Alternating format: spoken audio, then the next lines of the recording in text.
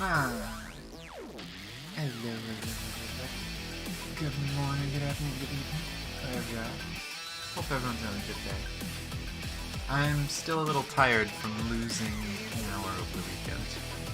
It's honestly crazy how much 1 hour makes a difference. I feel so well rested in the fall, and then this happens in the spring, and it's gonna take me all week to feel normal again. But actually, you know the funny thing? With me pushing the time, with the hour going forward, music's a bit loud? Okay. There we go.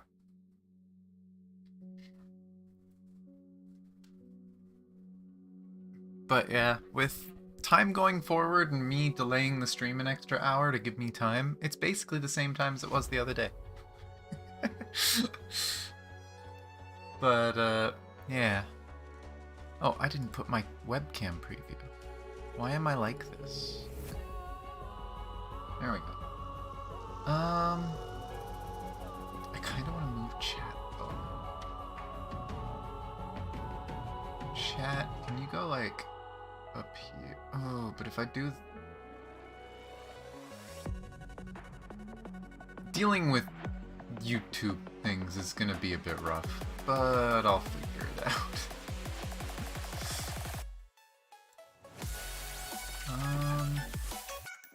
I don't think I can make it always on top.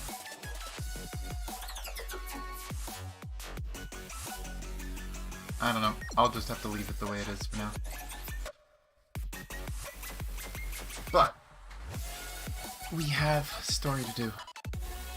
I have been waiting to do Reverse's story now. I think, what has it been? 10 days?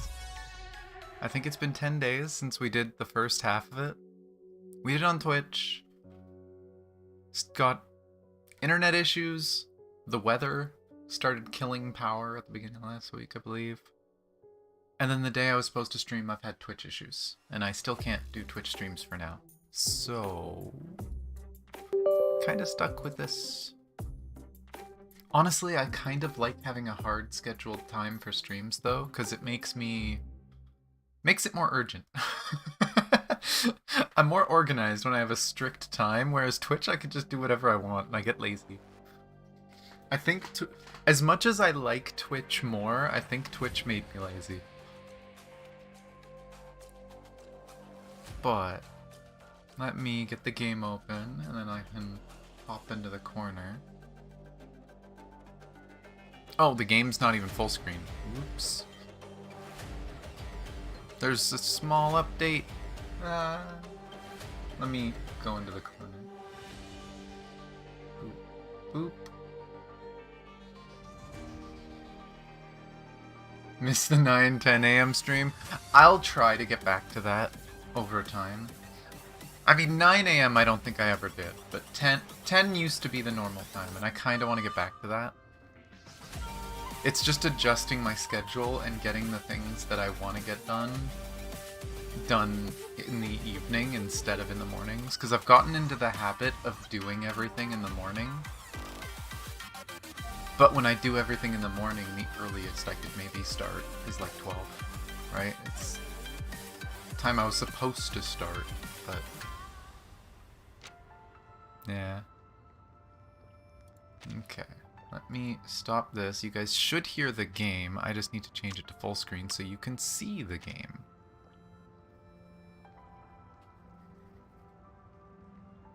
Let's sneak the 9 a.m. into the kill trip. Oh my gosh. I know that'd probably be a lot easier for some people.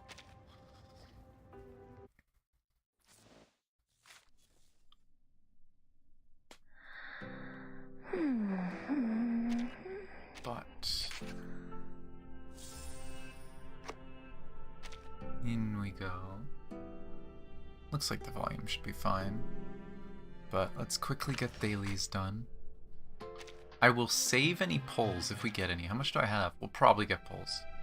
Do we want to do the one YOLO poll? We'll do one YOLO poll at the beginning, and then we're probably going to have a few polls at the end to do. Oh, we also have the time limited one.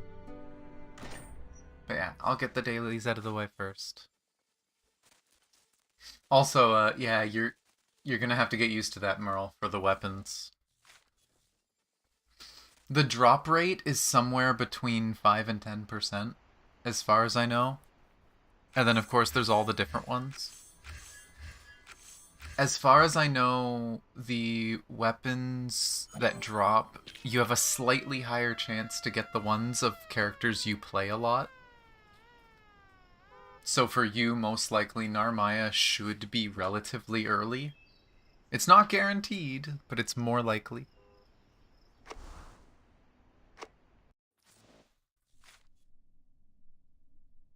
But, yeah, the drop rate is very low. They want you to farm it a lot.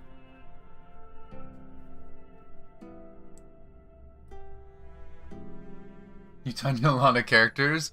Oh, I know, but it's the one that you play the most recently. Like, when I did it, I stopped... Yes, that sounded a little weird, Merle. A little weird. But, when I did the fight, I did, like, all of Proud Mode with Io. So I got Io's weapon really quick. It took me forever to get Id's weapon. And Id is the main character I played after beating the main story, right? Through all the difficulties of the online mode, I played Id. And then I started playing Io in Proud Mode, and I screwed myself. What are you doing? Most likely. What are you looking at? She's being creepy. Do you also have your wonderland to deal with? A busy world that... Let's grab this. Oh yeah, it's weekly reset.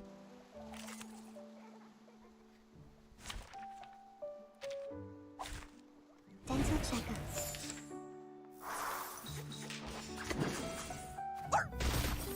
You farm with Vayne a lot? That's fair. So you might get Vayne's weapon quick. Which weapon did you get, by the way? Please. Left hand up. Now right hand up. Peace and love. I can't remember. Peace and love. I think Vayne's weapon was the first weapon I got. I think that was the first weapon I got, Mjolnir. You got Charlotta's? She's fun to play too. Are you ready to shake?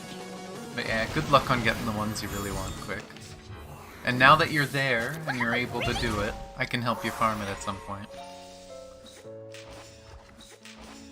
It's up to you if you want me to be the one that kills the boss really quickly, or if you just want me to give people supers.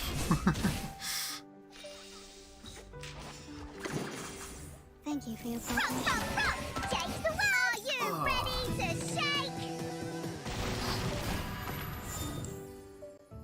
But yeah, I'm really excited for the update. I think the thing that drives me crazy is it's updating on Thursday. I think it's Thursday, right? The 14th? But so is a few other things. Like Honkai, the finale of Honkai's story is on Thursday. And it's so tempting to just do Honkai that day, but I also want to do the new stuff in Grand Blue. And I know my friends are going to do it day first, so I feel like I have to do the Grand Blue day one. Too many games, not enough time. Oh wait, I gotta claim the weekly...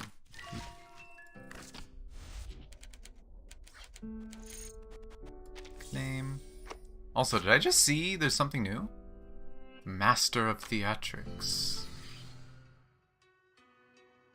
It's not listed here. But I guess they listed the character quest thing. Is it listed in here at all? No? I'll see it after. Not gonna do that right now. I'm gonna assume that's a Charlie story, though.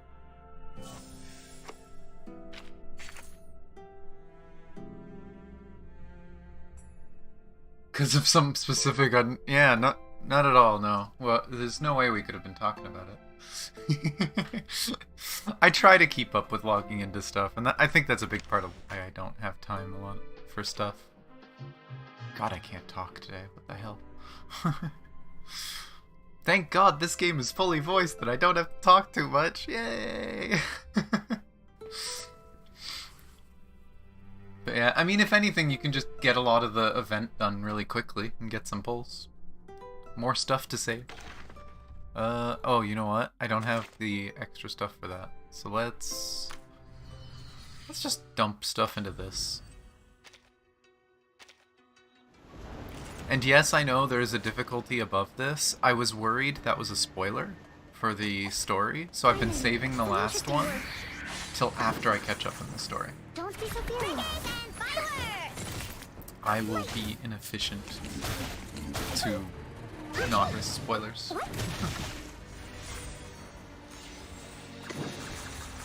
I trickled the ingredients this time.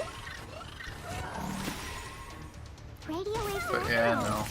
Of course, another thing that is taking up a little bit of my time is yesterday, with the anniversary and everything else going on, I was tempted, and I eventually just said screw it, and I downloaded, well, didn't even download, I just set it up in a profile on Opera, Grand Blue, because apparently, I didn't know this, the Grand Blue Gacha game is fully translated from a fan project, and it's a web app, so you can just play Grand Blue in your browser.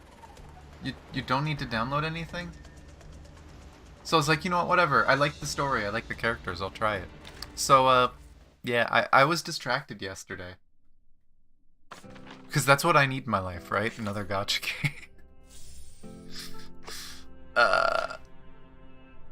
This is the things I do to myself. How much stamina do I have, actually?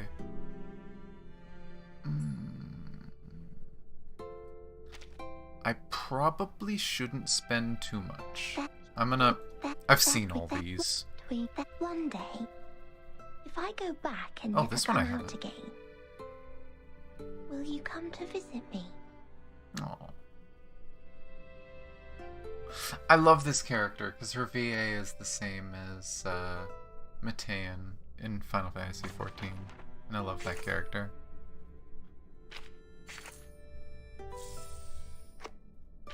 Is there any way for me to push 4 points?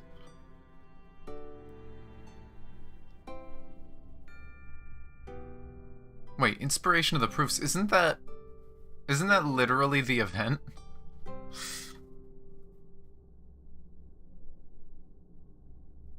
Oh yeah, it runs really well on PC with lots of scrolling. It is definitely awkward, but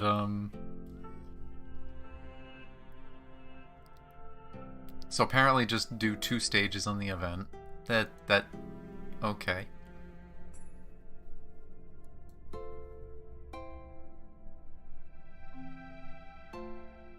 You know what? I can do the meme thing. I have done this before just to get levels, because I want to do this before the story.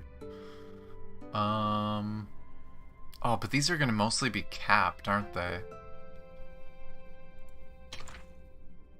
I'm being too productive with my... with these, god damn it. I do use the healer one a lot. And I probably should max out this one for Melania. Although there's a risk Melania might get replaced next patch. I start Grand Blue too? Oh my gosh. I would not start another game if you don't want to. I just want it purely for story. I'm not gonna stream it. I'm not gonna whatever. I'm just gonna play it in my own time for story. And I'm probably gonna be the least, like, optimal player ever. And if anyone saw my account, they'd probably hate me. I got some tips from a veteran, and then it's like, okay, hopefully this carries me through the story. Because I just want to see the story of the game.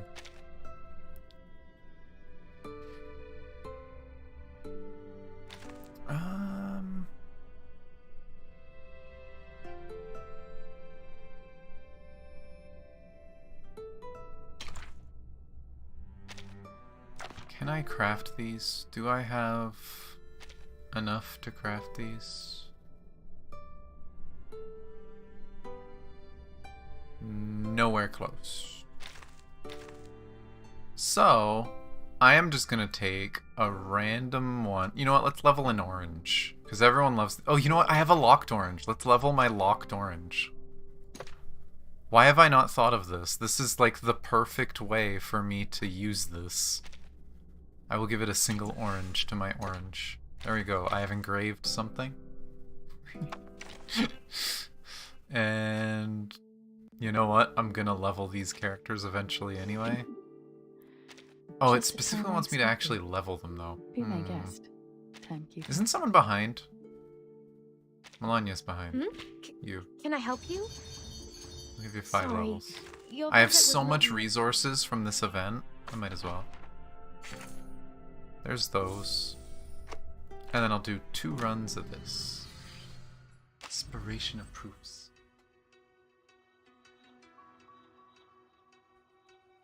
Losing content? Oh my gosh. Nah. Again, like, I don't think it's a good idea just to play games just because. It's like, oh, everyone's playing it, so I'll play it. And some of these games take so much time. Thankfully, I'd say, like, Reverse doesn't take too much time when you just playing it casually yourself. The story will take up a chunk of time when it comes out, but then doing your dailies is easy. Star Rail is kind of the same way. Honkai Impact used to be that way, but with Part 2, there's a lot more to do. But it looks like there's a limit, so once you finish all the Part 2 stuff, the dailies are going to go back to being like 5-10 minutes again. But yeah, some games are too much. But claim that. There we go. Here, we'll do the free pull first. Weird banner. I have 3 of these characters. I wouldn't mind getting Voyager. The problem with getting Voyager, I have too many star supports. So I don't, and I'm gonna pull for another star support. So I don't know if I'd ever use her. But she's really pretty. But it's free pulls, so I'll do free pulls. Boring. We got nothing. I kind of expect that from free pulls, to be honest.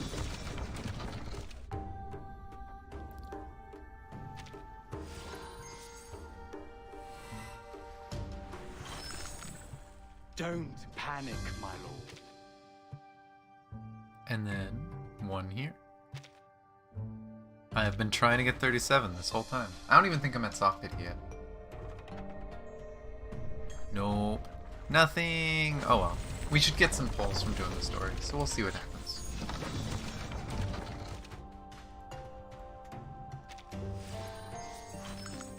The Source, who's getting a skin in like a week or 2. Oh right, it's a long patch. So, a little over 2 weeks.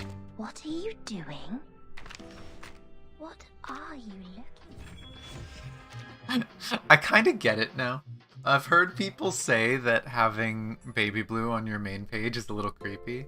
I love this character. I love this character so much. Yeah, some of the things she says are a little creepy. Just a little bit. Just a little bit. But I haven't done this yet. This is like this is like some endgame grindy stuff, I think, right? With different bosses. This is the thing I think that I avoided in that.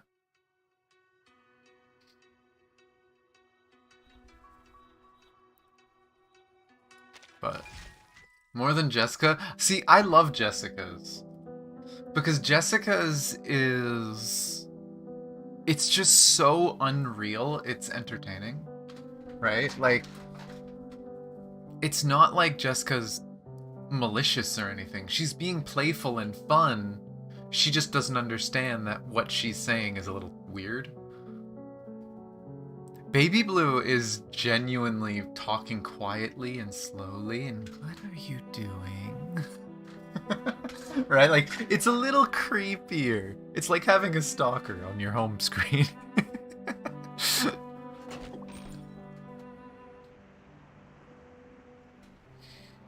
But I do believe, actually, isn't there... Did I do all the world stuff? I guess I did. Huh. Okay. But we have gotten through most of the story. We arrived at this island after getting washed up in a storm and saved by dolphins. And then attacked by dolphins. We found out this place, they refer to everyone as numbers.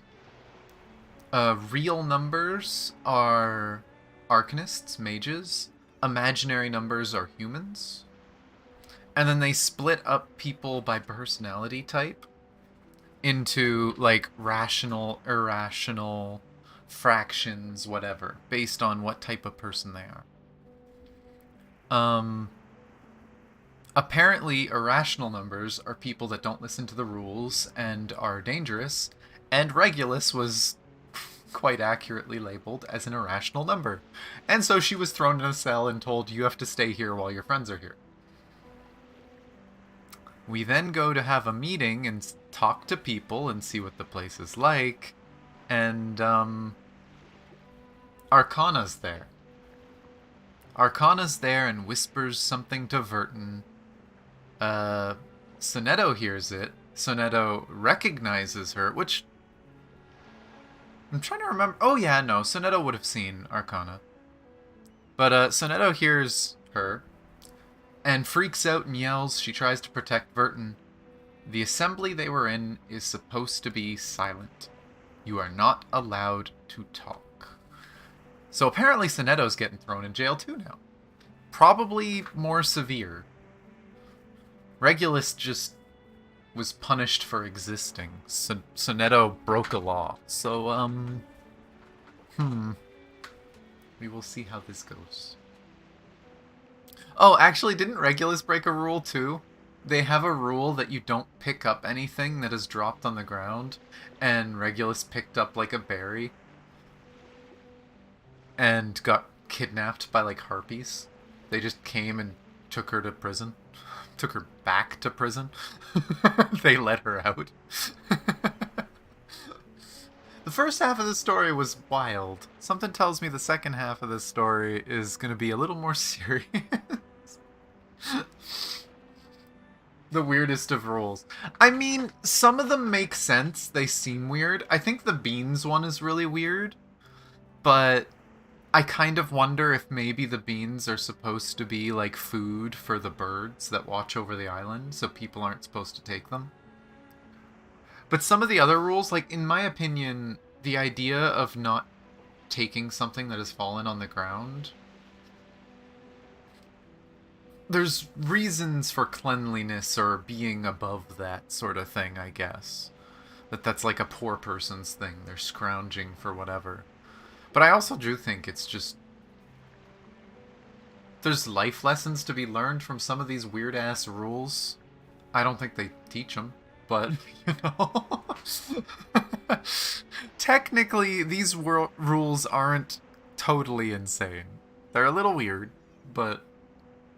I don't know. I am also a little weird. But let's see. I do have items to refill. Here, I'll use one now. I had so much yesterday, by the way. I went through like 1,000 stamina yesterday farming things. I was sitting in this game for so long. I forgot how many I had. I think they had like a big giveaway event of stamina when the patch came out. But, story. The Pirate's Proof. So is this Regulus trying to get out of prison? I don't know. We were left out, like the last one ended with Sonetto getting in trouble. Nothing happened yet. She wasn't thrown in prison. There wasn't anything major. Can somebody tell me Oh. why I constantly get locked up ever since I've known Vertin?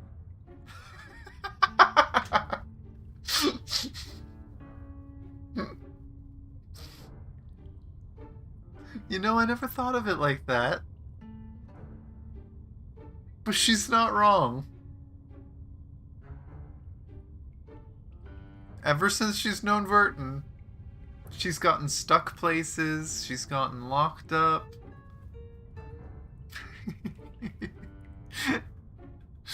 She got stuck in the one building at the Foundation when they were holding a bit of a rebellion.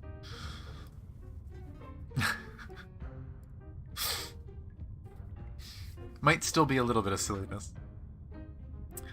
In a now neglected corner, the rockin' pirate is deep in thought. First locked up in a suitcase, then a Foundation cell, now this! Foundation cell? I don't know about that one. Was she ever put in a cell? I guess she was kept in a room. People tried to isolate them in a room, and they weren't supposed to leave. I guess you can call that a cell. The real cells we saw in the earlier chapters, much more fucked up. Got monsters in there to harass you. Take me out into the universe. Oh my gosh. I think she did. I'm trying to remember early on, but I swear they did grab something to eat near the beginning of the story. Oh, It's been a while. what else could it be if Vertin weren't the jinx? Regulus, I think you're just reckless. Lads! I know what's going on! You got the wrong person! She is the most irrational number here! Oh my god. Dungeon gate remains tightly locked. The wood made of it wouldn't understand her words. Oh, it's a wooden gate? Huh. I'm knocked. What does it say here? Freedom will be granted once the proof is completed. You have to prove you've learned your lesson. That's to say, I have to prove myself not an irrational number to get out of here. You have to prove you're not gonna pick up stuff off the ground, Regulus. That's the rule you broke. Which is exactly what I've been trying to do, isn't it? Rat. Your fist smashes against the wooden gate. Congratulations on doing more irrational things.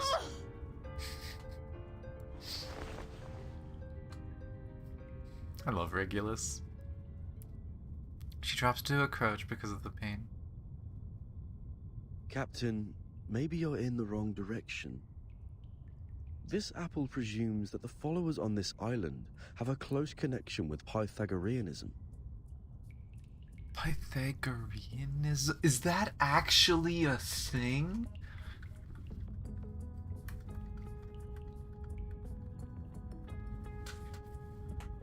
The core belief of Pythagoreanism was that the universe and all things within it were made by numbers, and thus everything could be counted.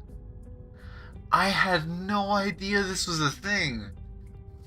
I love it when games take some weird-ass fact from the real world or mythology and turn it into a story. This sounds like someone on their design team heard about this Pythagoreanism, whatever.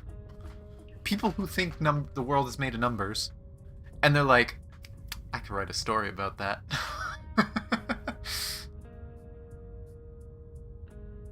But, I did not know that was a thing. That is interesting. Pythagoras, that ancient Greek mathematician, the guy who said something about the opposite side of a right triangle?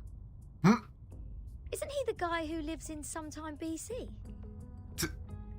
Maths is only a part of the Pythagoreans' achievement, but from a more universal perspective, they are a mysterious group of scholars.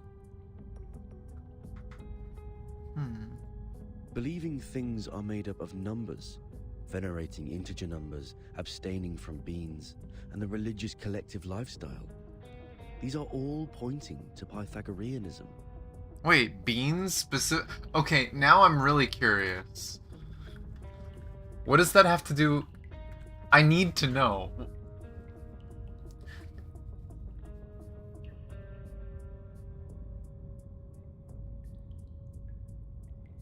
Huh. There are a few theories about Pythagoras' avoidance of fava beans. A popular one is that he believed fava beans were potentially vessels for the souls of the dead due to their flesh-like texture and their shape. So eating them would be a form of cannibalism. That's interesting. So that's more of a spiritual belief. Okay. That explains a lot to me. It's weird. You're crazy. Also, is not too bad. It looks like the camera is angled up a little too much, but I don't know.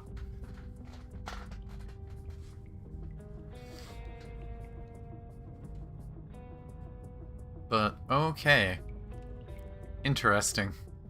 Apparently this forbidden beans thing is real. The earliest Pythagorean school perished because of the discovery of irrational numbers, which explains their odium of it.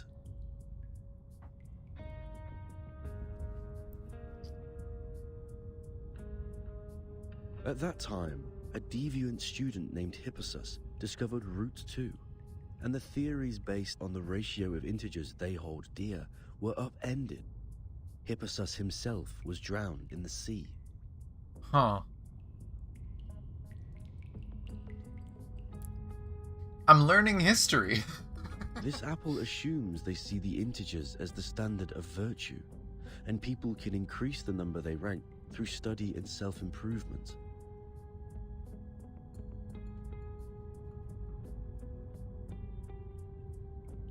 Besides, they are convinced that a numerical code is hidden in everything and everyone. Whoever can solve the code can obtain the truth of the world. All right. Now I know what's going on. Regulus immediately gets off the ground. This pirate has had enough of this moral standard, which is obviously prudish, backward, and lacks humanitarian spirit. Oh my gosh. I'm going to tackle the root cause of this misfortune. Pirate, the believer of liberty, walks in circles in front of the gate, suddenly starts to pull the loosened strips on the door. I'm breaking out! Oh no! Regulus, you're just proving their point. Don't do it. Why am I not surprised? The captain quickly gives the sufficient and prerequisite condition to prove herself an irrational number. This apple may be able to offer some help. As soon as Apple puts his hands on the wall, he feels a violent shake come through. What's happening? Wait, An earthquake? Apple has hands? What? The sound of birds and beasts echoed into the cell. Chief Mate Apple floats out from the gaps of the guest room, making a thorough inspection. All Abraxases are flying in the same direction. Is this their habit, or... Oh, this is when Sonetto did the thing. Uh-oh. Uh-oh. Ah! The roof is about to collapse!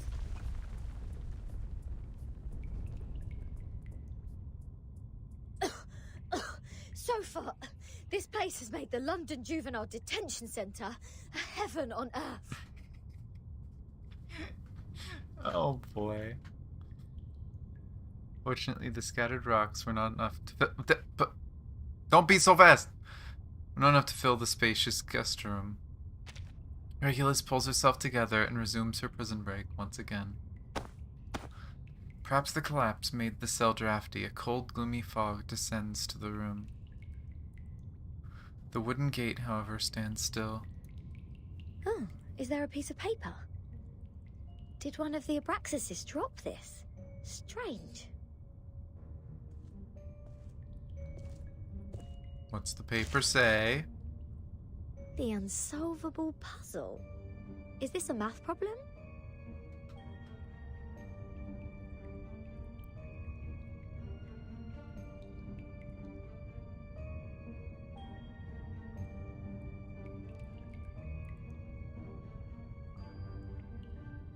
There's the planets.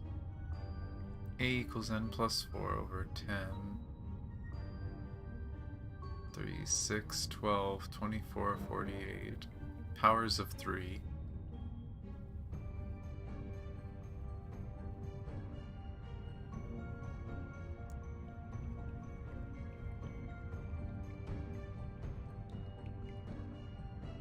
Okay, and that's just how they got these numbers, I think.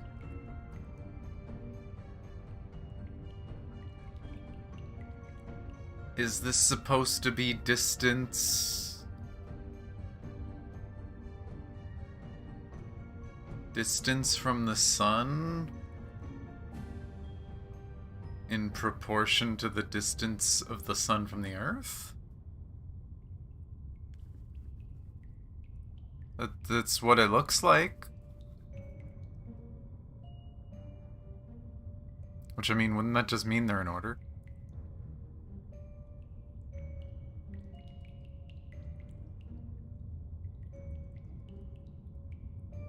I don't know. I like puzzles. But these are just the planetary symbols, right? So I would assume it's just...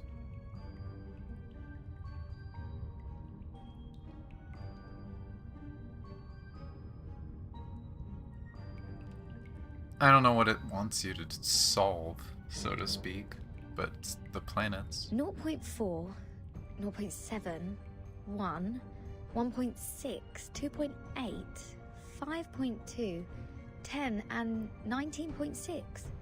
8 numbers in total are listed in this order. Also, if that is what that is, and there's one planet that is exactly 10 times the distance from the sun as Earth is, that's kind of interesting. There are 8 symbols below, respectively representing the Sun, Mercury, Thank you, Venus, Earth, It's like I know Mars, something.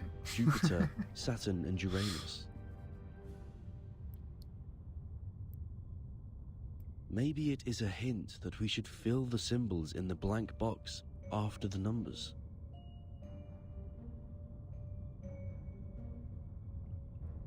That sign says, to complete the proof. Does it mean to solve this puzzle?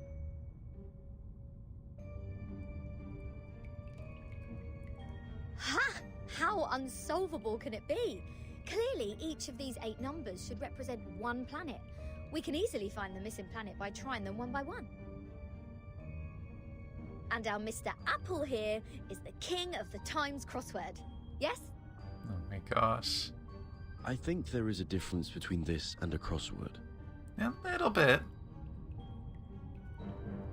Mellow red fruit rubs his chin, contemplating the crossword. I really want to know how Apple does some of the things he does. It doesn't make sense.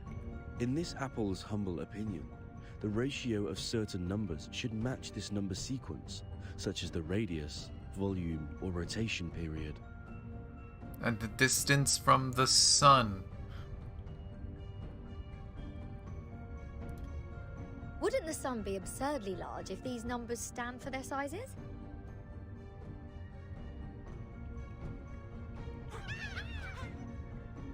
Tiny squeak interrupts Regulus's thoughts.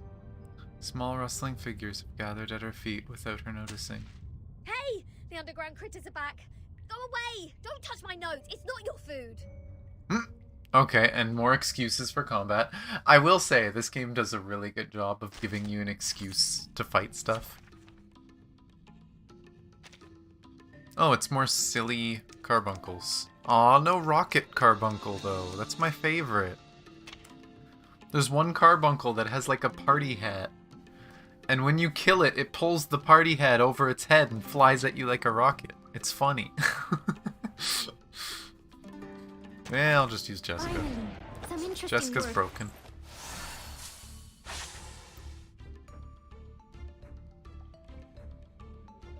Whose heart is beating so loud?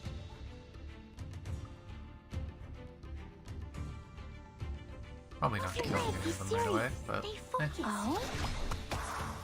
Go! Go! Bolt of lightning!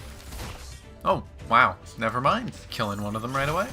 I forgot how low-level story mode is. Bodyguards! Where are the bodyguards?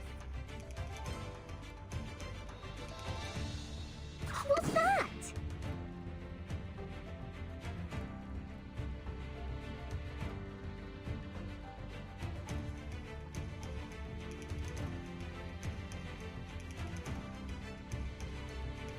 I'm gonna hope for the best. I hear This. something.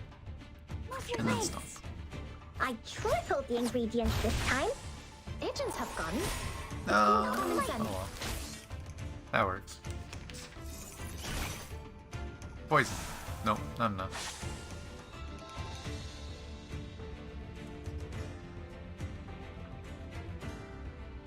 Oh, Whose this heart gun. is beating so I loud? have to What's this? heal.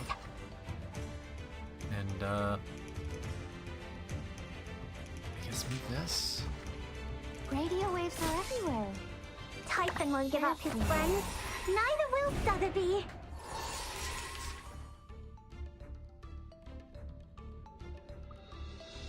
This one's trying to do something. It's not allowed. What's that? Be serious. Move your legs. Ah, it seems to be mixed up. This should be It's fine, gonna be right? enough. Oh, yeah. Yep. Oh, it wasn't. Wow. Retreat. I actually thought it was going to. Maybe the poison will do it. Bodyguard. I don't. Yeah, it's only Where one are the poison. bodyguards? Well,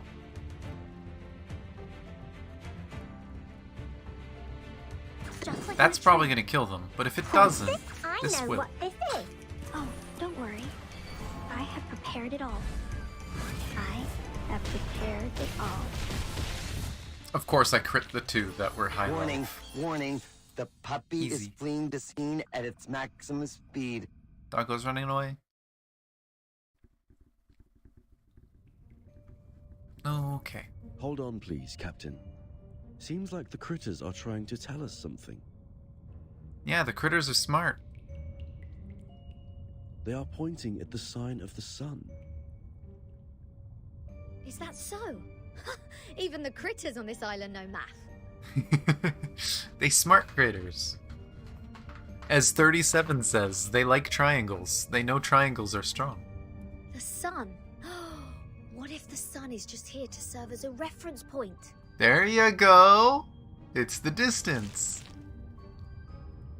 I read an IAU's report in the Times 2 years ago. You know, the International Astronomical Union.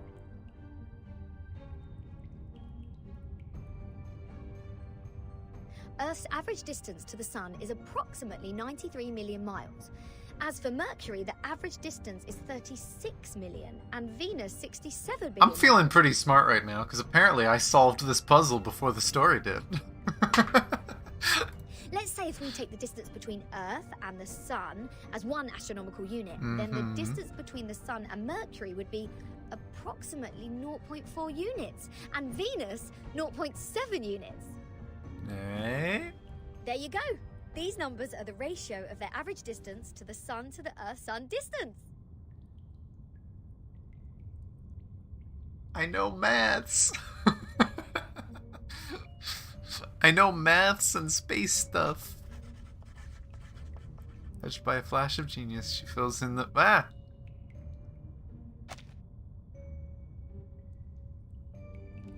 Touched by a flash of genius, she fills in the first three celestial bodies. Once cloudy knowledge comes back with precise clarity. Everything both logical and inevitable. I love that it actually shows the paper changing. The average distance from Mars to the Sun is about 142 million miles. Jupiter about 484 million miles. Saturn 886 million miles, and Uranus 1.786 billion miles.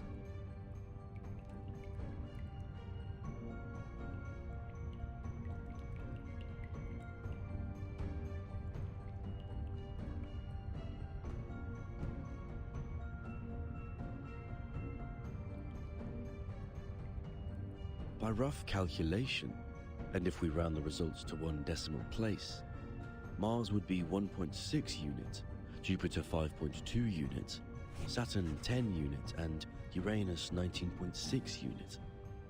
That's weird. All these numbers one can hardly remember have become so clear in my mind. And would that be Ceres then? Is it Ceres? No, Ceres is a moon, right? What was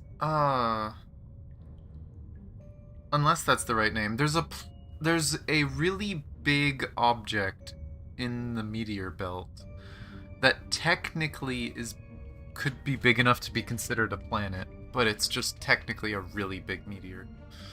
And it has a name. But if these numbers stand for the ratio of distance, what's the planet for 2.8? There's no planet between Mars and Jupiter. If the sun is the reference, we will have one planet missing here. Is it really a puzzle unsolvable? Aha! Nothing is unsolvable. You are looking at the solution. There must be one planet out there, unknown to us as of yet, located between Mars and Jupiter.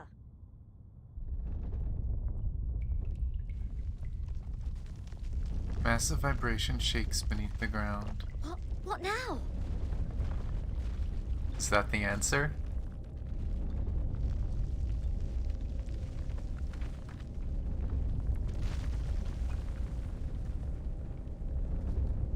Dramatic art.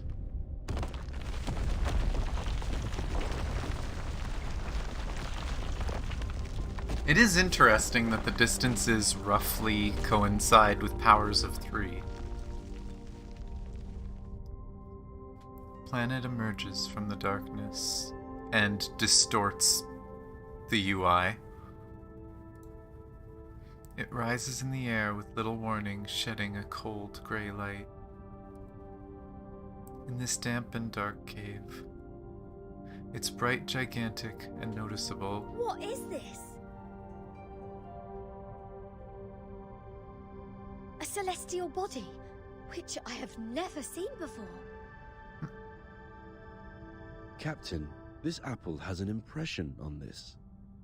God, the distortion is so weird.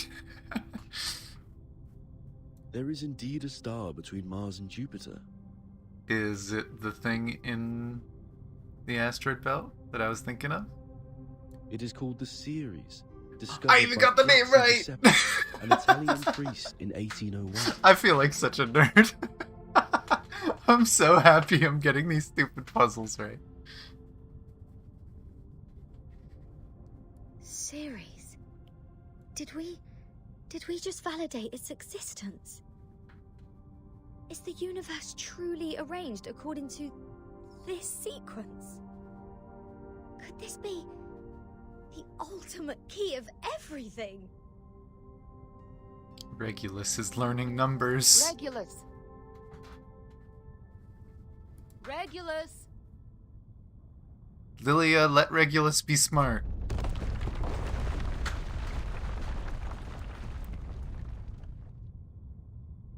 Someone is eagerly shaking her arm.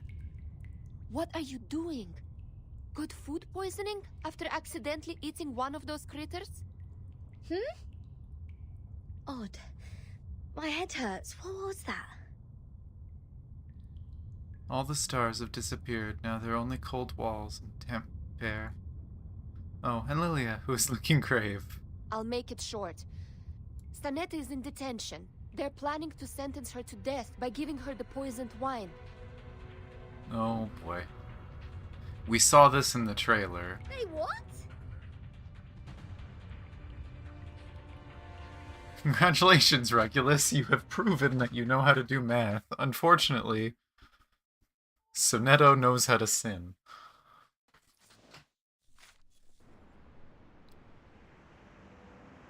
Oh. Little proof. I am still so proud of myself for solving that puzzle. You have no idea. As you can see, this school on the island lives in a box made by the truth. Even if they have a donut in their hands when they are hungry, they still see a topological space. Like the cute ring attached to an initiation toy. It's not food anyways. They see a Taurus. But if you give them a puzzle, they will enjoy it like the best Kaiserschmarrn. Oh, my apologies. I was not talking about the one you are holding. It's funny. This is how I got through math when I was a kid. Everyone always said that math was useless and boring and they didn't get it, and I just treated it like a game. It's a puzzle, right? And I just wanted to find the solution. Of course, then you get some of the problems at school that were too boring, and then I got bored because the math was too easy. No. Doesn't taste good. With all due respect, that thing in your hand is pretty old. The mold on it seems to come from the 18th century, judging from the smell. I'm sure you know it will make you sick if eaten. But we have to admit, it is not just ordinary mold. It reminds us of the story in which, once, a merchant's son looked up at the night sky and found the answer to the stars for us. The young man firmly believed that the movement of the stars and the sun follows certain laws, just like how the delicate gears in a watch work together. And his point was even proven correct by Zeus's grandfather. When another gentleman observed the sky through the reflecting telescope he took great pains to make, a celestial body was exactly there. What was it called? 19.6. The 8th number in the sequence, the 7th planet in the solar system, and the legendary God of the Sky. If the world was not created by God, are there any theories we can use to explain such a beautiful law? Yes, the one that says it never actually exists. Anyone can see the breach in this number sequence. That is the planet, which is supposed to be the 5th number in the sequence. I mean, how come we have never seen it before, if it does exist? Because it's in the meteorite belt. Either God is wrong, or we've been blind all this time. What do you think? We're blind. Yes, such a planet definitely exists, and as expected, it was discovered in the end. Yes, that's the Ceres. It only took that great mathematician an hour to find its orbit through calculation. Oh, what great astronomy! What great mathematics! What great creation!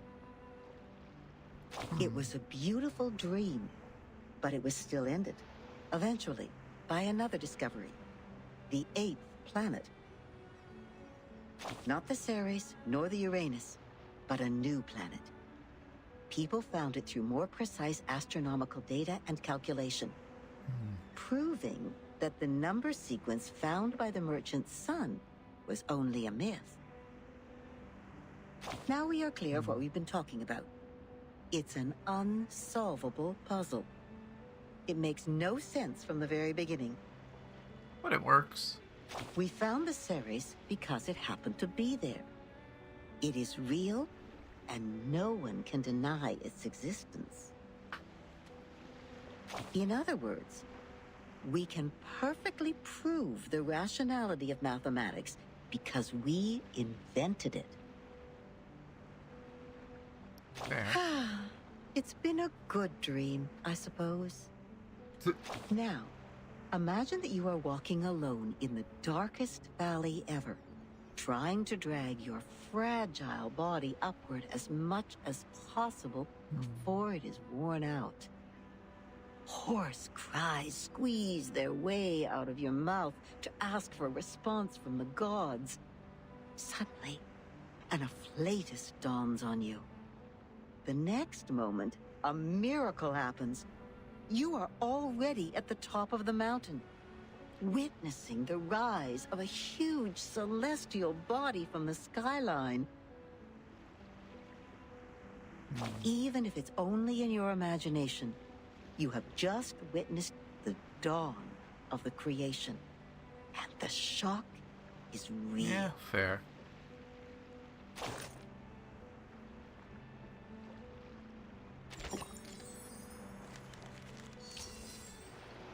I see Miss Narrator is not a fan of the Pythagoreanism beliefs. She does not believe in the numbers. But, okay.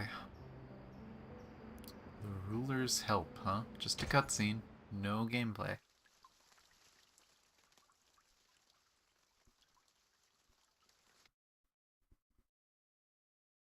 An old admonition is engraved here. Let no one ignorant of geometry or the irrational numbers enter.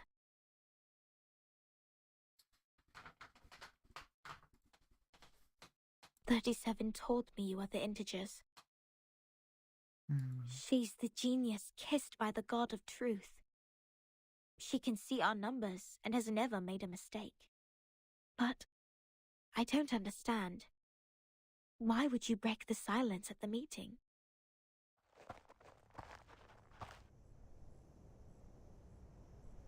"I apologize, Miss Sophia.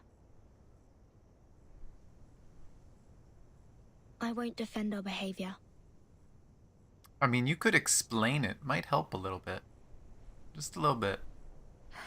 You may save that apology for later. If you can persuade more than half of the people to vote for your friend's commutation, perhaps she won't be sentenced to death. I have gathered some case files from the past. I hope it will be of some help. The scroll is lined with golden trim. Even without knowing what it contains, it is a significant gift. These files are... But won't you be in trouble for helping us? I have my own reasons. She not agree with how things are here? Sophia closes her eyes, recalling the ancient wisdom. Integers are the living example of virtues, the standard of purification. It represents a soul existing in the world of forms, a true being.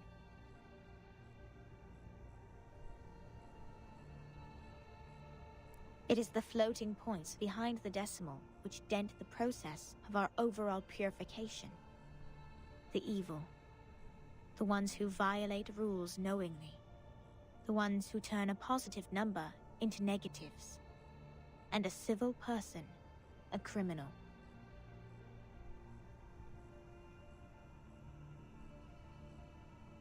Okay, by these descriptions, could you not say that that applies to Arcana? The corrector, who has no number, sighs and looks away. If integers like you would lose your life over some unintentional mistakes, wouldn't it be a great shame? Besides, I can't stand the idea of you being killed in front of me. Not rigorous. 37 suddenly shows up behind Sophia like an apparition. Her friend is quietly startled. She speaks no words, only moving a little away from her. For one thing, we still don't know Vertin and Sonetto's numbers. For another, the fact that every crow we've seen is black doesn't necessarily entail that the next crow will also be black. I love 37. I love her so much. Even if every virtuous person we met has been an integer, we can't be certain that the next one will still be an integer. Same case for irrational numbers. You're right, 37. But people always tend to believe that virtuous people are integers. That is what we call belief. Correct, but not entirely correct. Everyone can make mistakes. Numbers are just numbers. They are not associated with virtues. Unlike me, you're always right, 37. Not true. She admitted that she wasn't always right last time. I don't know what differs us. She even said that they found math to predict the storm, but the storm didn't happen the way they expected, so all their research appears to be wrong. That is a mistake. Although we know why she made the mistake, was sitting there, frickin' Arcana. Sophia sighs and shifts her gaze. Will you be at the assembly? Yes. Then I will leave them with you. I'm not qualified to set foot in the Hall of Truth. I have done poorly in receiving the guests. I will ask Six for my punishment after the assembly. Huh? So you are not coming back to my laboratory? Neither will you help me review the calculation results or sort out the books? The scripture shall not be challenged. What's more, any students here can help you in the laboratory. It doesn't have to be me. But what if she wants it to be you? 37 is disappointed. She lowers her head and kicks away a tiny piece of rock. Had I known, I would have let someone else welcome Vertin and her friends. Like 210. He loves to brag to young ladies so much that he would take the punishment willingly, right? You were that someone else who was assigned to receive them in the first place. If I hadn't stopped you in time, how much longer would Regulus's head have stayed in your mouth?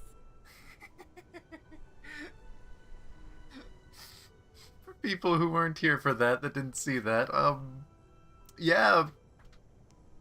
37 literally just bit Regulus.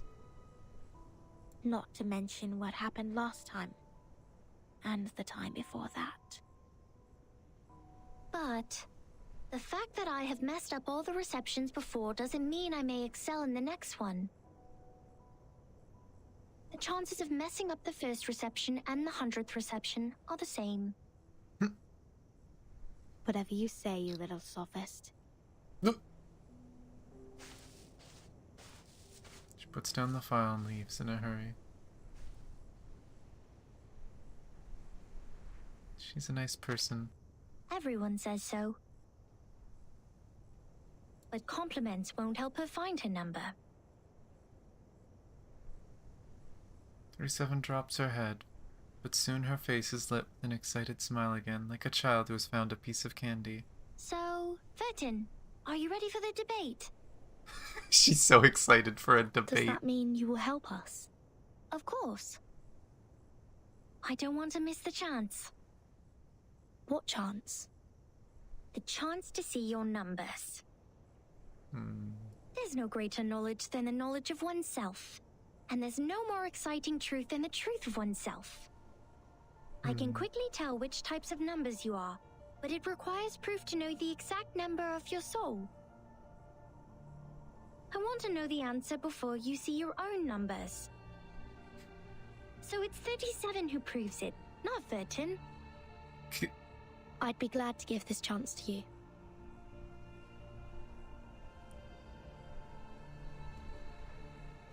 "37 turns down the corners of her lips discontentedly. That's boring. She wants it to be a race. Oh, I love 37. Let's go, Vertin. The assembly's about to start. She likes the challenge of solving the problem before other people do.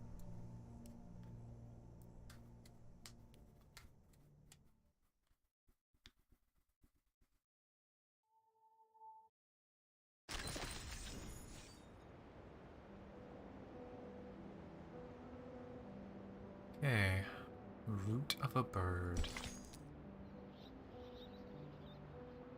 Draw in the seat. Picks up pebbles one after another. This looks like this is gonna be the assembly, and it looks like it has a fight, which makes me wonder: is this gonna be another debate duel? Because we did have a debate duel in the previous chapters, where the fight was just representing people having a debate.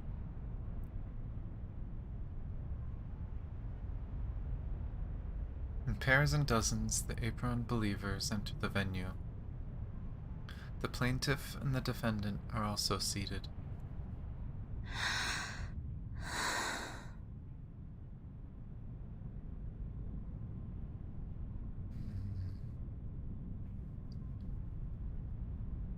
It's weird for this, because I was thinking about it, because the easiest way for them to explain themselves would be to explain that Arcana is there.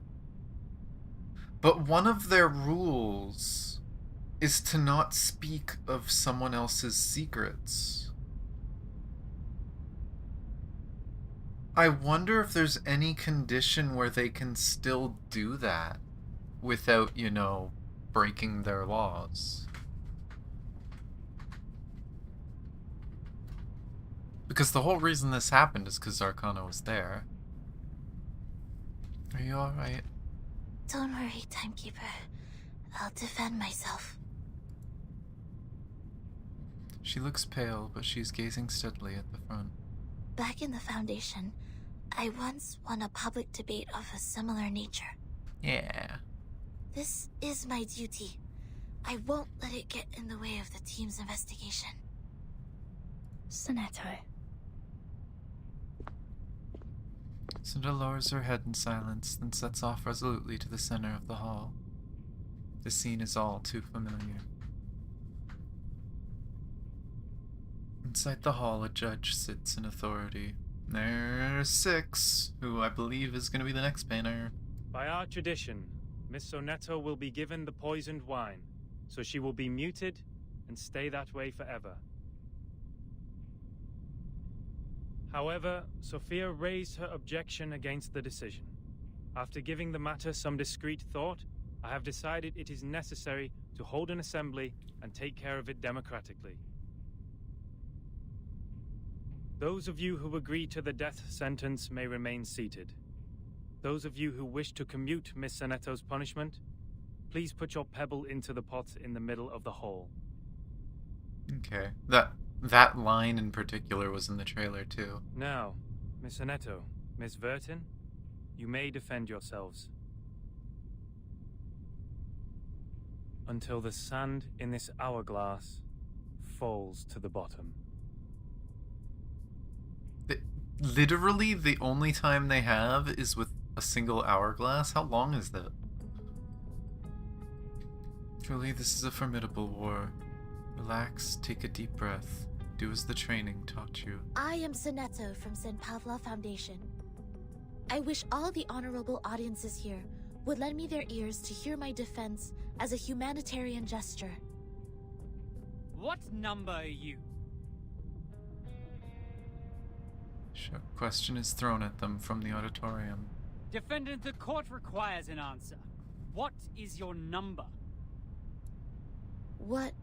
Me? No, I don't have a number.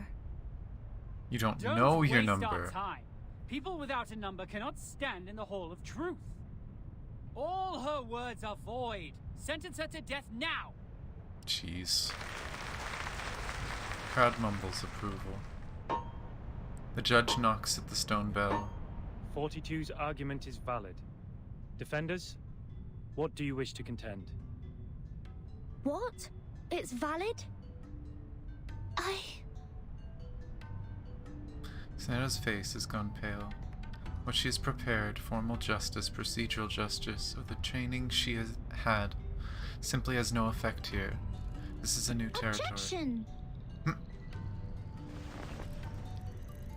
Petite figure stands up from the auditorium. According to the record, the last time we inflicted severe punishment was in 1980 to a visitor who ate beans. Jeez, it's been 27 years since they've had any kind of punishment. It was to a visitor, though.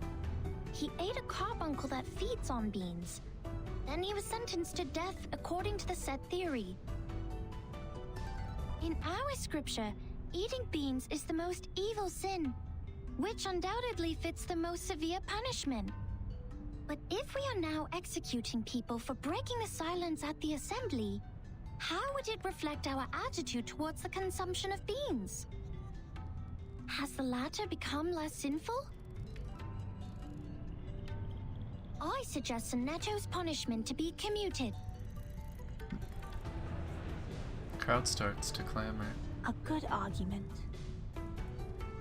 37's argument is deemed valid. The debate will continue. 37 sits down, feeling satisfied, and a tall man languidly stands up. Objection. No, it's this dude. Mr. Flirt. The punishment for eating beans is to throw the offenders into the Gorgon current, while the punishment for the silence breaker is to drink poisoned wine. Among all the punishments we have, there's no other punishment more dreadful than being thrown into the Gorgon current. Because eternity and infinity are the two things we have the least knowledge of, which makes them the most ghastly punishments among all. Giving her the poisoned wine doesn't make the consumption of beans less sinful. Her argument is invalid. The objection comes quicker than the knock on the stone bell. Objection! Both of the crimes would fall into the same category if we are taking the punishment as a frame of reference, which is death. Objection. The two crimes in question are not commensurable, which makes your comparison invalid. This guy seems very into the idea of just having someone die. The debate is heating up. The crowd is becoming restless. More and more pebbles are thrown into the pot. What's this? I'm completely lost in this irrational debate. I see. So that's how it works. Timekeeper? Relax. I will help you. Calm down. Raise your right hand. This is just a debate. It's not about reality. It's not about justice. And it's not about reason. It's about winning. I object. And then it's going to go into a fight. Debate duel.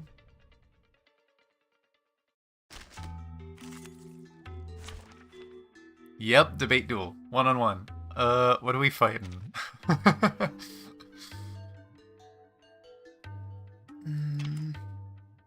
Darn it, I was gonna use Calabona, but Calabona won't work very well for this. I guess we're just doing this with Jessica. Hey, okay. Hello there. What's his argument? I'd like to start by quoting 42's first argument. Oh.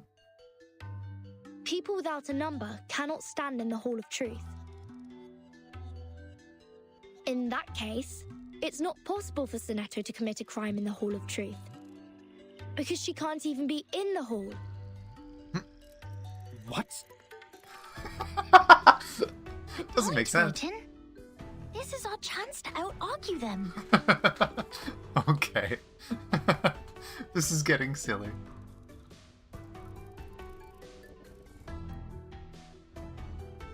Move your legs. Be serious. Stay focused. No! And bonk. These are merely clumsy sophisms. We've all seen her break the maxim. Objection! What you see cannot be submitted to the court as a transcendental fact.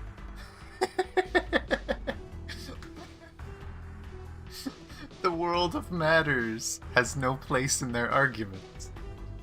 So it can't be a physical thing. You have to prove that it could actually happen. And if someone without a number can't be there. Oh, that's actually kind of funny. It's nothing but the fragments of the phenomenal world which can't be used in your argument. I'm kind of weirded out by how much I understand of their culture now. Objection sustained.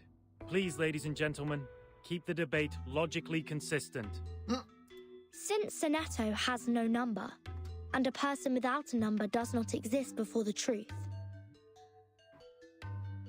Sonetto thus didn't offend your truth. She didn't break any rules.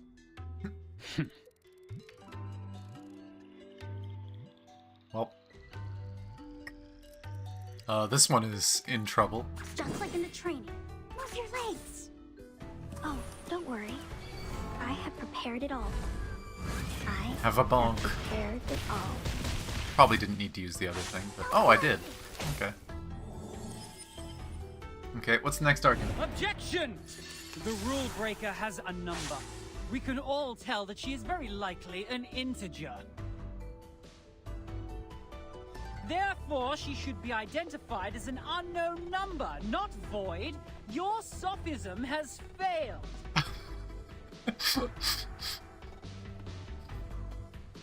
42's argument is held valid. Is there anything else you'd like to add, defendant? Tell you a secret, 13? But 37, you're not supposed to share secrets here. What the fuck? We would call criminals negative numbers.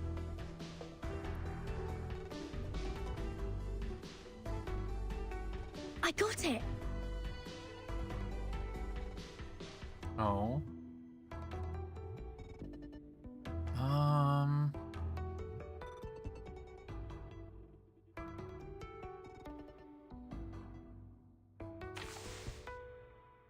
I guess. Upgrade. This. These still move your legs. Go! Go! Bye, friend. Okay, what's the ending?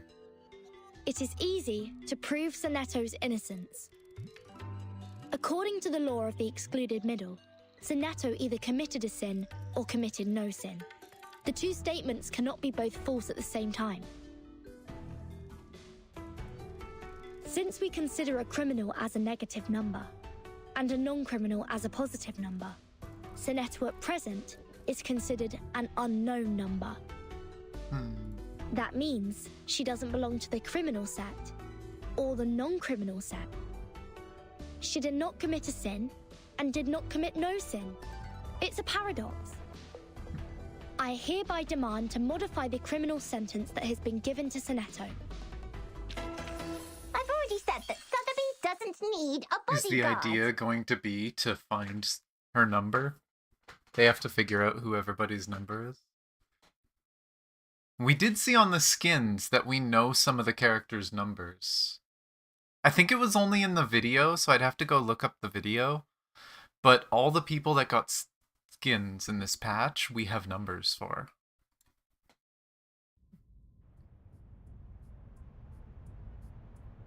The law of excluded middle.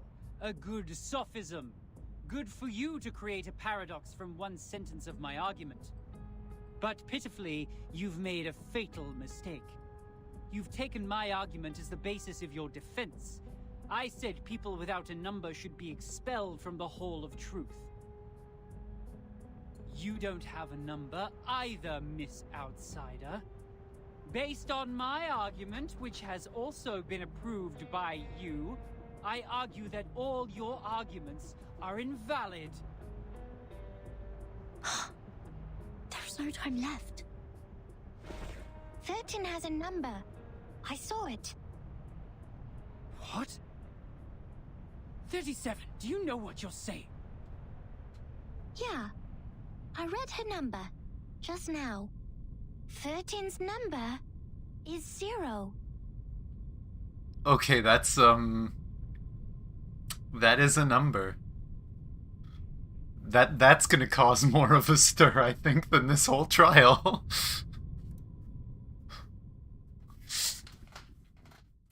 Congratulations, 37. You saw the number before anyone else did.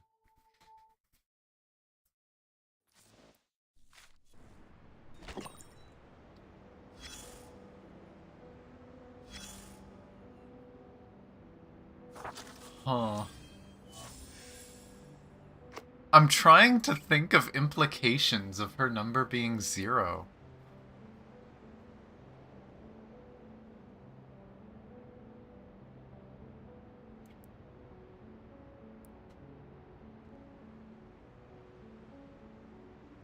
I'm gonna assume this one was first, but... Come closer. That's right. More talky lady. Take a few more steps and immerse yourself in the shadow, including that hat. You don't want those good ears to hear this private conversation. Including a hat? This is the only hat I have. Does it have to be this hat? It doesn't fit.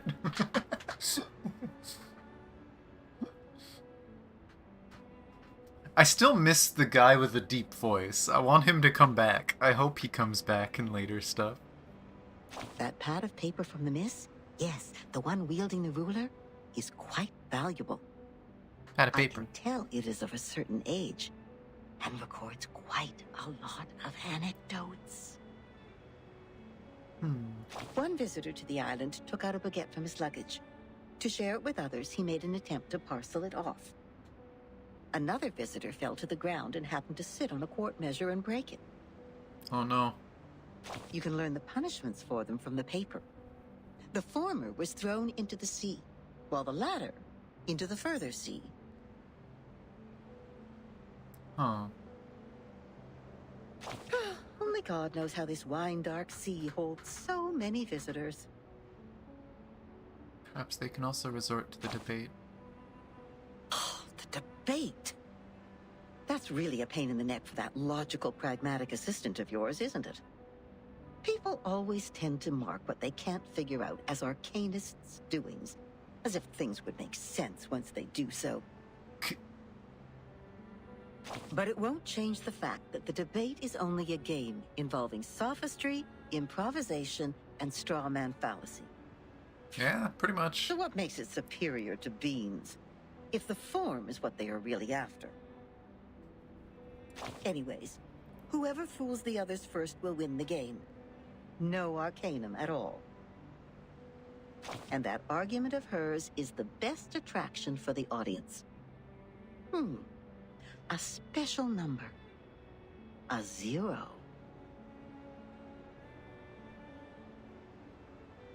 No. Infinite is not a better choice. Infinite is not a better choice. They don't like infinity. They don't like the concept of infinity. Boundary between positive and negative numbers, huh? You are neither positive nor negative, which means you don't belong to either side. Now, imagine one side as an orderly line and the other as those wandering around. The wanderers can smell the abnormality in you, and of course, no one in that line sees you as one of them. In a restaurant, fruits are served without the seeds, but in a farm, the seeds are retained for the next harvest. Is there any value in the seeds? It depends on what you see when you look at them. It's true. The moment you realize that, you have come to the crossroad of fate. There's value in everything. To someone. Now, back to the number we just talked about. Oh my! It's the prediction of your whole life. Can you believe that? It is interesting when you think of her as 0, as being at the crossroads of good and evil, that she kind of skates the line. It's kind of true when you think about it. You know, she was talking to Arcana, and Arcana wanted her to change sides. A rebellion was incited to save her.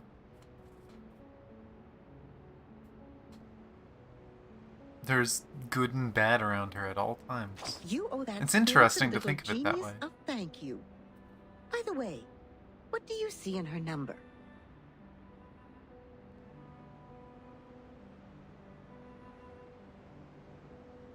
$37. Isn't that... I'm pretty sure it's a prime number, but other than that, I don't know. Where's the throw banana button when you need it? I'm fine for now. I am not hungry. I did have a snack. I grabbed a few cookies before stream. But yeah, I need to figure out a way to get stuff working on YouTube. Because it's definitely sad not having all the interaction. It's the one thing I really liked on Twitch. I'll see if I can figure something out. Even if it's something like you have to go to a website to push a button or something. I don't know if my throwing software supports it. but hopefully I can find something.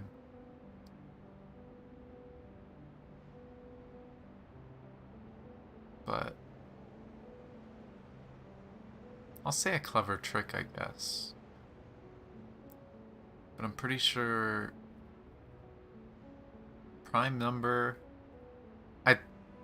I will say that I like the fact that it adds to 10. I am simple. Yes, of course. 37 is larger than 0. That's not what I was talking about. But it's not so stable as 0. These prime numbers, they are just hard to divide because they have very few things in common with others. That's fair.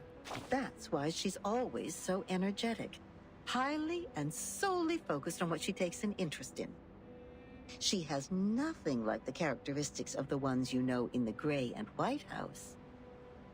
Those people are proud of themselves for having kind-hearted factors around them. You know, they're doing a really good job of selling this whole idea of people represented by numbers. As their teaching like a goes, creepily it's well done job. always dangerous to be unique.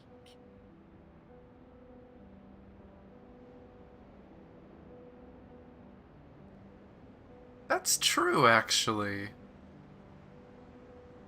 And it's interesting to think of the fact that technically the Foundation is run by humans. By quote-unquote irrational numbers.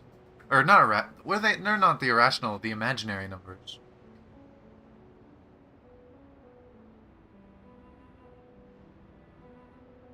It's really worth it. I mean, I'd say it's worth it.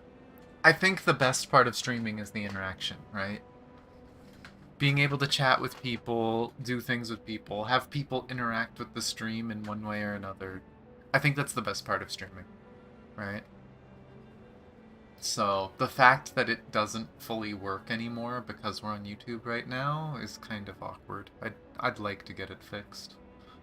I'll look into it. But yeah, no, it's interesting that the humans want a bunch of people that are the same. But here, with this pure Arcanist community, they want everyone to be different. They want everyone to be unique and to contribute something different. Again, they're doing a very good job of playing this number But thing. some look up at her again and again, exactly because they can sense the danger in her. You are also a good example. You've been looking up, haven't you?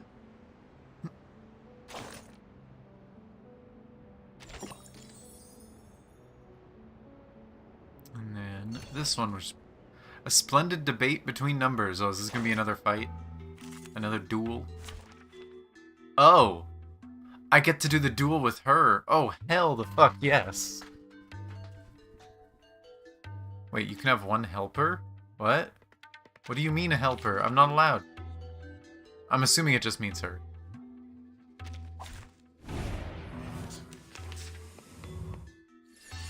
Ooh, is that her I2 outfit? That's really pretty.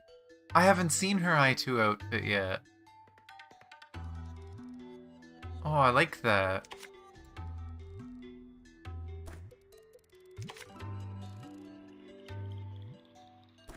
Do you get extra stacks if you have... No, only if you get to 3.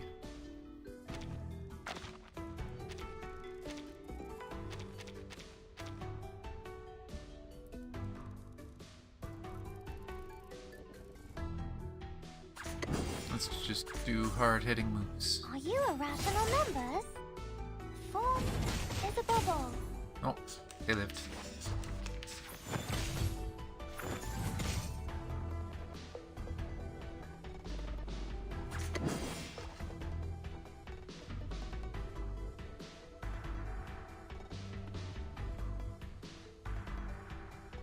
I mean, I guess I'll do this and just get sturdiness. Check my calculation. Oh, it's not going to go off, so I won't get it. Oh well.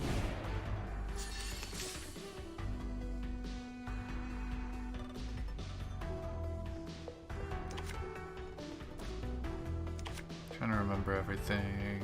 So this will trigger the Eureka.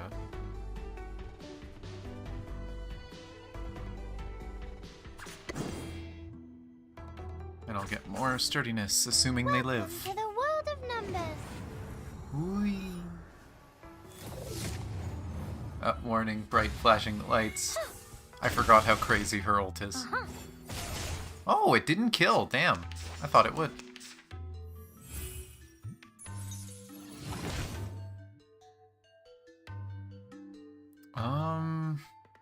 Okay, they're obviously gonna die to the next one, so I'm gonna do that, make a level 3.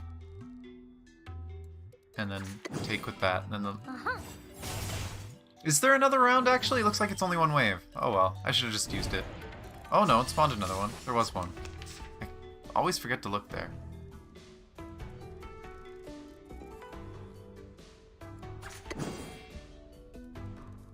I think this'll trigger... Welcome to the follow-up. world of numbers. Whee. Her ult is so crazy. Intersect and divide. Down you go.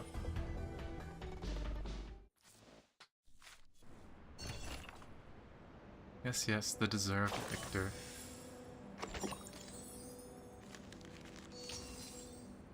Okay, the middle of the axis, we got a cutscene. I think this goes to 20 or 21. So, we'll see how long everything takes.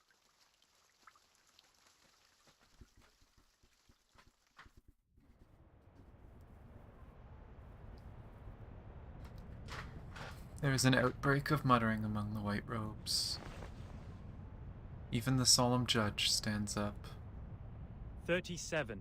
You just said Vertin's number is 0. Do you know what it means? Very clearly. Would you be able to submit proof to Apeiron? No problem. Half of you in this hall have put in the pebbles. If 37's argument is found to be true, every argument Vertin has spoken in Sonetto's defense will be deemed valid. Sonetto will be exempt from the punishment. I will announce the result once 37's proof has been validated by Apeiron. Thank you for your time. Huh. One after another, the Apeiron followers leave the hall. Hall of Truth returns to tranquility.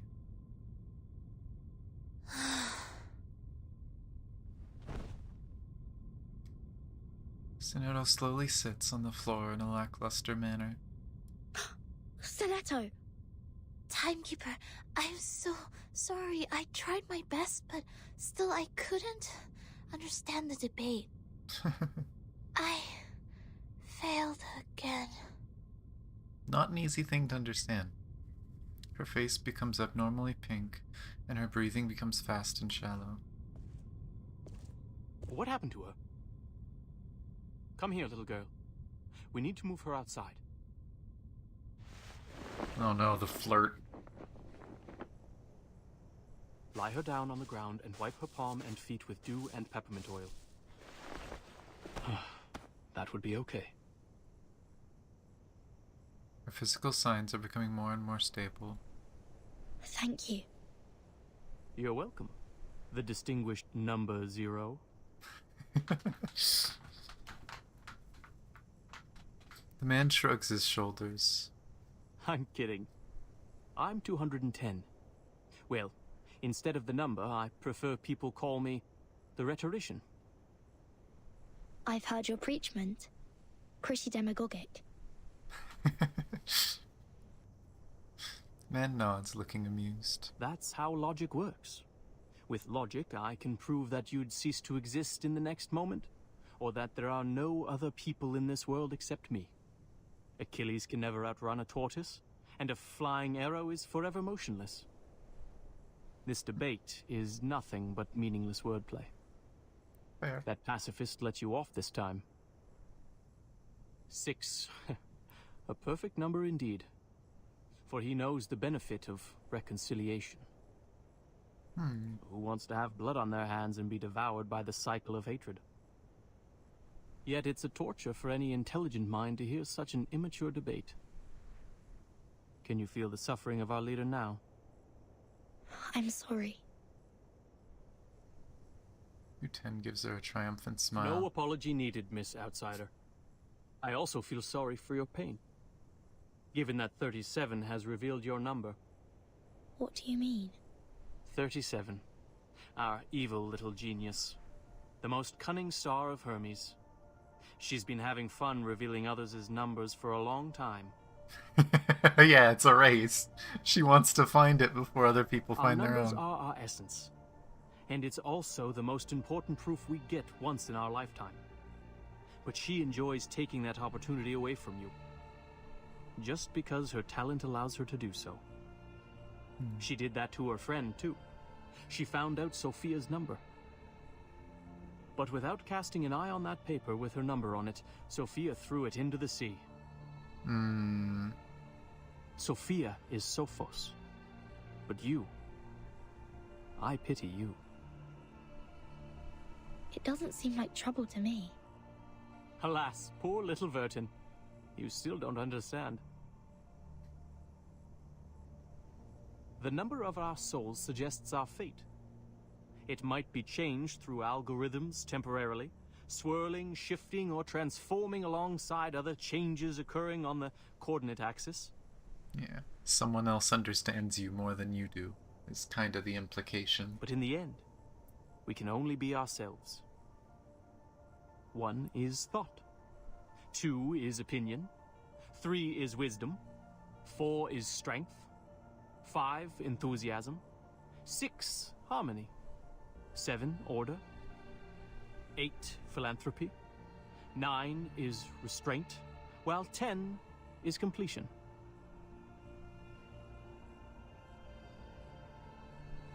0, however, is in the middle of the axis, the origin of the frame of reference. It's neither positive nor negative, neither prime nor composite. Things are ever changing, but you stay the same. Your loneliness also lasts forever. The only person who can stand in the storm. This is your fate. Being exposed in full view of the crowd, yet you know nothing about it. 37 was acting on impulse, yet she opened Pandora's box. She leisurely reveals your fate. That carefree behavior makes no difference to picking up a shell on a beach. How could I not pity you? Man waves his hand and walks away. The air is still. Only the sound of waves comes from afar. Miss Vertin. The leader stands in the dark. 37's proof has passed the review. Your friend will now be exempt from the punishment for violating the rules. However, she has to take some catch-up lessons on the scripture. Damn. So 37 straight up did prove it, and now Vertin has to prove it to herself. Please, meet me at the hall tomorrow at noon. I would have words with you. Okay, I was wondering how they were going to get out of this mess. I mean, I've said it in my announcements and title, whatever else. I wasn't expecting that. I wasn't expecting Vertin getting the number 0. Huh.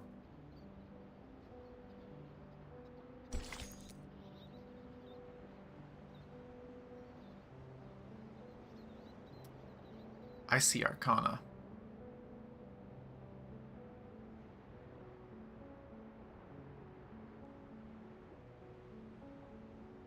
Also Spoop.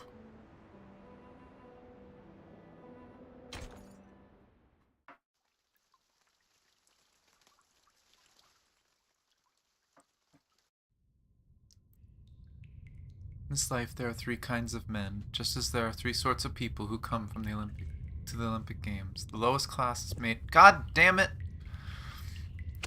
Those...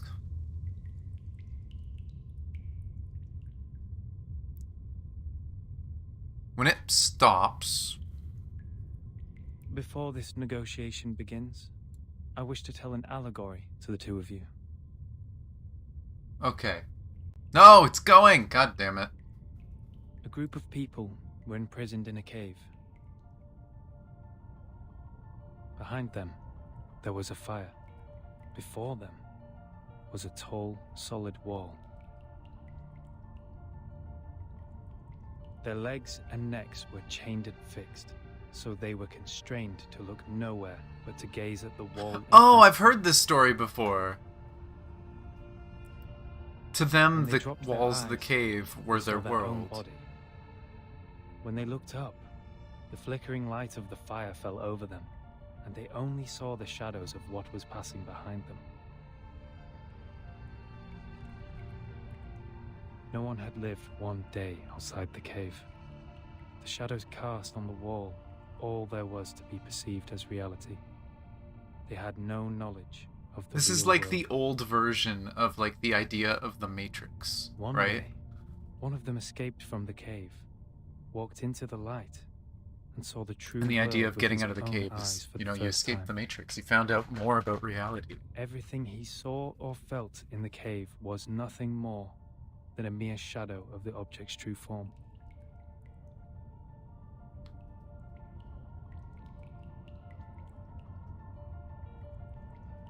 Yeah. I've heard a version of that story before. I've heard Our it a few world is times, poor actually. one, Miss Verton. Okay.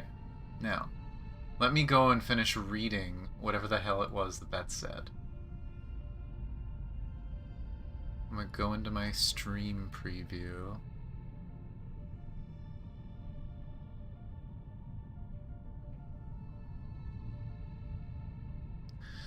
In this life, there are three kinds of men, just as there are three sorts of people who come to the Olympic Games. The lowest class is made up of those who come to buy and sell. The next above them are those who come to compete. Best of all, however, are those who come up to look on. The greatest purification of all is, therefore, science, and it is the man who devotes himself to that, the true philosopher, who has the most effectually released himself from the wheel of birth. Okay.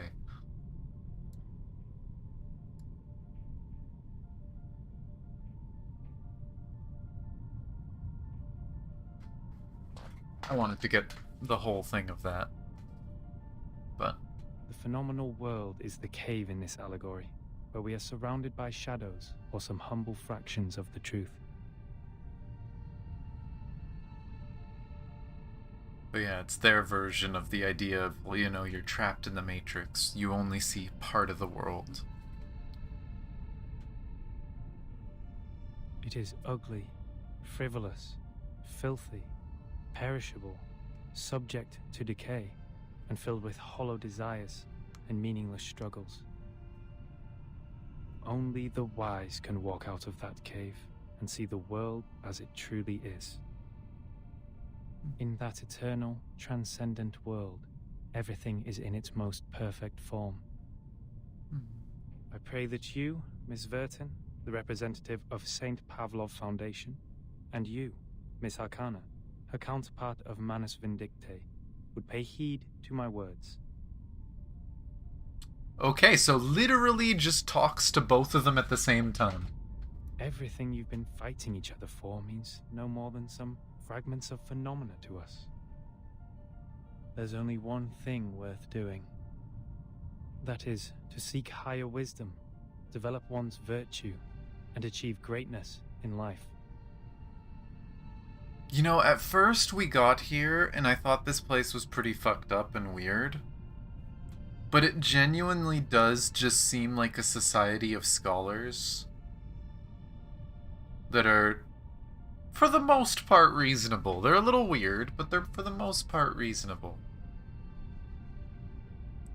I feel bad because I don't think this society is going to last this chapter with Arcana around. I don't trust Arcana to do nothing. We have never set foot on the soil dampened by the storm, nor have we ever been involved in the disputes brought by the torrents of time. I beg you, Do not take your conflict in the phenomenal world into the realm of truth. For certain. It was never my intention to sully the sanctuary of truth.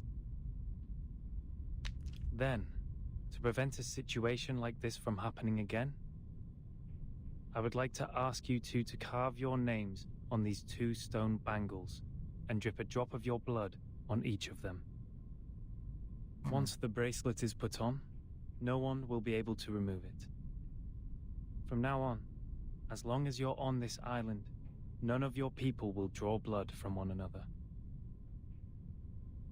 Or the bangle shall draw all the blood from you. The peace agreement is so decided. I feel like that's risky.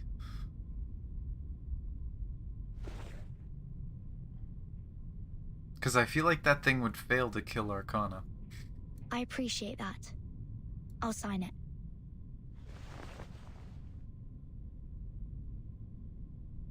Leader gives a slight nod. He looks out from the table and simply strides away. Bangle feels certainly possesses some sort of power to fill the bloody pledge. The peace agreement.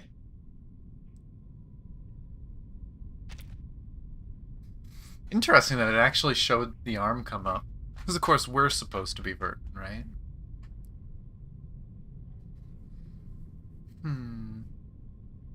It's interesting they didn't show anything of it, because we saw in the trailer it actually animated Arcana putting her blood on it.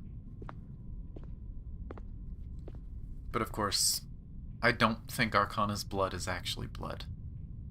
Yes, she is still here from the beginning to the end. Lady Vertin, we meet again.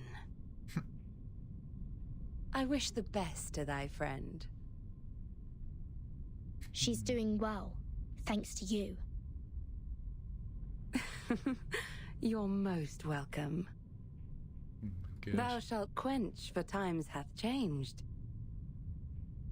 I would not wish to shed even a drop of Arcanist's blood in vain. But Schneider should be the victim of a merciless bullet? I'm glad they bring the name up every now and then. I am still fingers crossed that she eventually becomes playable again. Because again, as far as I know in the beta, she was obtainable. They just got rid of it because of story events.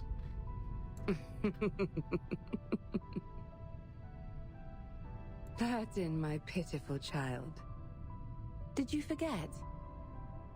That merciless bullet cameth from a gun never belonging to me.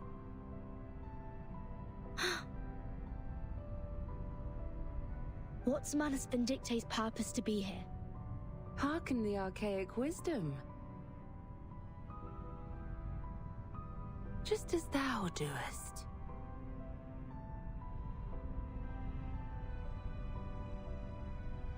The stone bangle is hot, almost scalding. I am not surprised. I adore thy visage, Lady Vertin, emotionless in the storm.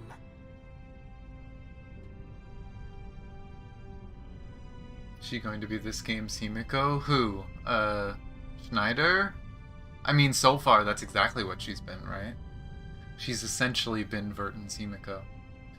She's been that person that Vertin didn't believe at first, didn't trust at first, very quickly realized how good of a person she was, became close to her, and then lost her. And the fact that it keeps coming up tells you that memories of Schneider really affect Vertin. Also, it's funny with her saying emotionless, because this is some of the most emotion we've seen on Vertin's face. She looks pissed. Is a bit creepy? Yes. This is why I was saying I don't think her blood is blood. I'm pretty sure all of the monsters that we fight that are like made of black inky whatever are made from her quote-unquote blood. Alas, no man shall bravest the storm and live, including thee.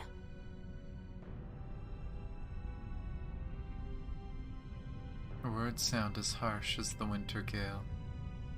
An emotion suddenly comes. It's raging like a bushfire, but soon gets tamed down. A wooden box in the Elitiao's base has my name on it.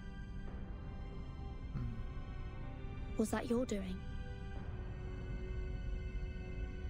Sadly, it wasn't. Oh? I hope thee findeth the answer satisfactory.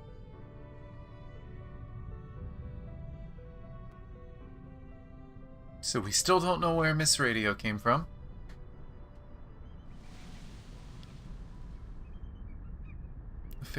The figure of Arcana disappears in the night. The stone bangle at her wrist becomes subtly heated. It's burning. Something is slithering in the woods nearby. Is that Miss Arcana? Miss Arcana, please, don't go! Save us! And save Art! Save Art? What? Two weary figures run past Burton. They are chasing after their leader desperately, as if they are running away from some horrific monsters.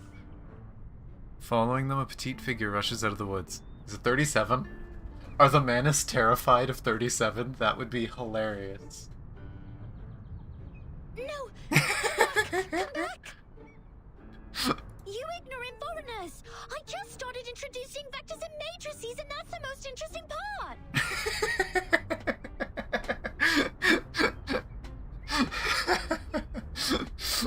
37's like, come listen to my cool math stories! Burton! Great. You always show up at the right time and right place. Stop the masked people! Whatever it takes! But she's not allowed! Oh boy.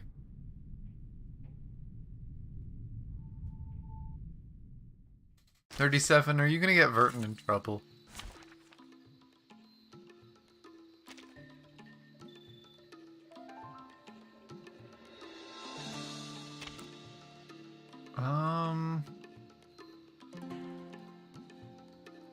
Okay, yeah. This team should still work. Finally, some interesting work.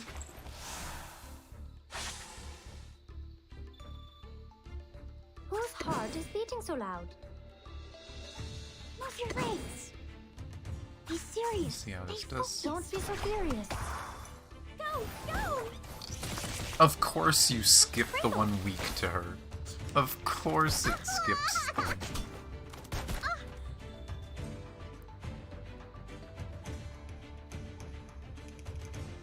Move your legs. What's that? And I guess I not. hear something. Say hello. But yeah, no. Arcana is quite creepy. Mixed up. Oh, that last one was just Fine, gone. right?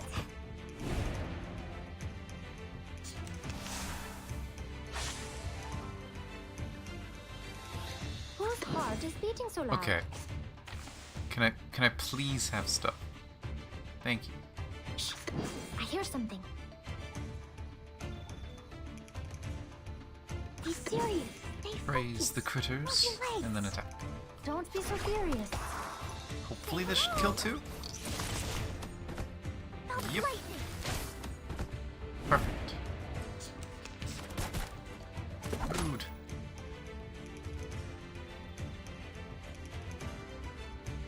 Whose heart is This is beating so loud? probably gonna kill, but if it doesn't, the Here's gun is something. there. Don't be so furious. Oh, don't worry. I have prepared it Be all. camera. I have prepared it all. Radio waves are everywhere. Come on, stand up. There's one around.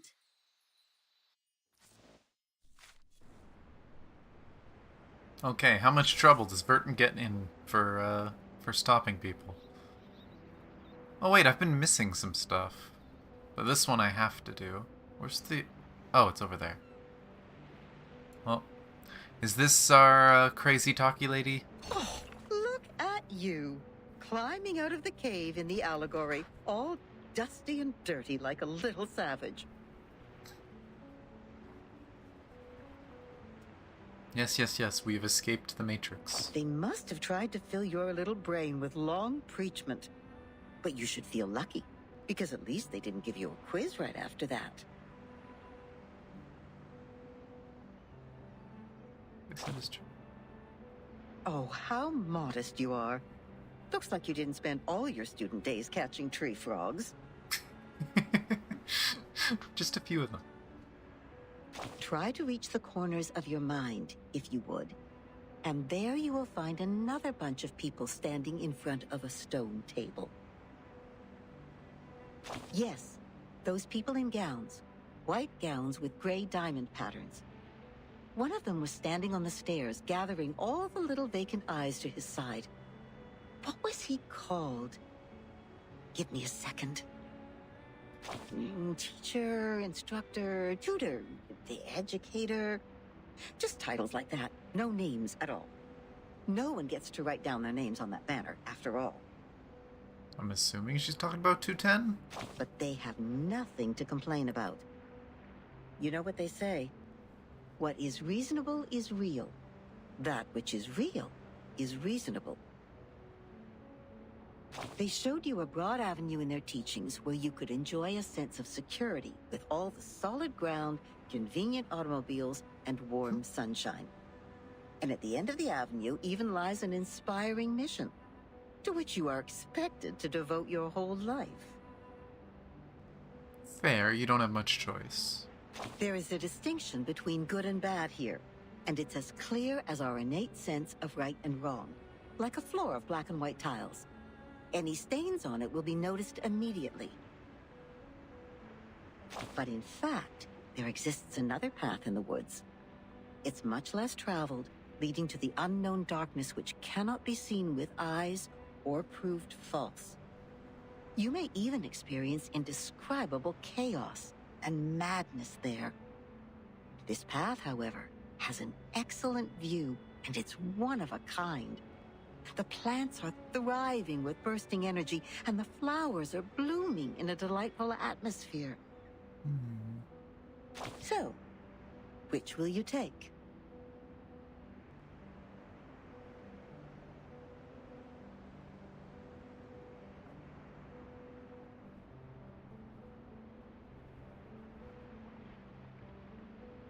To be fair, curious.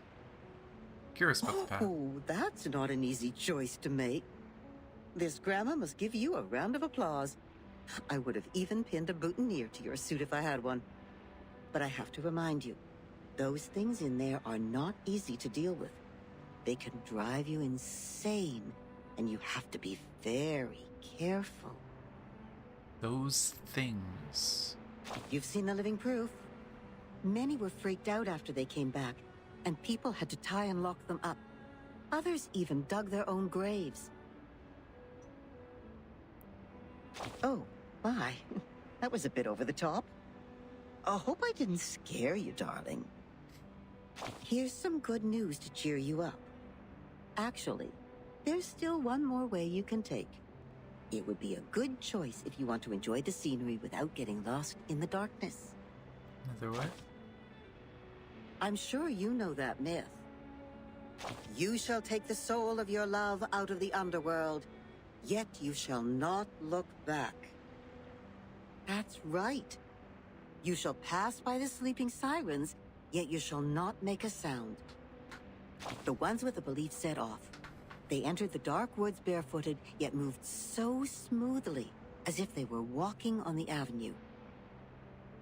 They kept their mouths shut and eyes forward. They never turned back, never picked up what was not theirs, never set foot on the forbidden lands, and never looked straight to sacred greatness.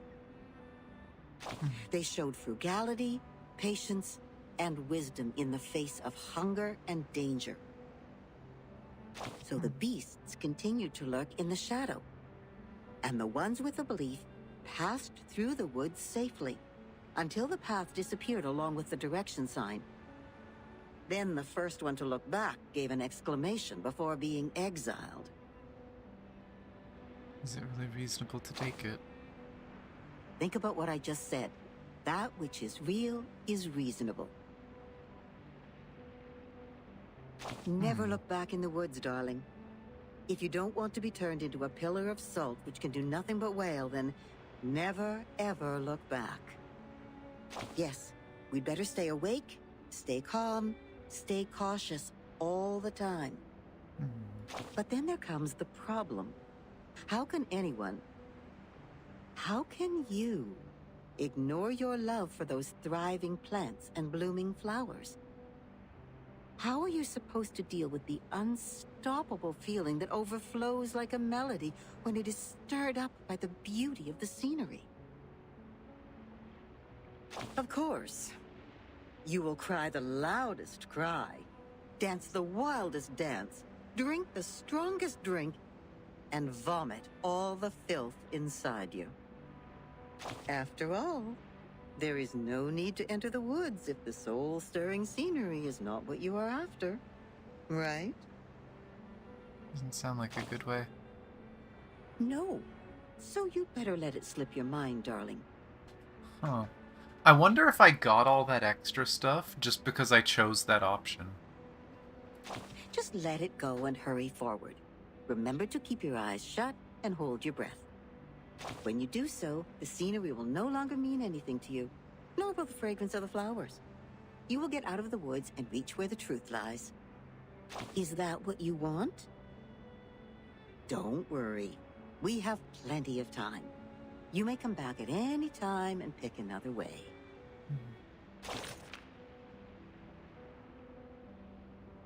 Unsuspecting.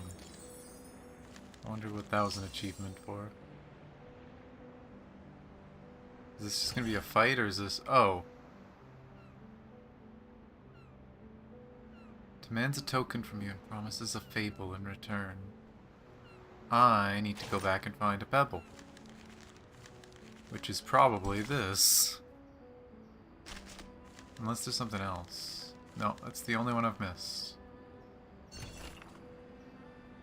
More like random scribbles to vent emotions than poetry. A mockery written in jest. Its wording is hasty and reckless, yet no offense is meant to your extraordinary spirit. Yes, you naturally know. You know, along with the many, many countless blind admirers, I'm deeply attracted to your imposing breadth of mind that makes you eloquent even facing a stone wall. Oh, how astute! Only by avoiding labor can one prevent mental fatigue. Eloquence triumphs over facts, and wit refutes truth. Truly a genius in your own right. In the team, everyone is equal. The wise argue with the mediocre, mediocre chatter confidently. Sincere praise, truly sincere, for your joy in sharing with everyone. So considerate, comprehensive, yet so broad and not specialized. And you lead us in the dance, and to draw a circle, then smear it randomly, for logic is all a play, and wakefulness is all sleep.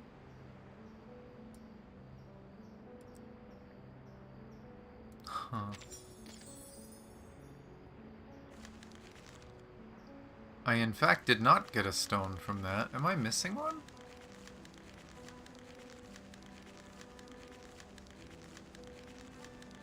No.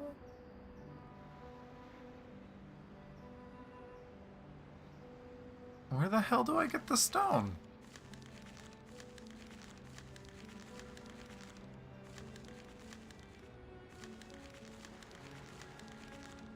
Oh, that unlocked. Okay. The stone is to go back. I only had to do one. Okay, I'm stupid. Me and Airhead. So I guess we gotta look for a stone later on. Back to the beach, huh?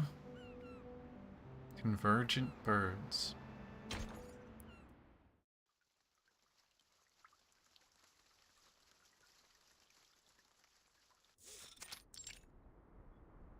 Congratulations, Miss Sonetto. You are the fastest learner of our doctrine among all the visitors in the past half-century. On behalf of all orators, I award you this laurel wreath. No, I wouldn't have achieved this without your guidance. Oh, that's cool that they actually added it to her. Kinda sad Sonetto didn't get a skin for this to match it. Obviously, if they actually gave her more of an outfit change. But... Those mathematics statements are really inspiring. I've learned a lot. But there's still something confusing me, such as Pythagoras and his golden thigh, his memory of the previous lifetimes as the son of Hermes, and the transmigration for every 216 years. Could you please tell me more about these? Of course, the nerd is so happy to be in a school again.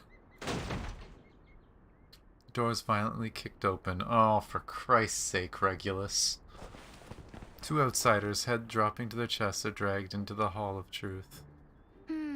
Oh, maybe Why not. would people fail to see the charm of the matrices? This is not right. I need to spend more time on teaching. Anyone, save us! Thus my journey of art is doomed to fail. I really don't want to study maths anymore. Hate to tell you, friend, you came to an island where they worship math. Did you kind of have to? Also, talking about art and whatever, and the tone of his voice, that sounded a lot like Diggers. I swear to God, if Diggers became a Manus follower.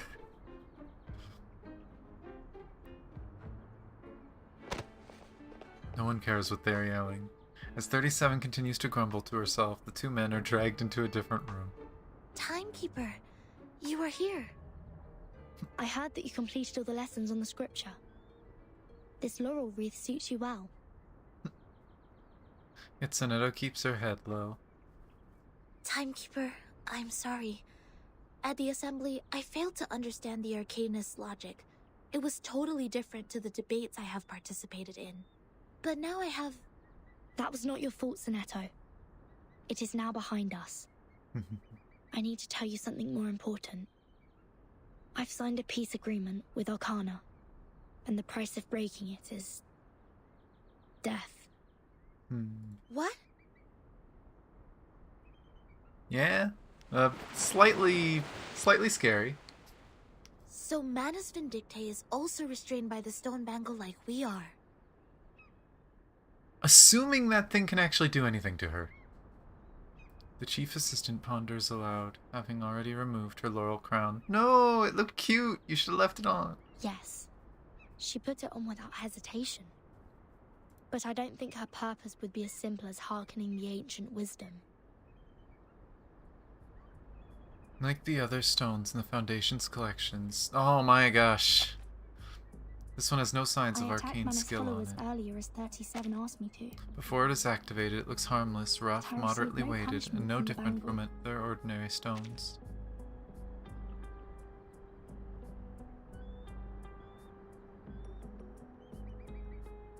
Perhaps this island makes its own judgment on what to be classified as hostility. Like it has a mind of its own. Sonetto, do not report this to the headquarters before we figure out how the bangle works. After all, there are many other things to investigate on this island, other than Manus Vindictae. I see. I will contact Miss Juvis and Miss Moiselle first and keep an eye on Arcana. Timekeeper, this island, the Manus's mask, and your suitcase are all immune to the storm. Does this mean we could collect more asymmetrical nuclide R samples?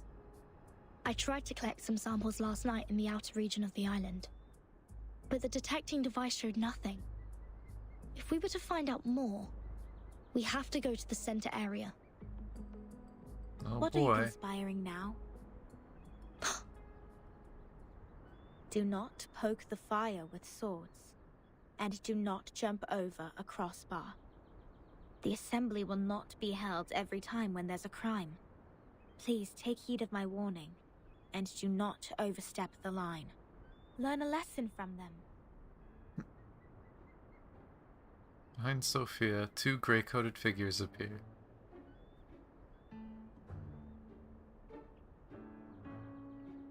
I love how she's just smeared in dirt. One disheveled, the other covered in soot, as if they had just survived an explosion. Lilia, didn't you say you have Regulus with you safely? Apologies, Vertin. I was going to rescue Sonetto through a very creative underground tunnel. Oh no. But things didn't quite go as planned. Regulus shimmies in a dance-like step, trying to shake off the dust. Not a bad innovation for a simple clap on the forehead. If only you didn't miscalculate the location of the explosion. Oh no. This apple is grateful that it didn't get blasted into a puddle of apple jam. Warning. Shell cleaning required. Warning. Oh no. I don't know why, but when I was in that cave, ideas kept flooding into my head. Though, judging by the outcome, they weren't all good ideas. Sophia puts her head... I'm assuming her hand on her forehead, not head on her forehead. Little bit of typo. Looking extremely fatigued. On a routine patrol, I found them trying to break into the cave. I'm not surprised that an irrational number would try to trespass on forbidden grounds. But you two? The integer and the fraction? What were you doing with her? This is a serious crime. Life has suddenly become a lot more difficult. Do we have to go through this debate again? It's okay, Timekeeper. I will defend Regulus. I've thoroughly studied the scripture, and this time I'm sure I can do better. Forget it. Sophia mutters to herself. Forget it. It is unwise to waste time trying to understand an irrational number's motive. Besides, we should let the Reckless take care of the least important matters. She gives them a smirky smile. That's it. Regulus, you will come with me to clean the beach. Huh? Me? Again? Since you have too many floating points, words of discipline would not work on you. We would have suggested you study with the rest of the students here. Abstain from eating meat, bathe in cold water, rise with the Apollo star, study our doctrine, read the scripture aloud on the beach, so as to remove your floating points and purify your soul. What? I won't do any of that. But taking your peculiar character into consideration, I decided that some compulsory labor would be the better option. Regulus also smiles in relief. Oh, that's the best news of the day. I'd rather clean up the rubbish on the beach than be surrounded by people giving sermons all the time. At least the rubbish doesn't talk gibberish. I'd be dead if you didn't change your mind. Oh my gosh. Regulus, studying the scripture is not that scary. They will teach you and guide you until you take full command. Just like taking lessons at school. Huh? Is that what schools are like?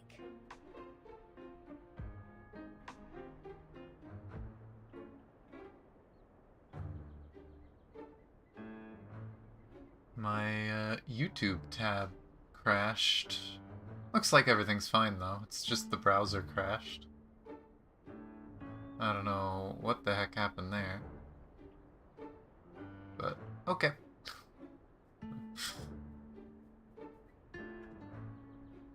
Has Regulus not gone to school? Haven't you been to a school, Regulus?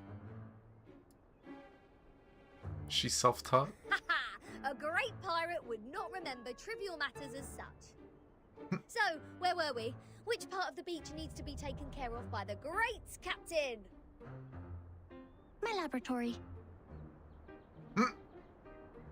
Whoa! Where did you pop up from? 37 blinks her eyes emotionlessly and entirely ignores Regulus's complaint. 37. Aren't you supposed to preach to the visitors? I've seen their numbers.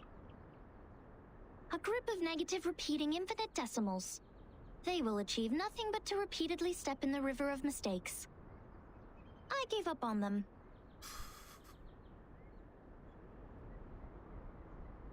Damn. Fine. Those of you who are complicit in breaking into the cave will also be sent to labor. Sonetto and Lilia will come with me to patrol. Regulus, you can go clean the lab. As for Verton, you will assist 37 with her study of the emanation. That's pretty much exactly what she wants. Don't waste more time on the trivial matters of the phenomenal world. Integers. That was the sole reason you were on this island, was it not? Sophia turns around and leaves. She stops a few steps away from them, silently urging the patrol team to move. Don't let down your guard. The arcanists on this island are not as easy to deal with as you imagined. Down in the cave, I heard some pretty alluring and intriguing anecdotes. Miss Lilia, this way. You will cover this area. Stay on the radio.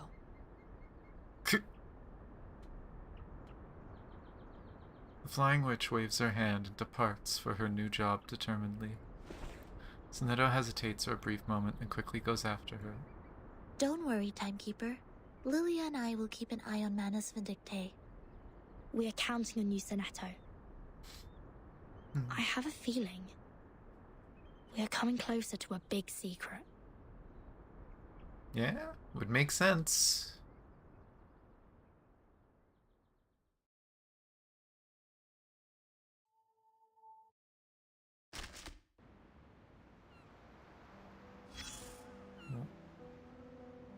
What this? Mastheads want to escape from the classroom of truth again. Stop them. Help 37 stop the weird masked people. It wants me to use Jessica? Well, don't bother asking me twice. So many things that I haven't seen. Shh. I hear something.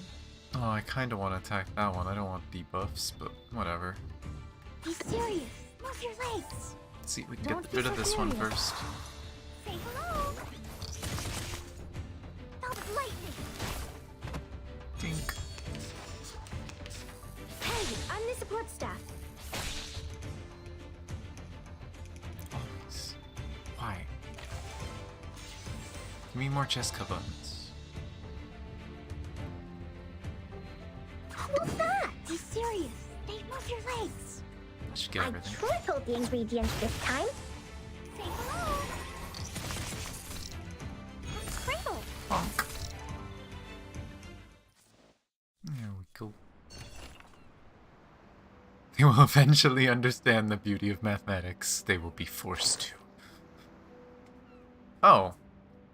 Various scraps of colored waste paper. Great revolution, transforming the prison of numbers into an artistic utopia. Beginning investigation, 5:30 a.m. The sun has just risen. Incorrect island schedule. Urgently needs correction.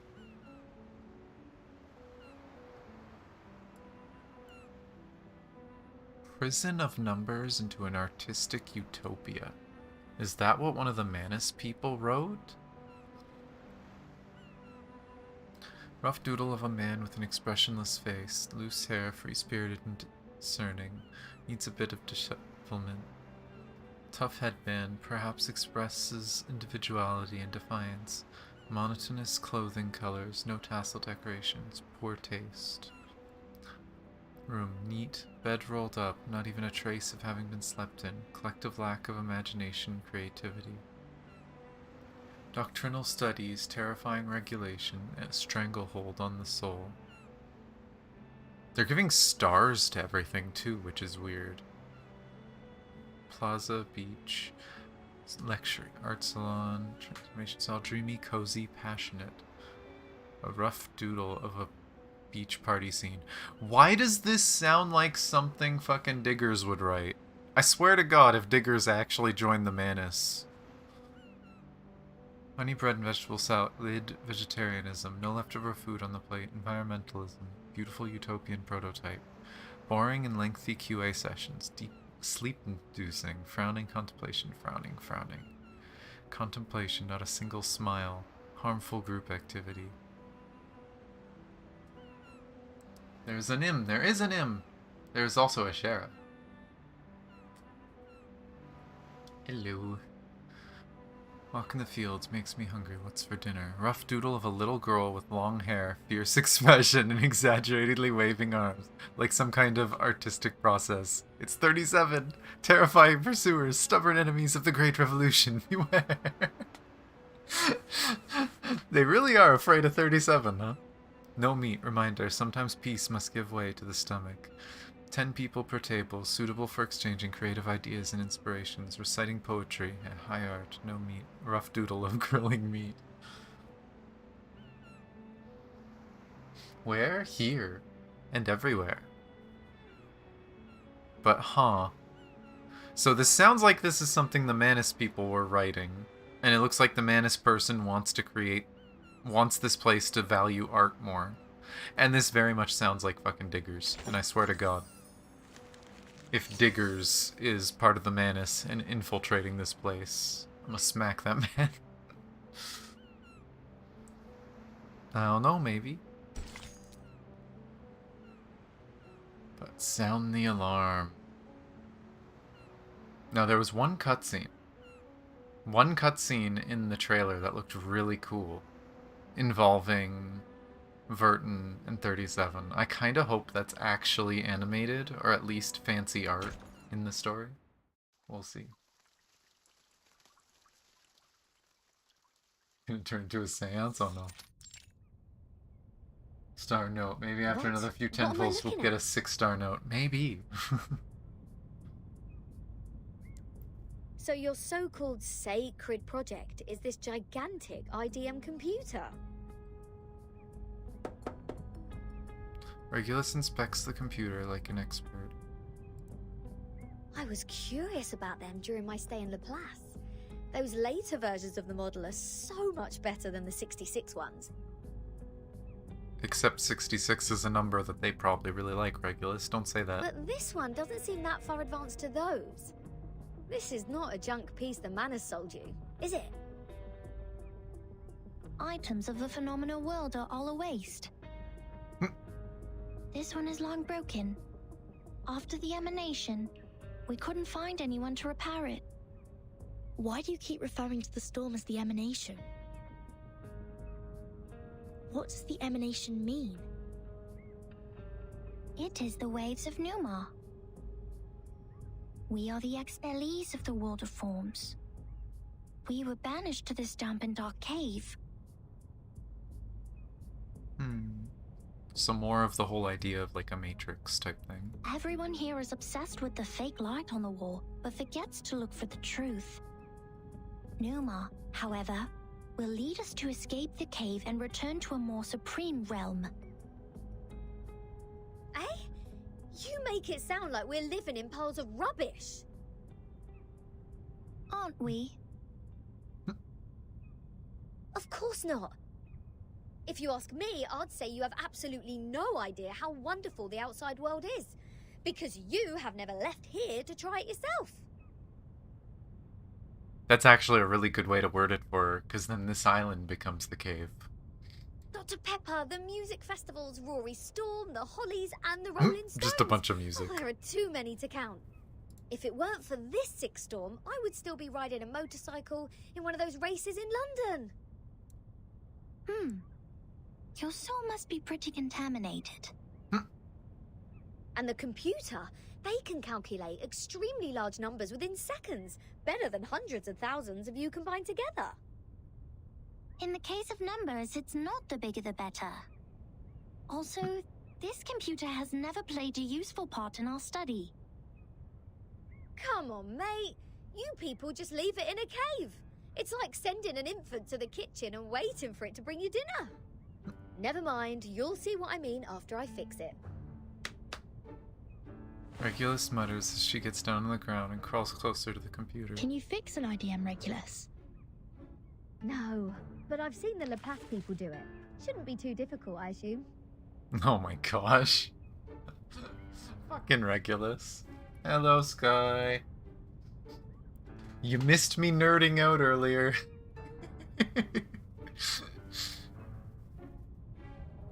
Oh. The puzzle Regulus had to do to leave the cave, I literally stared at it for like 30 seconds and solved it before continuing the story. And then I just continued the story, and the story slowly proved that I was right.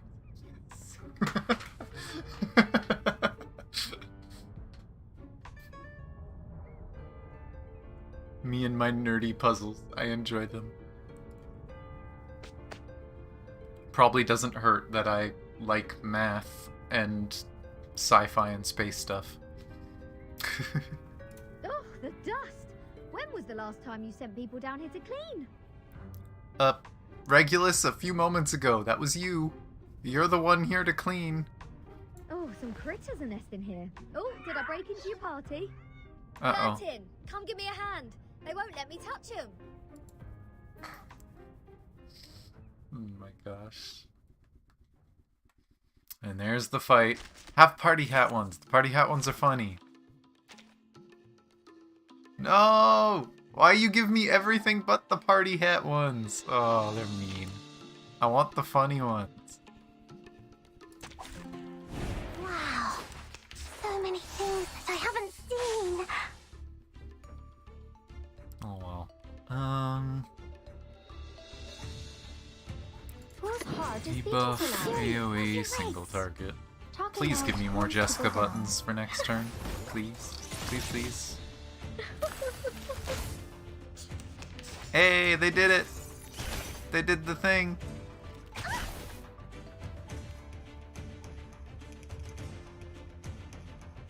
Be serious. Stay focused. Move your legs. I guess just in case, gun. I hear something. Go, go! Say hello.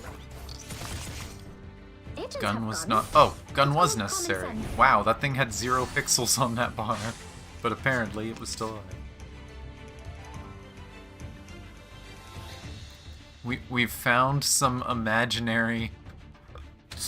We've found some imaginary critters, along with the real critters.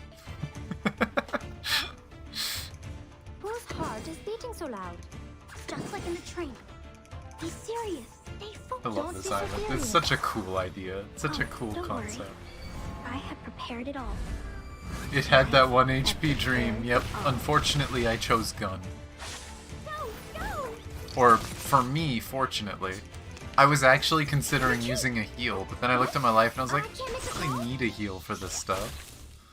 I am glad. Okay. Give me good buttons.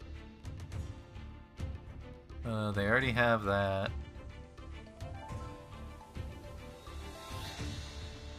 I mean, I don't think any of these have Devour, right? No. So, bonk the big one and then make the other two disappear. And, pretend I'm gonna heal even though I don't. Bye, friends. Come on, stand up. There's one around. I'm honestly just imagining it's just like someone asked Vertin to help in combat, because Vertin can't fight. So I'm just imagining Vertin just like pulls out the suitcase, opens it, and just army of Arcanists jumps out, does work for her, goes back in the suitcase.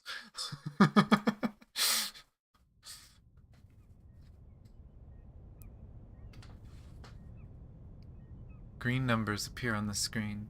After getting rid of the parasitic pest, the dusty behemoth begins to miraculously return to life. You fixed it. It's great to have you clean the laboratory, Regulus. Your floating point immediately reduced. Oh, is that a compliment? Sounds like one to me. Thank you. It's a wordplay, Captain. Infinity minus any numbers still equals to infinity.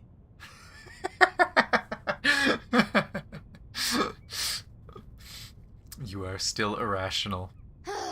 Fine, fine. I should have given up the idea of changing your eccentric sorting system a long time ago. To be fair, Regulus, it's pretty accurate. What's the meaning of humans inventing computers if these machines were only left here for some critters to nest in? Thanks to you, now we can have a look at the previous models, Regulus. But it's a pity since it only has the data before 2003. Everything in the past 4 years has gone missing. 37's fingers are dancing over the keyboard. She seems surprisingly familiar with operating this computer. This is our chronology, Vertin. From 1999 to 2007, the emanation has taken place 7 times.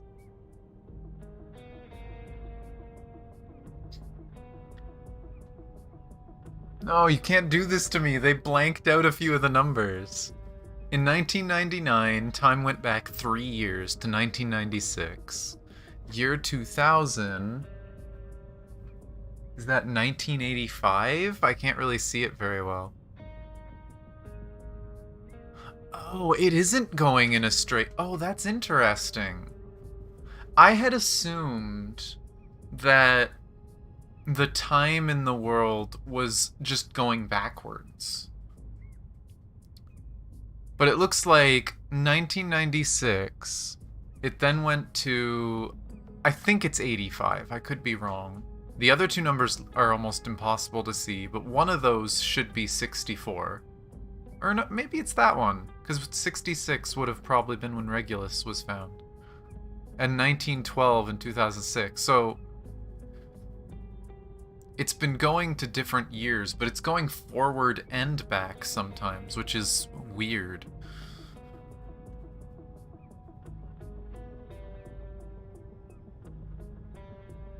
Taken place 7 times. In the initial 4 years, the emanation has a pattern. First, it brought us back to the 90s, then the 80s, Okay. and then the 70s.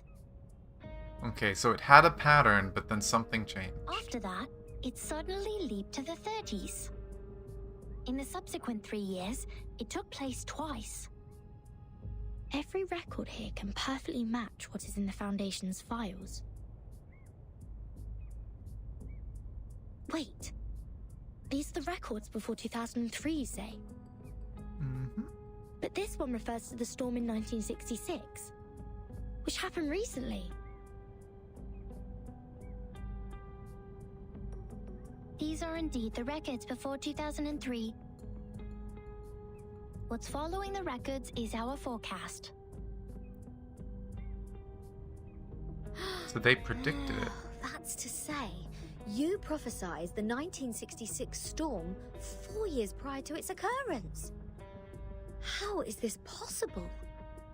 That you are clever enough to develop such a precise mathematical model, while at the same time you just let the IDM become the home of these critters. Regulus just can't let it go. She's just like, you have this cool computer and you're not using it. We just worked out the patterns in the number sequences. You made such precise prediction even without leaving the island. That's incredible. 37's lips curl unhappily. You don't need to go into a river to find out the pattern of its flow. Moreover, we would send people to observe in the phenomenal world. My mother was one of them. She is the co-author of this model. Nobody knows this computer better than her. So you have a mother too? They're really gonna continue the meme? They're really gonna continue the meme with Regulus.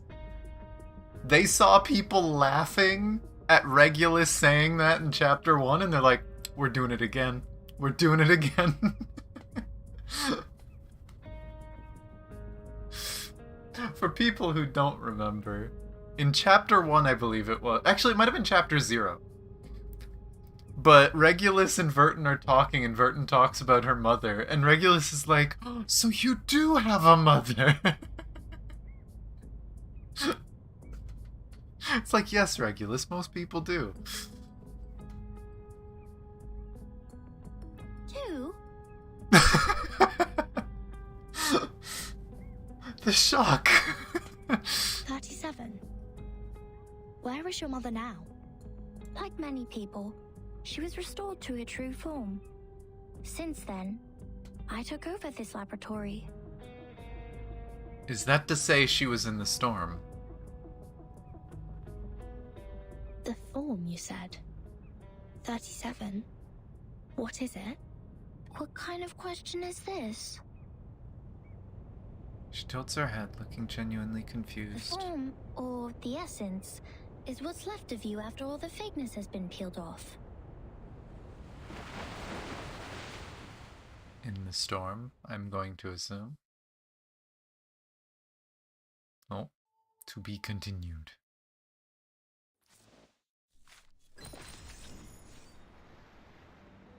Something tells me Vertin's gonna find out what she means and she is not gonna like it.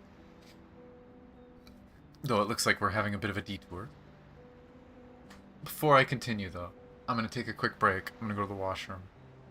I don't want to interrupt the rest because I think we're getting towards the end of it. So, I will give you guys some music. I'll be back within a few minutes and then we will finish. Ah.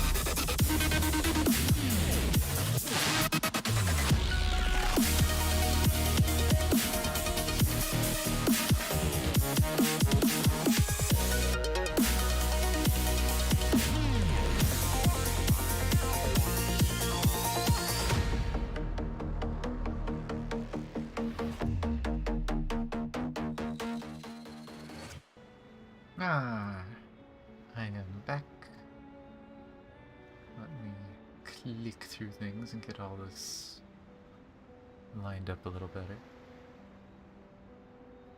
Okay. I wrote down a little note. I kind of want to draw a silly art of Regulus. Because of that. Just draw a silly look. Like, just a silly, confused Regulus face for the whole, oh, you have a mother too? It kind of makes you wonder that Regulus keeps saying this. It's like, does Regulus not have a mother? Like, was she an orphan? Did she never meet her parents or something? Like, it's weird that she seems shocked by this. I'm kind of confused. Or if this is like hinting at something bigger later in the story, right? Like, who knows? Maybe with the reverse, things are getting weird, and maybe parents and stuff is just not a normal thing everywhere anymore. Who knows? Or she's just an airhead, which entirely possible. But let's see. Looks like we're going with Sonetto.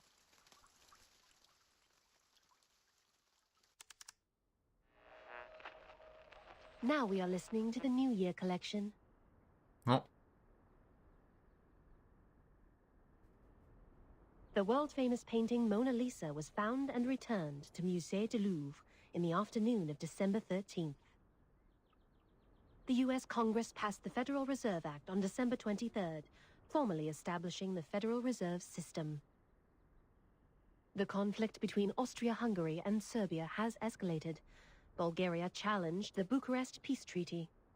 Tension is building up over the Balkan Peninsula.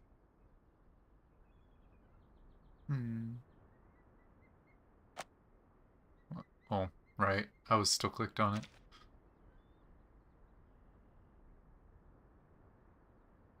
And maybe mother... That's a weird thought. See, the thing is based on what they just said, it isn't backwards. Time isn't backwards. Time is all out of order and screwed up. Because the events that happened in 1966 happened after 1912. Happened after the depression issues in 1930s. Right? Like, all these things are happening in the wrong order, it sounds like. Which is kind of crazy.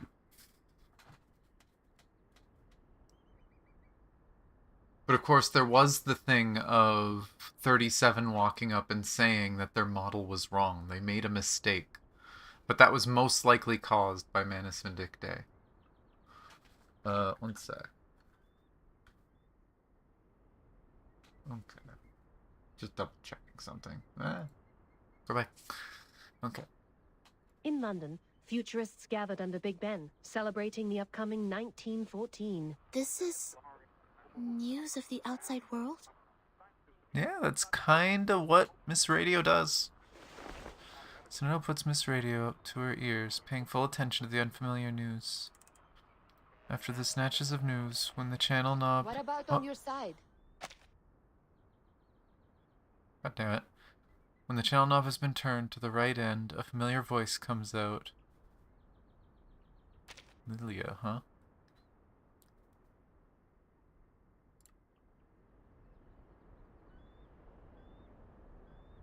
Well, I am with Sophia.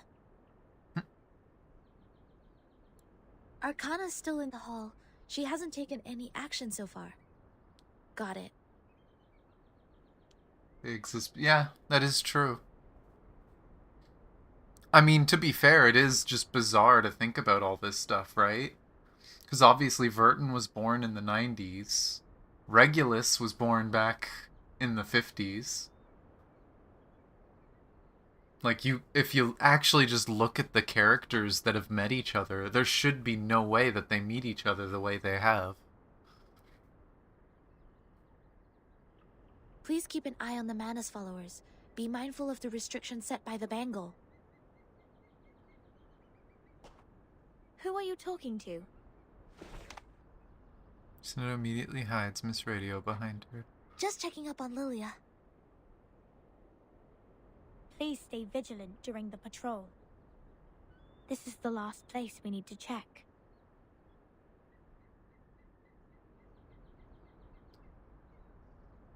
On the white soft beach, there are several geometrical bodies in different shapes. Some have sunk deep into the sand, while others are still standing, unyielding. Okay, so this is literally what's here, which is interesting. Just like a minimalistic art expedition. We must keep this graveyard clean. Our dead deserve to be left in peace and undisturbed by the phenomenal world. Wait, are these shapes what's left of people? Sophia gets down on one knee before a cone-shaped body, dusting it meticulously. Miss Sophia, you said this is the graveyard? Her hand quivers a little. Yes, the geometry graveyard it is called. 4 years ago, my father was restored to a geometric body on his way back to the island. So was 37's mother, who was also on that ship.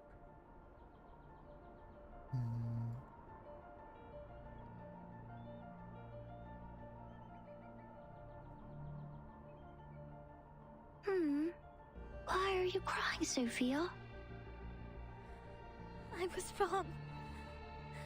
We calculated it wrong, 37. We miscalculated the impacted area of the emanation.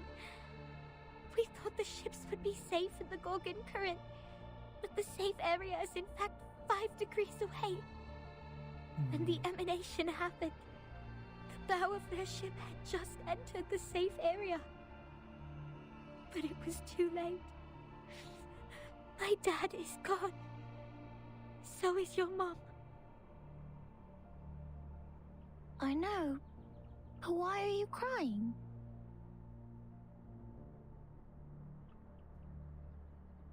My mom and your dad have come back to us, right? Have come back? Do you call this coming back? Like this? In the form of geometric bodies? Cold and silent? Being pushed to the shore? 37 frowns, looking confused. But then the corners of her lips turned up. As usual, she works out the answer within seconds. Swift and precise. No. They have gone somewhere further. Look at them. These geometric bodies. How pure and how elegant. I've never seen such perfect geometric bodies before. It's interesting, because it's not even just a thing with this, right? Whenever we see stuff about the storm, stuff like geometric shapes are usually shown. We haven't really seen what happens to people after they're completely gone in the storm. As far as we know, the kids disappeared, but we don't know if anything was left behind. If they are not from the eternal and transcendental world of forms, how should we explain this? 37? I'm going to study the emanation, Sophia. This is the best chance ever. The transcendental world finally opens its door to us.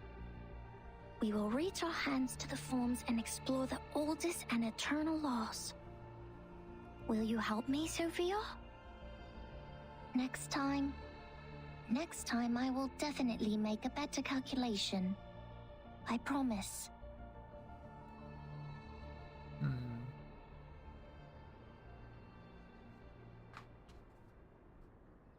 Waves lap against the beach.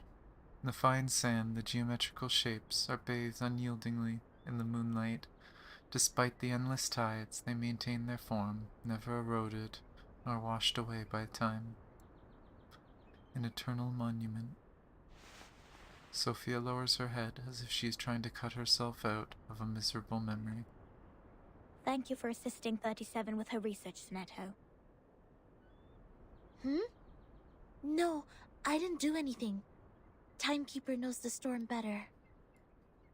You have helped us greatly by just coming onto this island. For all this time, 37 has been locked up in the laboratory, refusing to talk to anyone, nor participate in any group study. Since the two-day emanation in 1929. It is you who helped her revive her interest in other affairs in Apiron. These are Timekeeper's contributions. I barely did anything.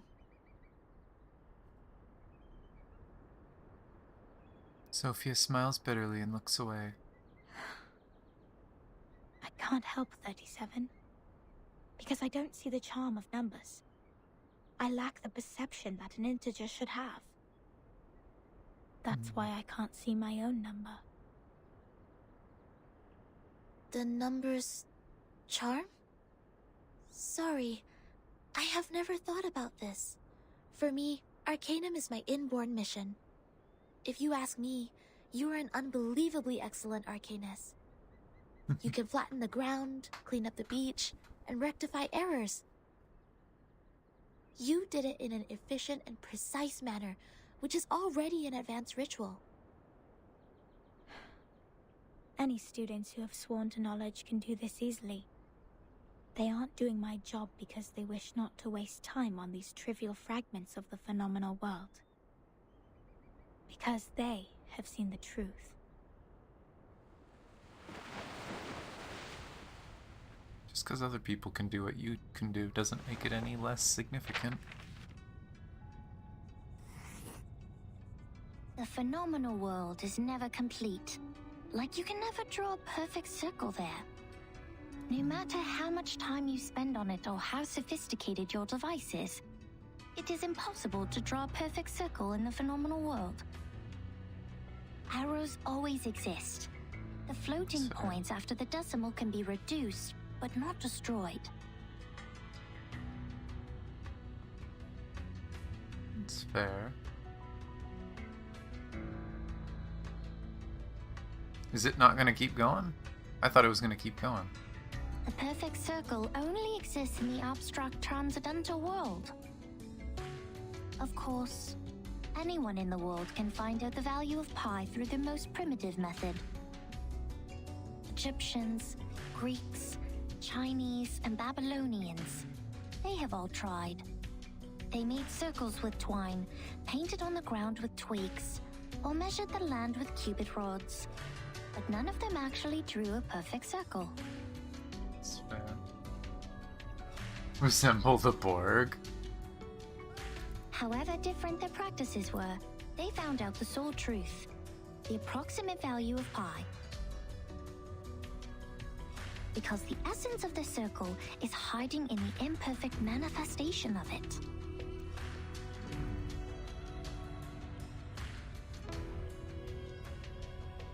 This is the truth. It is eternal, unchanged, pure, and transcendent. Anyone can reach out to it at any time, in any place, by any means, and everyone will get the same answer from it. The forms transcend all matters. Her gaze is firm but distant. The world of matters we live in is being flooded and destroyed by the tides of Numa. When the tides recede, what is left on the beach is the essence. This doesn't sound right. Let me think. How come your theory reminds me of the Manus Doctrine? 37. We see the storm very differently. Among all the other things, we saw it first of all as a disaster. But earthquakes, floods, volcanic eruptions, these are also disasters. These catastrophic events happen not because they have a reason to destroy. They just happen in this world. Like we do. That is fair. Just because it's a disaster does not mean it is evil. This is what my mother taught me. She must be proud that she's a perfect geometric body now. I'm sorry for mentioning your mother. 37 pounds. Why do you apologize, Furton? Are you feeling guilty? This is a very unusual feeling for a number like you. I don't get it. Why did you say my number is 0?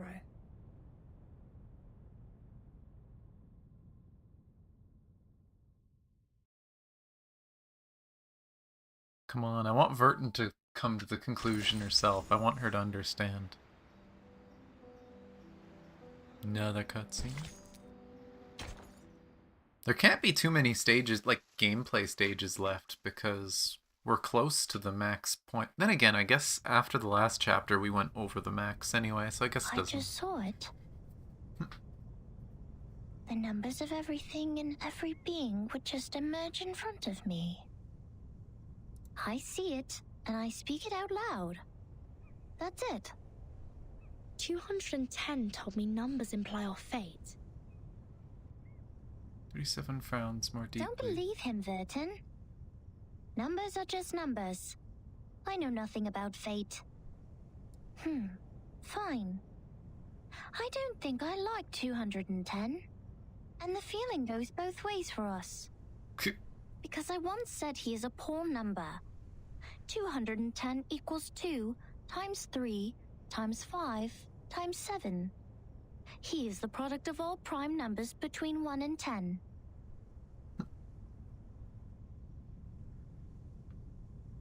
Looks like he has it all, but he doesn't have any real forte. He likes to sugarcoat himself with metaphors.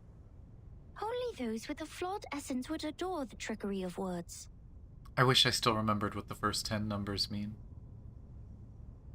This is indeed an extreme comment. And 6 is no better. Every leader of a Pyrrhon has been a 6. 6 is the perfect number since it equals the sum of all its proper divisors. 1 plus 2 plus 3 equals 6. But this number has been overrated. He's not that special. What about I your love number? 37. What does 37 mean? I don't know. She purses her lips. I am 37. I've known it since I was born. So does everyone else. People told me what it means. But I have never tried to prove their theory. I know very little of fate. So I always think, even if I find out their essences, does it mean I have known them better?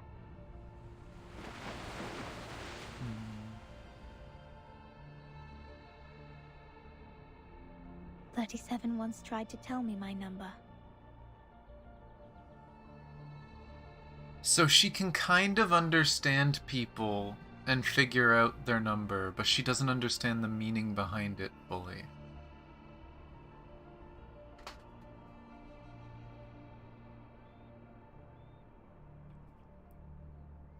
Yeah, the way she was acting with being asked about her own number, it sounds like it's something that's bothered her.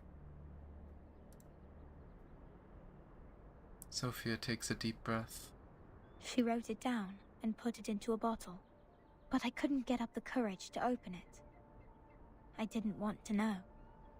I once made a horrible mistake. An unforgivable miscalculation. It makes me worried that I may also be a mistake. Oh boy. So I threw the bottle into the sea.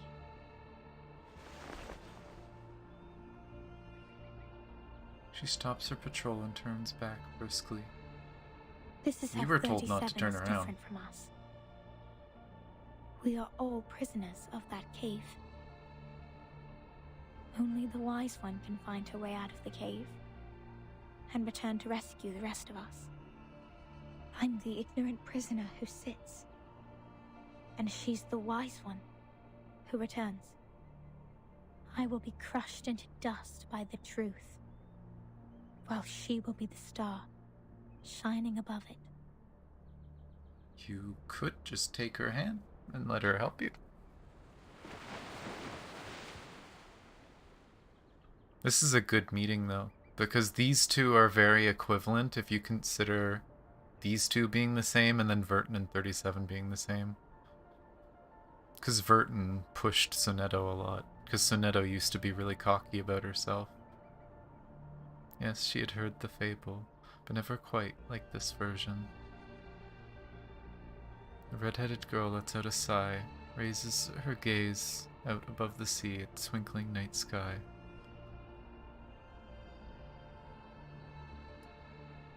The truth is like the stars in the night sky. Beautiful, but cold. It has been there long before my existence, and will stay that way long after I'm gone. It sheds no tears for the weak, nor laments the tragic fate. It's forever bright, and always moving forward. The person who avoids the truth is not qualified to study it. Oh boy.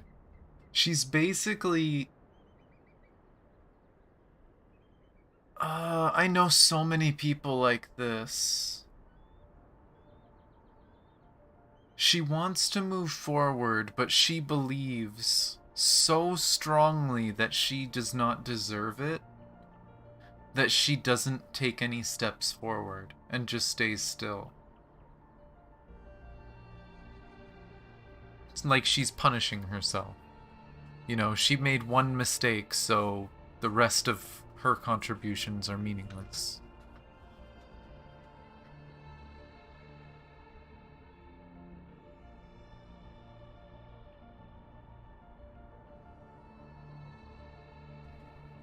Maybe? I don't think giving up being human is accurate, though. They're still quite human.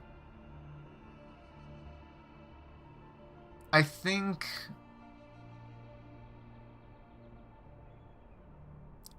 a lot of the some of them maybe feel less human, but it seems more like a lot of the people who believe in these numbers and accept what number they are, accept that there's things you can't control and things you can't change. Like, I think it was 210. Was it 210 or 6? One of them. One of them said that the number doesn't... You can't change the number, but you can manipulate it. He called them algorithms, but you can do things to change who you are, but in the end, you are who you are. So accepting yourself is the first step, and she refuses to accept herself. She refuses to be okay with herself because of the one mistake she made in the past.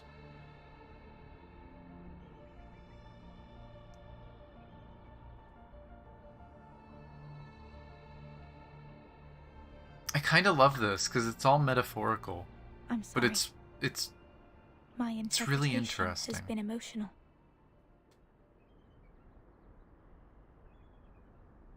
No. Yeah, it's an interpretation that Sonetto would understand. I think I kind of know how you feel, Miss Sophia. However unworthy you think you are, there must be something we can do. Maybe we can't reach the core of the truth, but we can clean up the path to it for the future explorers. This is our fate. Interesting insight. I have come to understand why 37 likes you so much. Let us go back to work then. Start from dusting the tombstones.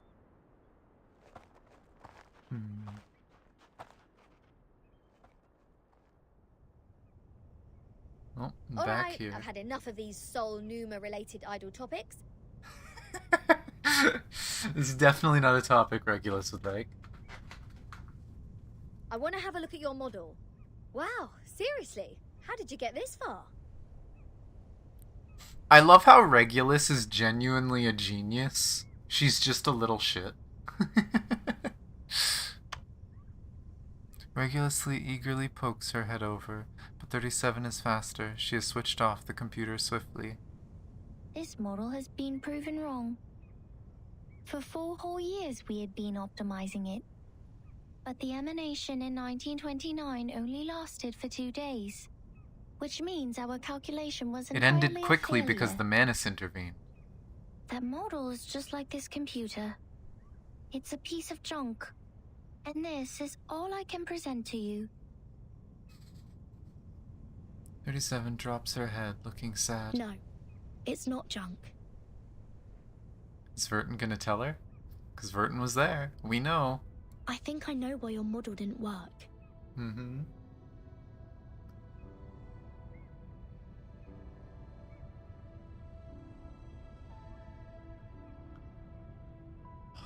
You're allowed to be upset, but that you shouldn't let being upset consume you, right? I've lost people. I've lost pets, which anyone who's had a very close bond with a pet for 10 plus years, it's no different than losing a person.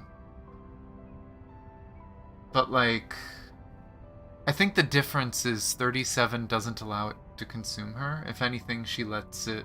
She believes in it in almost a spiritual way, right? It's the same idea of religious people believing that people who've passed away have gone to God. They've gone to a better place. It's a more beautiful way to think of it that puts a smile on your face instead of just ruining your mental state, making you upset. Of course, here there's the whole twist that they believe they're trapped in a fake world and they want to escape. And so in her mind, her mom escaped. But whether or not that's true doesn't matter. It's a way to move on. But the idea is that Sophia hasn't moved on. She's still stuck in depression because she can't forgive herself for causing her father's death.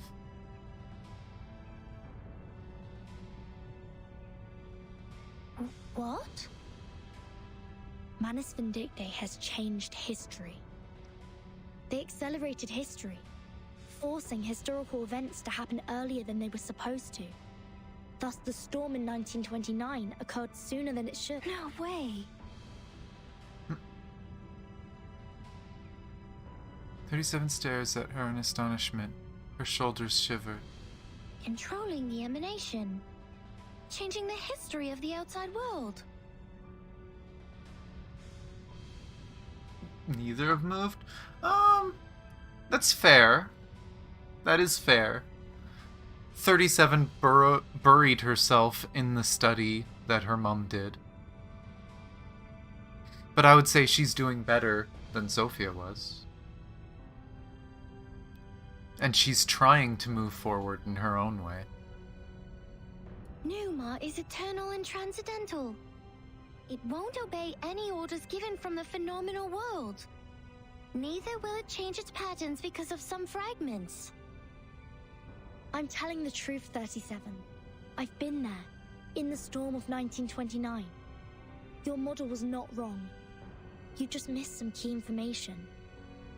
You've never been to the place where the storm falls, and thus know nothing about the symptoms of the storm syndrome and the true purposes of Manus Vindictae. No! That's impossible!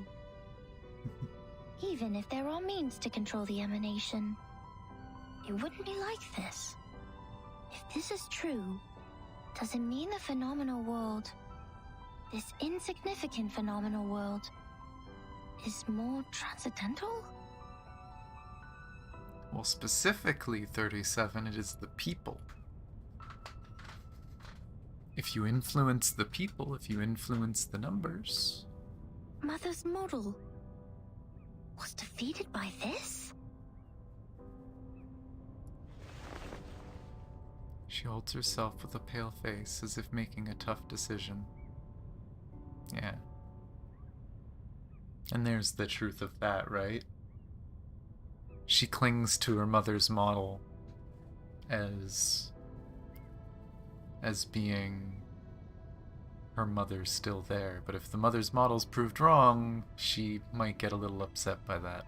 It also might help her move forward, but who knows? Depends on the person. Eventually she speaks up again with great difficulty. Vertin, could you give us proof? The proof that Manus Vindictae accelerated history and triggered the emanation. I swear I wasn't lying. Yes, but you need proof. No, not like this. to prove it in front of Apiron. Go to our sacred place, to the Hall of Truth, in the depths of the cave. There, everyone can see the essence of the world. I beg you, give them your proof, just like how we submit the proof of our soul number. Oh, is that why they went to the cave?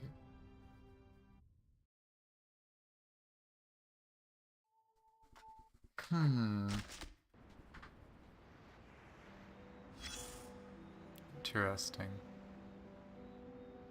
We got some talking. Come here. Place your hand on it. Feel the texture. The craft is one of a kind, not some cheapie you can get from the flea market. Is she talking about the frickin' gravestones? That's a little fucked up. I mean it. This is a Keelian, and even the most traditional, delicate, and expensive kind. It has applied fiery red as the dominant color, and the stitches are perfectly neat. Oh. What is a Keelian? Ah, a rug.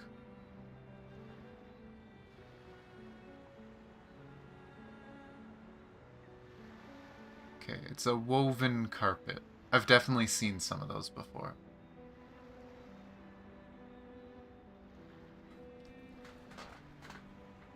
Where does it come from? From the sea, just like you, darling. It arrived with a meerschaum pipe, a glass jar, a pack of sugar cubes, and a child in panic. Both she and the Keeling were born on the land where the craft originated. Their appearances apply the same dominant color, and the patterns in them share similar complexity.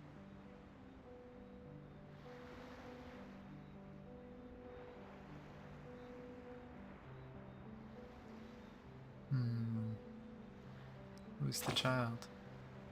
Oh, your curiosity is aroused. But we are not done with the carpets yet. You've always got to get a souvenir or two every time you reach a new place. So you will have something to show when you tell the stories one day, right? Look at these handmade fabrics. How splendid! Those incredible patterns were the only thing on the craftswomen's minds when they made the carpets. It's safe to say they have spent their whole life improving their skills at using the vertical loom. And that's how we get these carpet knots arranged in beautiful lines. But they are just people like us. What if they get distracted? What if the carpet knots go off the right track and get tied to the wrong threads? Then you will be in trouble. Big trouble. All the problems in the universe will come at you, and the situation will be even worse than the bureaucratic system of a millennial empire. You can just swear. Can't we do something to fix it? I like the pragmatic quality in you. I'm sure it will make your life even more wonderful. The people will be impressed and line up to tackle the problems for you. Oh, don't be mad. Some make troubles and others deal with the troubles. That happens. Fair. You know, every question has a questioner when they are raised. Likewise, every error has a corrector when they are corrected. That's how we get to know them.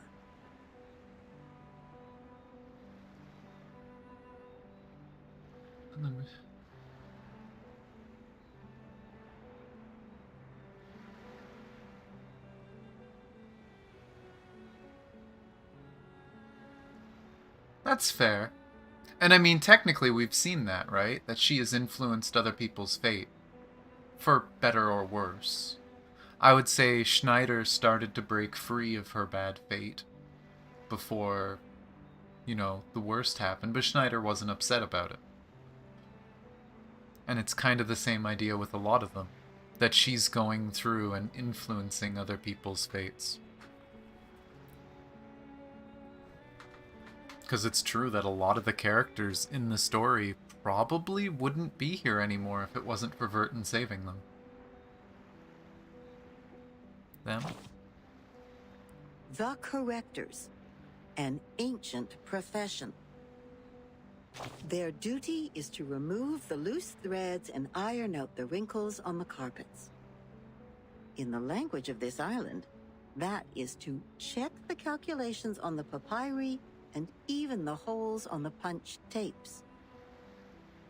No one is capable of doing this job except the altruists, because it is similar to unraveling a ball of wool. Besides finding the end of the threads, you must always pay attention to the cats. Yes, the cats. They may jump on the ball and make things even worse. Darn those cats, causing all those problems. And she, the red-haired little girl with the carpet in her arms, was overwhelmed at the beginning. Not yet familiar with the ruler, she tried her best to find the end of the threads.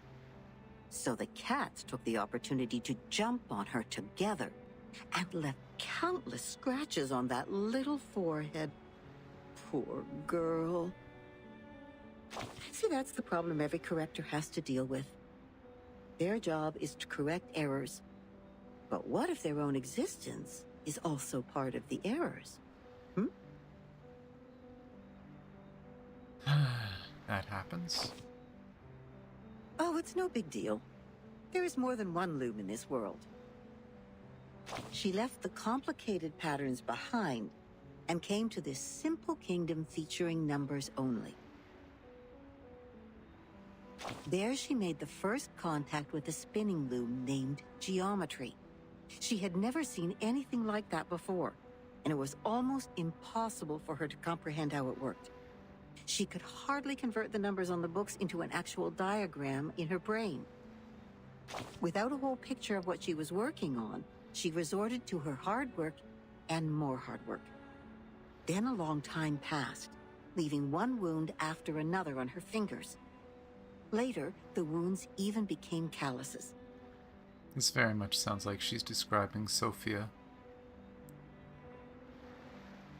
If not In Sophia, the end, maybe her hands were no longer father. tender, but tough enough to resist the damage from the loom. Yes, she has won a place on this island for herself. I'm happy for her. Yes, she's a quick learner. She learned even faster than some of the locals. But that was not enough, because she has been outmatched by her playmate, the leading one in the field of mathematics on the island. Yeah. No, that's definitely Sophia. That girl is like a perfect piece of satin born by nature. It is decorated by the beauty Jealousy of mathematics, is a geometry. scary thing. No manual work involved. In order to reach the showcase where that perfect piece lies, and to stay on the right track and fit into the school, she has done everything she could. But, she is still the most distinctive carpet there.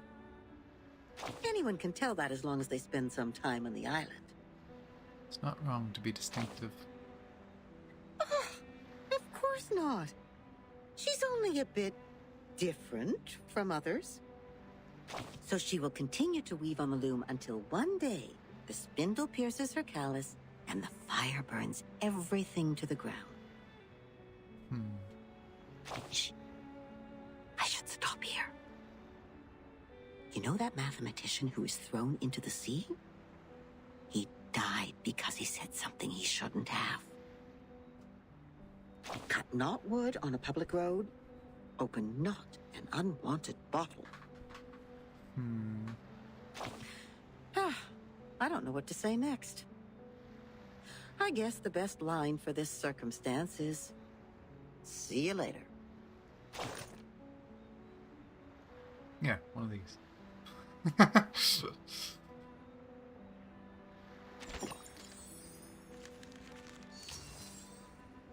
Kind of worried what's going to happen to Sophia in this story. I could see her being attracted to the teachings of Manus.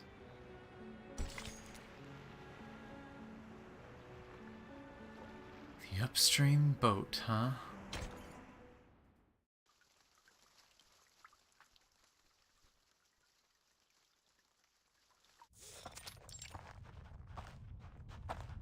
Wait a second, just a second. Isn't this still the dungeon? Are you setting us up?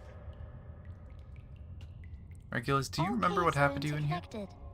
This is the way to our sacred place. 37, wait. I remember Sophia once told us that trespassing on the sacred place is a serious crime. No worries. The restrictions were to help us not be distracted by the unimportant details in life. It would not stop us from seeking the truth. Oh, excellent. I will tell it to the Abraxas when it shows up.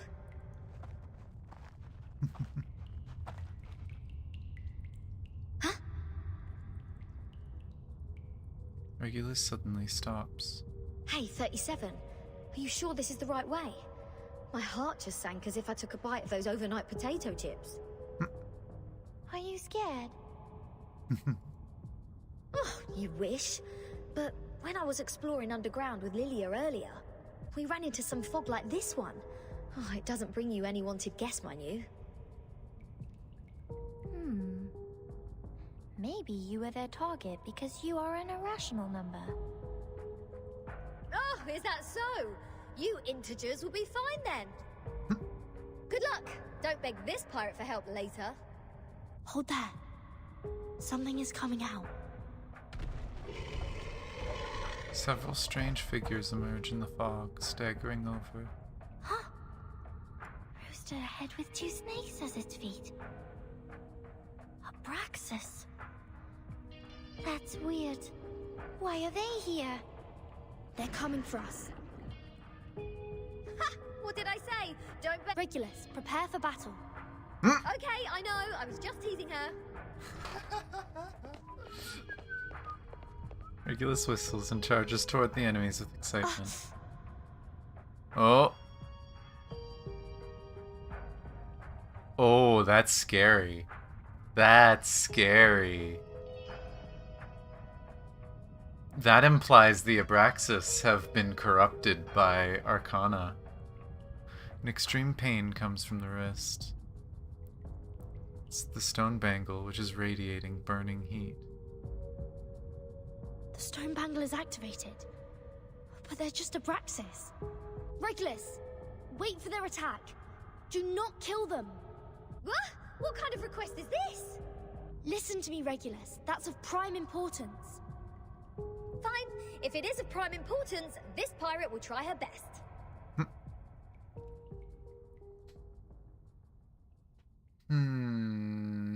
Uh-oh. Okay. So most likely, Arcana's corrupting the place. Mad Abraxas. Oh boy, I can't wait to see the full model of this thing.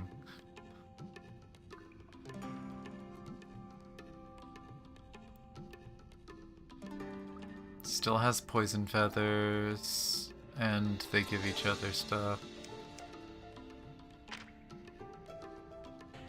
Flicks poison. Okay, not much has changed. Finally, some interesting work. Oh boy. They're literally just straight up Manus Abraxas. This form cannot be broken. The first allied character to take action each round cannot act again until the start of the next round and takes 30% decreased damage for the duration. Without killing them? Yeah, that'd be rough. Thankfully, it just looks like the first person can only act once. If I'm understanding this right. Which is easy, because usually I use a support before I use Jessica. So she can only do one action.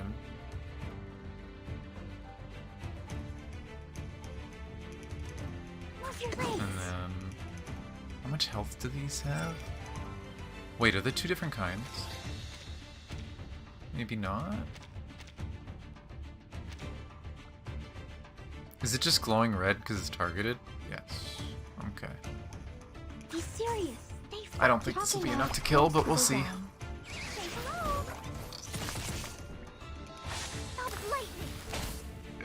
Jessica's gonna have so much poison. The irony. Retreat. What? I can't make the call? Oh wow, her skill didn't even say stunned. It literally said peace pact. That's interesting. No, I need Jessica stuff.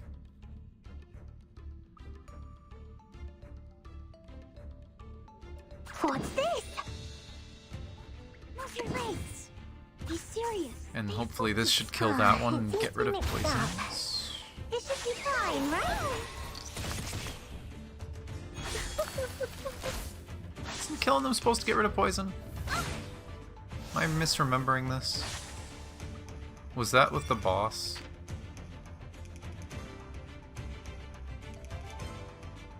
Oh, you have to get rid of all its stacks.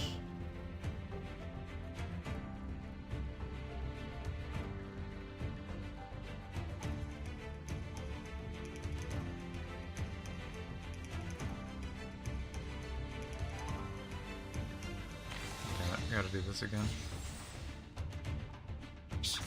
I hear something.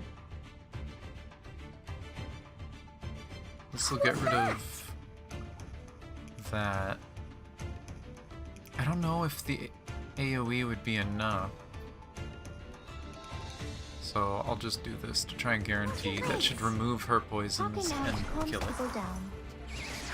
It seems to be mixed up. This should be fine, right? Okay. Yeah, that got rid of those. Okay.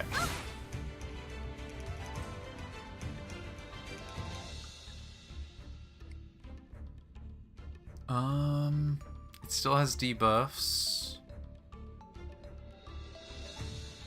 I guess just gun to get rid of the peace pact. Just like in the training. Move your legs. That should kill. Radio waves are everywhere. Oh, don't worry. Oh boy, Utu's gonna be wild.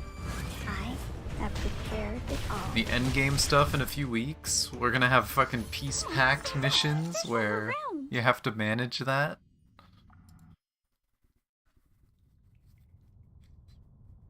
Have your supports always act first. I still have 10 more songs to play.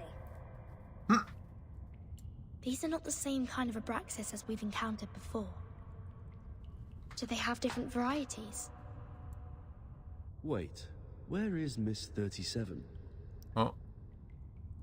The answer comes from the distance. Hey! Come on, keep up! She kept going. Did she just take off like that while we fought?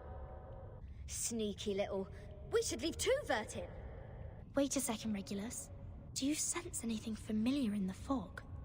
Uh-huh, you bet. This is the first guest room we were put in when we first entered the island. No, Captain. This apple has the same strange feeling. We saw the rise of Ceres in the same kind of fog. And before that... That's the same fog as in the Elitiao space. That is to say, this fog is the cause of our illusion to see the Ceres and the Abraxas' attack. Don't rush to conclusions. Follow 37 first. Oh, and what's that series you were talking about?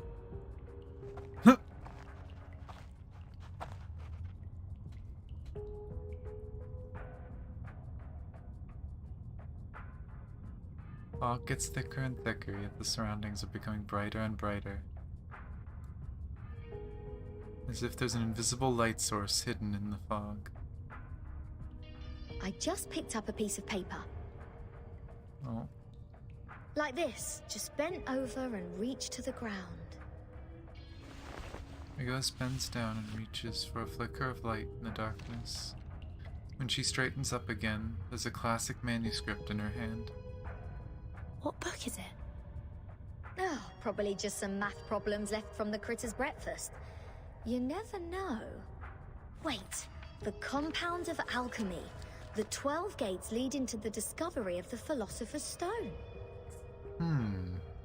This is that alchemy handbook given to Edward IV by George Ripley. Why is it here? Look at this, Captain. of the Great Stone of the Ancients by Basil Valentine, the 112 books by Geber, Emerald's tablet in Latin. Seems like there are more ancient texts about alchemy hidden inside the whole, but they are all incomplete. Oh, so maybe I need to crack some more crossword puzzles to find out about this. Our caves endow people with wisdom. Huh. Our secret knowledge is hidden in the silent boulder walls. Without getting anyone's attention, 37 has gone to the other side of the cave. The knowledge in those books is just a drop in the ocean. Follow me, Regulus. Regulus puts aside the manuscript and hesitates. Vertin, you lot go ahead. Go with 37. I will meet you outside. You want to read these books here? The knowledge passed down through language can easily be distorted. Compared to the wisdom of a Perron, it's nothing. No, I'm not going to stay here. I'm going back. Oh, all right, I might as well just admit that your cave indeed has the power to give people insights. If I follow its lead, perhaps I'll finally work out the answer about that little thing I've been carrying with me. Little thing you've been carrying with you? Never thought that I'd find the answer here. Easy as picking up a shell on a beach. 37 stops and tilts her head in confusion. What? You don't want to get closer to the truth? Oh, of course I do. But she wants to find it herself. And that's precisely why I don't want to get to it so easily. She wants to find it herself. That's something 37 might understand a little bit, but we'll see. I don't want it to be fed into my brain. Come on, it's the ultimate truth that we're talking about. If someone just tells me the ending of Lord of the Flies before I enjoy the book, I will throw them into the sea as you people do. I will keep my mouth shut, Regulus. Oh. She suddenly smiles. I only met 2 people who reject the truth. So this is the mindset of irrational numbers. I see. Thank you for being my subject of observation, Regulus. 37's understanding. 37 has walked away. Vertin. We have a long way ahead. Be careful, Regulus. Again, weren't we warned not to ever look back? I'm worried about Regulus. Don't worry, I know this place well enough by now. After all, I've never been so welcomed in any other place ever.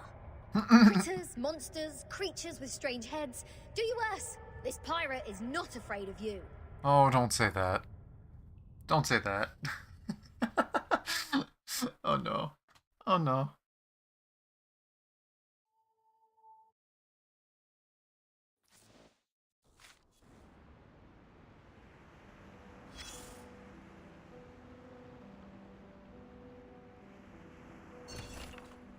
Bizarre monster block the captain's path. More Praxis. Oh. Not quite what I was expecting, but okay. It's tempting to actually use Regulus, but I'd rather just get through this and not make myself possibly struggle. I haven't seen. Shh. I hear something.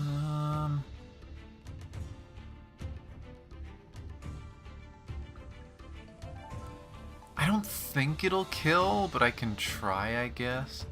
I should probably do the AoE though. Yeah, screw it. I'll do the AoE. Gotta clear out as many of their feathers as I can. Don't be so furious. Go, go! Stop lightning! I don't think it would have killed anyway. Hey, I'm the support staff.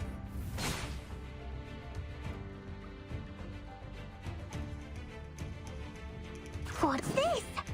Debuff. And I guess just stomps. Move your legs. Be See serious. whoever it goes on. I Hopefully the first one kills. This time. Yay.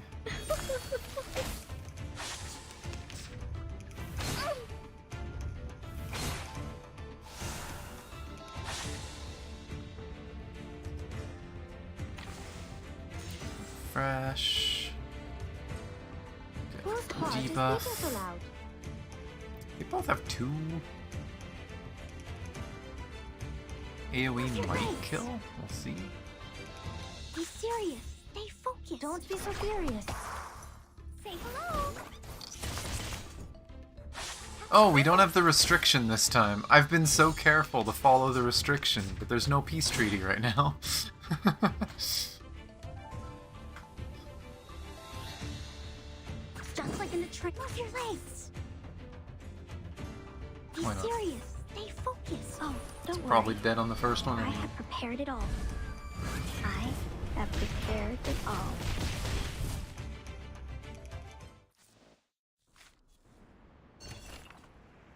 Now she can return home with peace of mind.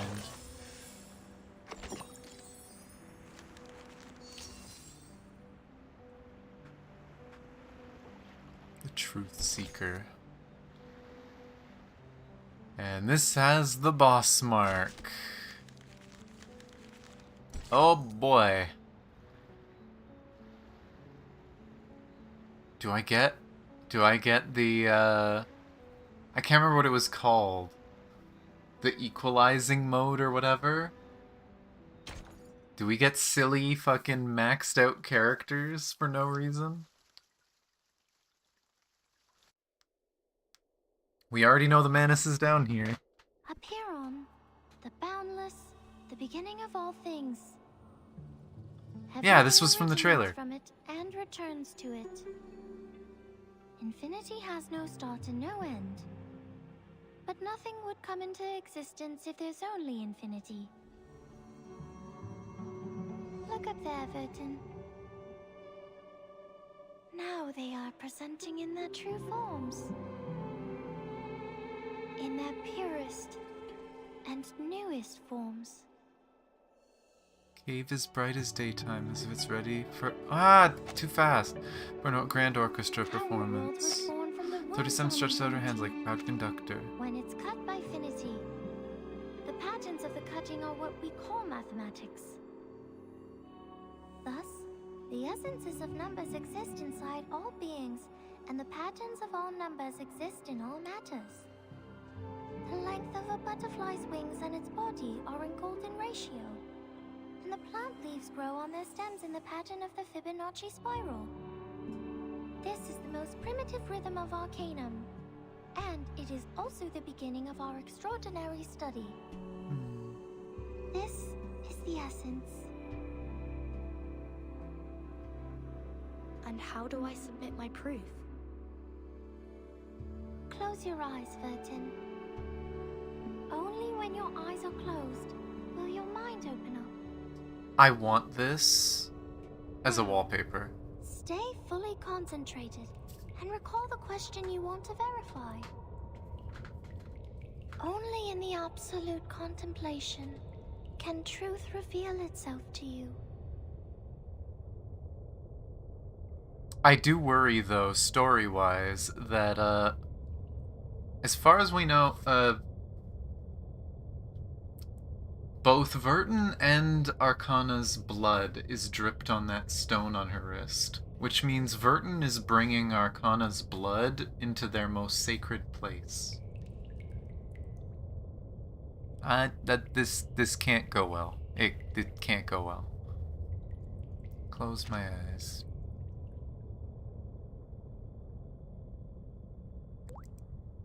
The body is tossed up and falls... God damn it. Falls into eternal silence. Its soul is thrilled, celebrating its hard-earned liberty. As it rises higher, it sees farther. It transcends the eternal wheel of birth and rises beyond the continuously running wheel of time. From the void to the first existence, from 1 to 2, then to 3. From points to lines, then to planes. The storm Storm. The emanation. Oh. The storm syndrome. Where are they from? Foundation, Manus Vindictae, Aperon. What roles do they play? Why does the storm fall when history trembles? Why doesn't the storm fall into the misty land? What is the ingredient of asymmetrical nuclide R? All the clues from the past are gathered here. Points make lines, lines make planes. And planes join to a net. The world is a dark underground The huge net labyrinth. of mysteries. But Numa can guide us to go beyond all things and reach the exit. Vertin, can you see it? Oh, this effect again. Why?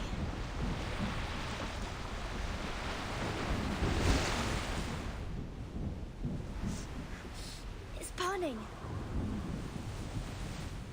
Oh.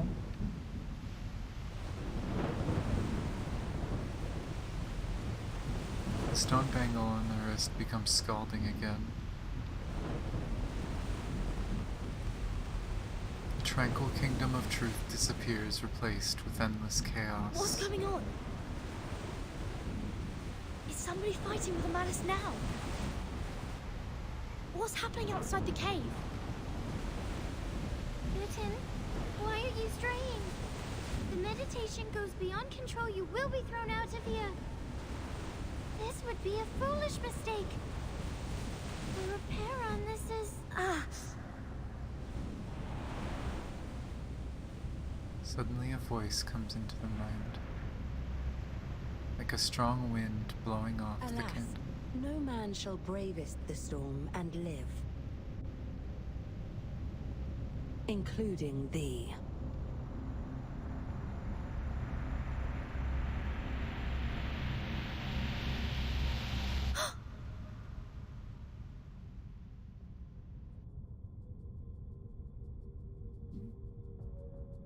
"37!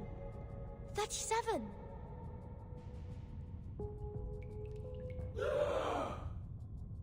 Oh. All the heavenly images have gone. In the depths of the freezing cave, the Manus pawns are violently knocking their heads against the walls. By their feet, 37 is lying unconscious, yet muttering incomprehensible words. The soul stone statue is still in the cave, looking down upon them indifferently. What happened? Were all those illusions? If it weren't for the heat of the stone bangle that wakes me up, would I go as crazy as they did? This stone reminds me of the spinning wheel.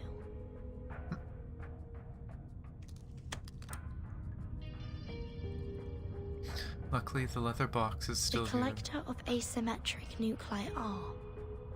If the reagent turns gold after reacting with the fog here, that means the fog contains elements that can be immune to the storm.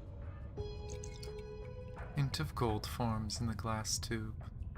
This has never happened before. The color changed faster than I thought. The concentration of R is hundreds of times, no, thousands of times higher than in the Manus' masks. In other words, whoever owns this cave can produce the protective equipment of the storm in big numbers. Is that the reason why Arcana is here? 37 rolls over in her sleep. Oh, Mother, our model. Has it failed? Has it failed? I need to take 37 out of here. Oh.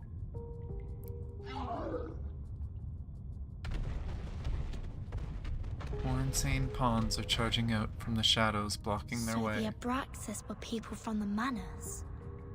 The fog here can affect people's minds, like those around the lake in my suitcase.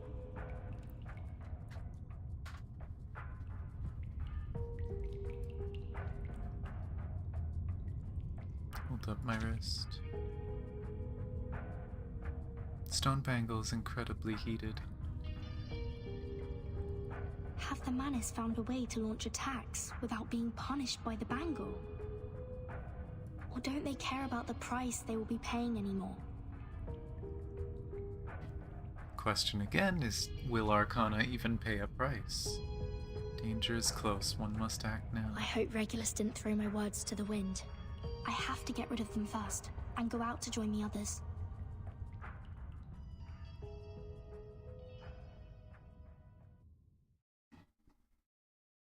To be continued, really?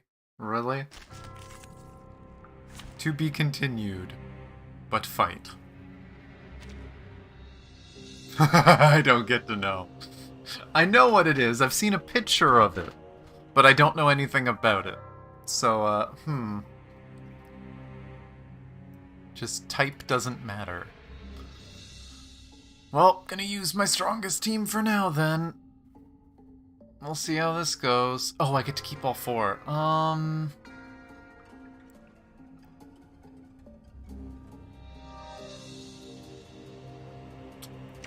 think I'll... Neoscience Exorcism Office! Action! Oh, wait, shit. Some interesting work. Shit, I fucked up. Yes, I get it. Let me go back. A reckless attack No! leads to the punishment of the Bangle. Okay, I'm gonna try and Alt Be careful F4 with the method and timing of attacking. and hope that I still get the cutscenes at the beginning of that, or I'm gonna be very upset. I didn't have gear equipped to one of my characters. I am gonna hope I didn't just screw up the cutscene part of that. I wish it would give you a warning that one of your characters doesn't have gear on.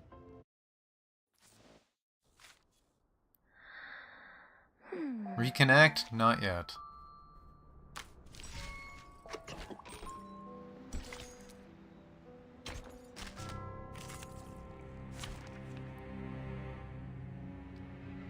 Yeah. She can have that. You can take this. Please still do the voice lines. Some interesting work. We still have the pact. The peace agreement no longer Thank works. God. Or is it safe as long as the contracting parties have no intention to file?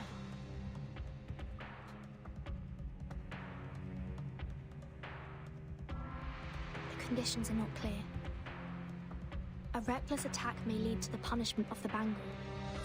I have to be careful with the method and timing of attacking.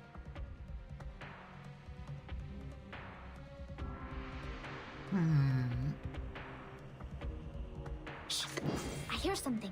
It's still the first person, right? Yeah. Copy that! Be serious. Move your legs. We'll see. Don't be so furious. Triggers and fireworks! Go! Go! That was lightning. Oh. Wait. The body is melting. Okay, I need to look at these units more It closely. turns into a seed. So this is how the Manus fight against the restrictions. They sacrifice one man to feed another.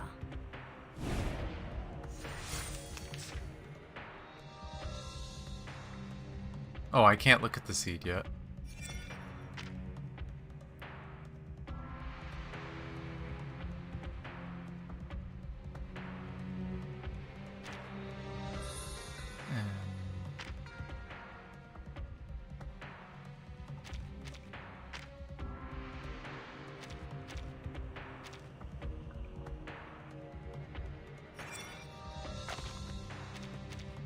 So what one was...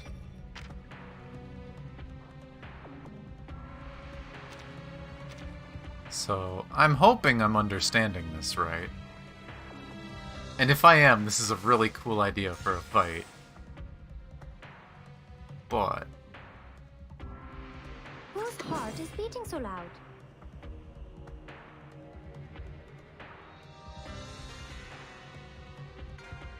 I'm going to assume this will be enough to kill, but we'll see.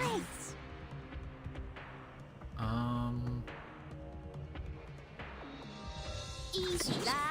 Why not? Talking out calms people down. Say hello. Stop lightning.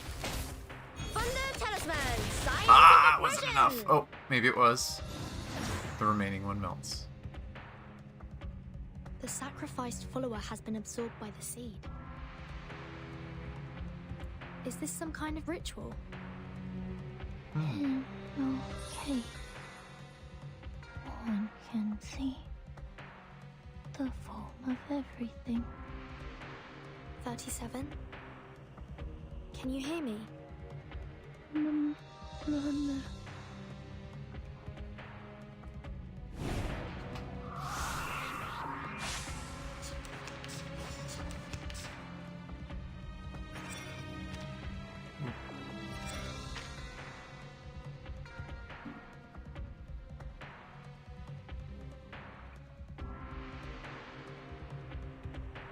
Okay, well that part we know. Greatly increases attack and leech rate.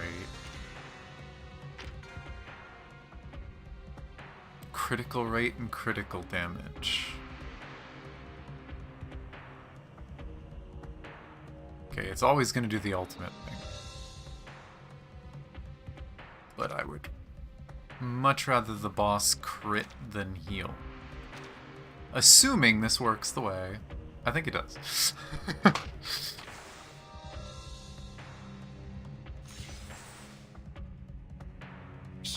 I hear something. Copy that.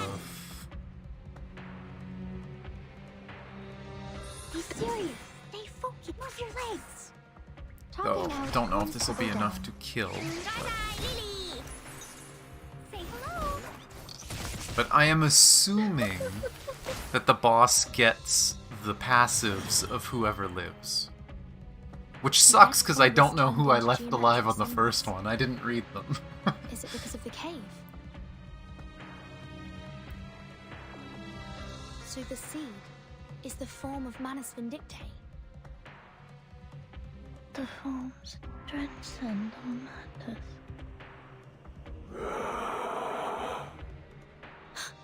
And now creepy face, because I've seen the creepy face before. All I've seen is a thumbnail of this thing. I don't know what its full body looks like.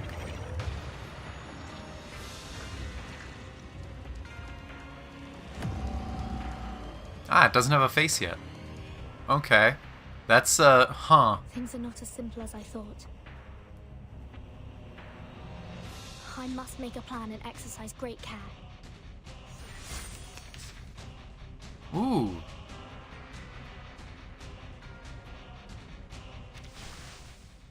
No, I want to go into options. I want to raise the music.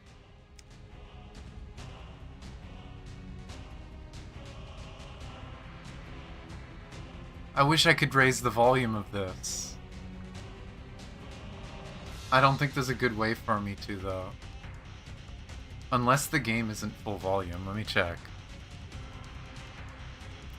Like, in software. Reverse is 100% that. There's like chanting going on in the background. I wanted to make it louder. Oh well. Okay, the fuck do you do, doggy? AP +1, immune to control. When he gets hit by mental damage, gets Moxie. Gets greed. Okay, I was right. If HP is below 50%, performs an attack. Did I give this thing that? Oh no. Oh no. But okay, so I oh wait, or maybe I gave it the Moxie Guard. Or, no, that's what it gets from that. So I gave it Musical Salute. I gave it that it'll attack when its HP is low. I guess I don't know what the other one was, so it's not that big of a deal. The fuck, it just guaranteed does 15% of your life? Stupid ult. Purifies your stats down a negative stat. Wait. Purifies your... like, his or ours? His, that sucks. But ours, that's weird. Inflicts silence? Oh boy. Okay. Do I shuffle my hand again?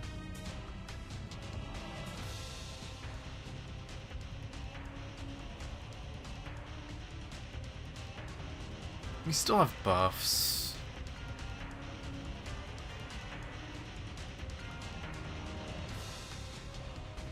Oh, and what level is it? I2 level 3. Okay. Level 35. That's not too bad.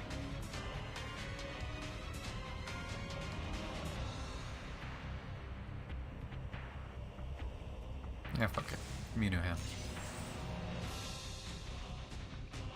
Whose heart is beating so loud? Buffs I don't need.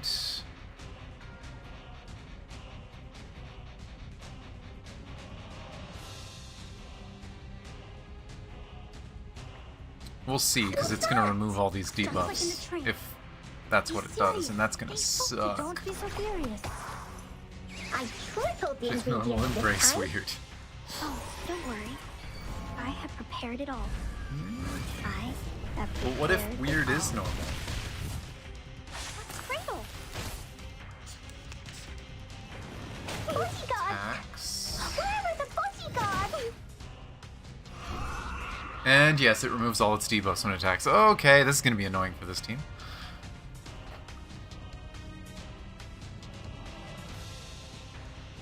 Congratulations, Beacon you are the assigned I hear something. applier of debuffs.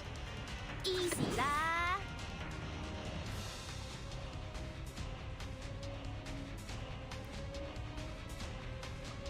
It is so tempting to just keep re-rolling my stuff, but...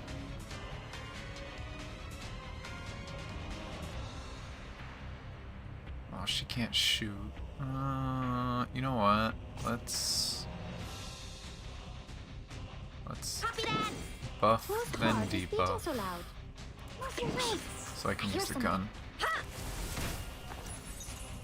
Oh? Go! Agents have guns.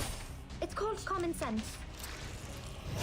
Okay, starting next turn, he's gonna attack multiple time. Or an extra time, I guess.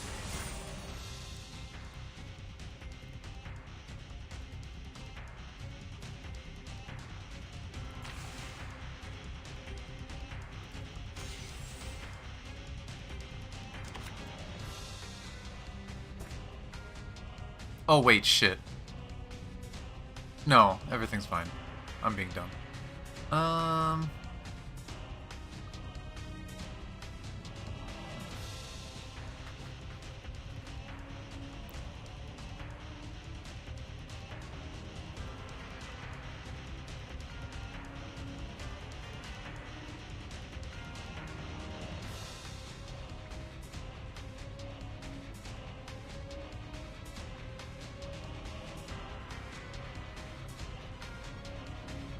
It's immune to CC, right? Yeah, immune to CC. Close. We should listen to what people say. Jugulet, check. 好先子, check. Be serious. Easy lah. Let's do that. Secrets always hide in careless words. Listen carefully. The fucking jarring ult.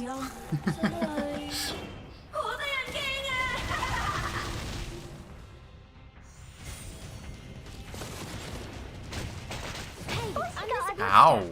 Where are the bodyguard? Was that the punishment for getting it to low health or something? Or was that the extra attack it gets? Our health values suddenly went from being okay to very, very not okay. And I don't like it, because I can't heal. Things are very not okay.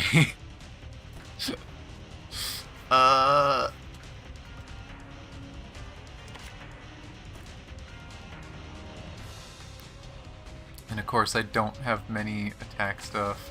Please don't turn that into something useless. Oh, that's not horrible.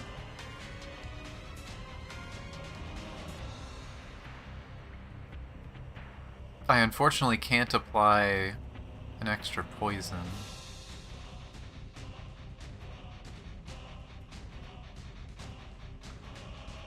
For tomorrow. Copy that. That'll apply a poison, and then this will do more damage. Maybe kill? Maybe? Triggers and fireworks. Say hello. That should poison. Cradle. And bonk. I see no health on your bar, my man.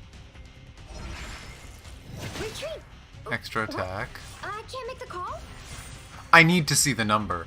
What? Did I do it again? Now, this wasn't on stream, but like a week ago or something, I fought something and something lived with like 6 health. How much health does he have? 141. 141 out of 66,000. You jerk. You get the hammer. I don't have any good debuffs. You just get the hammer. Nothing else. I guess I can... Yeah, you know what? Screw it. I'm just gonna move stuff. I will heal. And... I don't know. I guess... move. But... Oh, don't worry. Get the hammer, prepared it all. you jerk. I have prepared it all.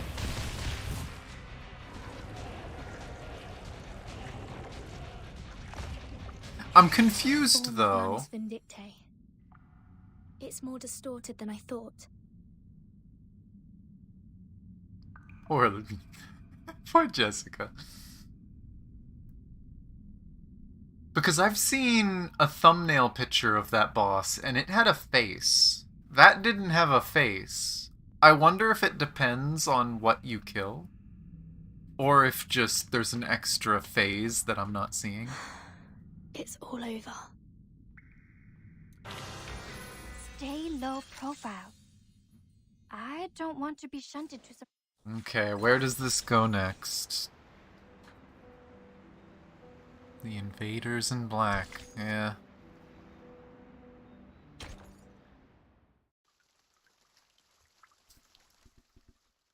It's what the Manus do. They come, they change things for their version of what they want to happen to the world. The Manus suddenly emerged everywhere like ants. Lilia and I couldn't take them all down. I would have acted sooner if you hadn't told me not to pick fights. Mad Pawn roars and jumps on them, but is immediately being pulled off and knocked out by Lilia. His limbs twitch horribly and his body soon shrivels.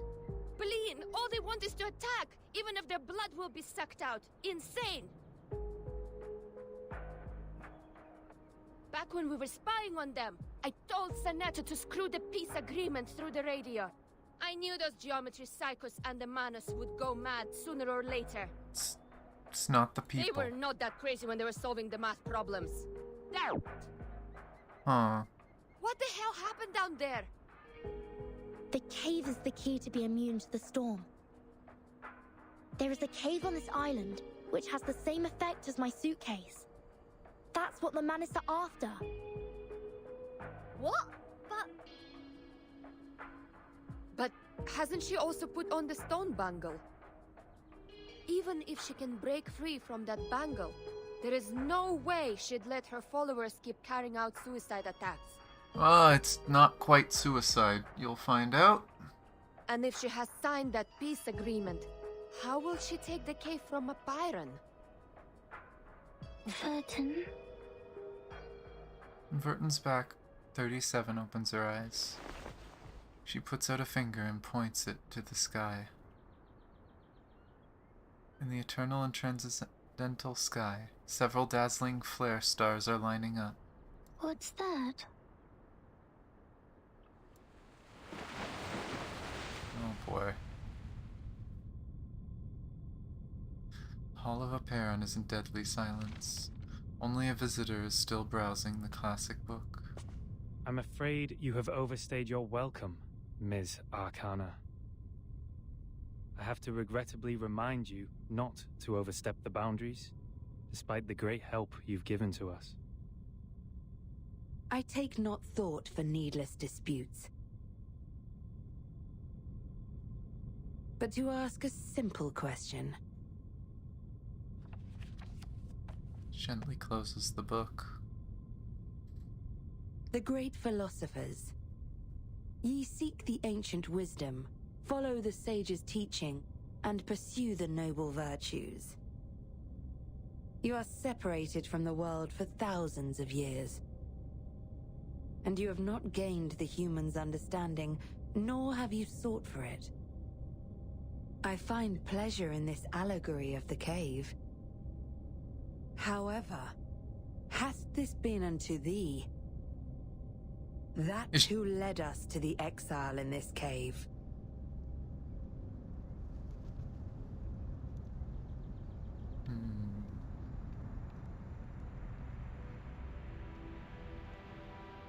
Five stars are approaching. Move in an orderly manner. As if they are a group of swifts returning their habitat. I've never seen these before. Biplanes. Why are they here? Oh, that's a pretty shot of her too. Should not appear on this island. Oh. No! 37, no! Oh.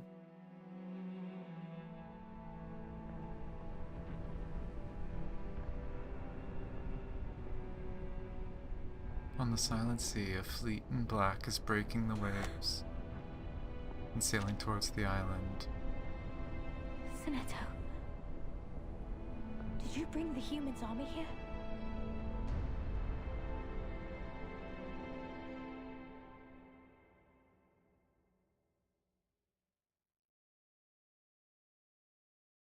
The end. Oh, for fuck's sakes.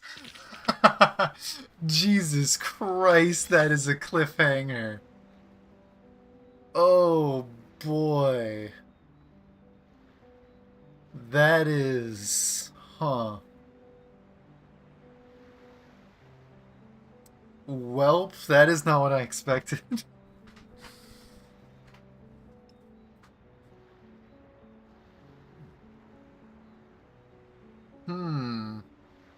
It's interesting to wonder who brought the bombs, right?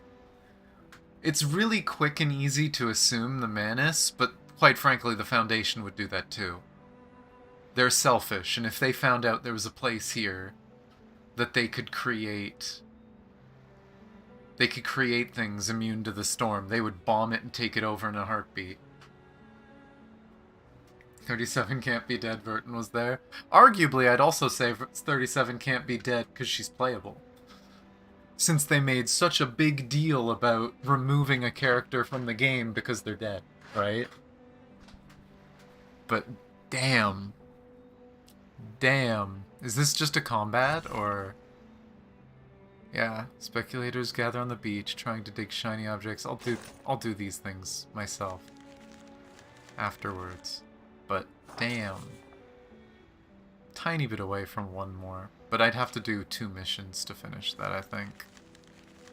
Because you get 1 for each star. No, you get 2 for each star. So I'd get to 4 if I finished one of these hard missions. So I'll do these off stream. But, damn. So I was kind of right to an extent that she didn't care about the peace agreement thing, that it wouldn't affect her much. And I'm not really surprised. I didn't understand that. I thought the peace agreement bracelet would only affect Vertin or Arcana, so if someone else... Like, if if one of Verton's friends attacked someone, Verton would die. If one of the Manus attacked someone, then Arcana would die. But no, the person who perpetrated it dies.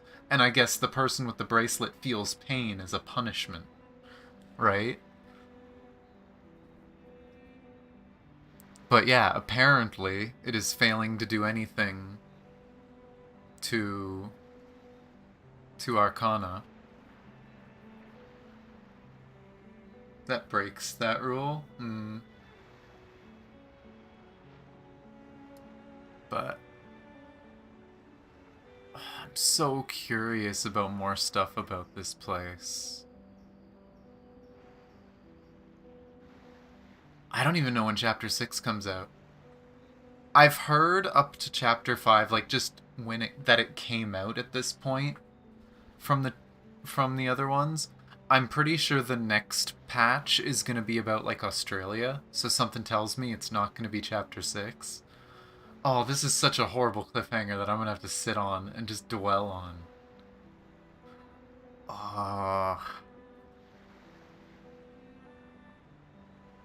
I really like this chapter, though. I'm sure a lot of the math stuff was lost on people and went over people's heads, but it just gives a lot of questions to the world. And Arcana technically did ask a good question, right? That if you think about the idea of people being stuck in a cave, you know, people stuck in the Matrix, who put them there? And that's a good question. Who put them there?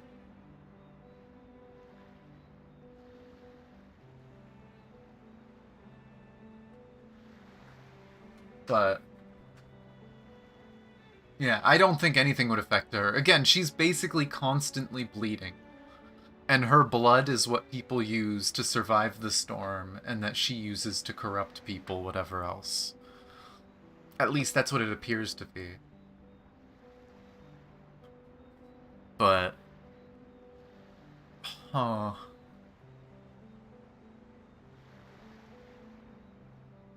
it's just so interesting thinking of everything that's happened and how they compared it. And also, it's interesting because she was so convinced nothing can affect the course of the storm. The storm is pure, it's sacred, it has nothing to do with the world of reality.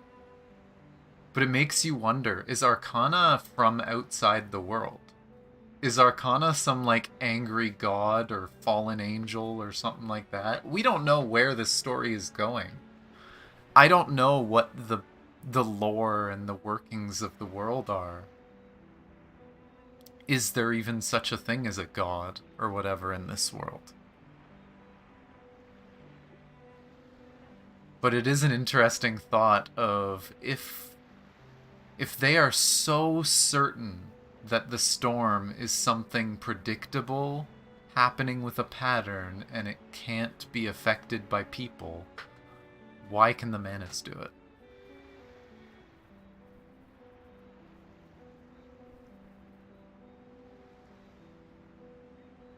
God, I just want more now. Now, as far as I know, this unlocked something. The star. I don't know what this is. I don't know what this is. I'm not going to click on it yet. I am going to assume that it's another story chapter. I don't know what story chapter. I mean, you know what? Let me peek at it. Let me peek on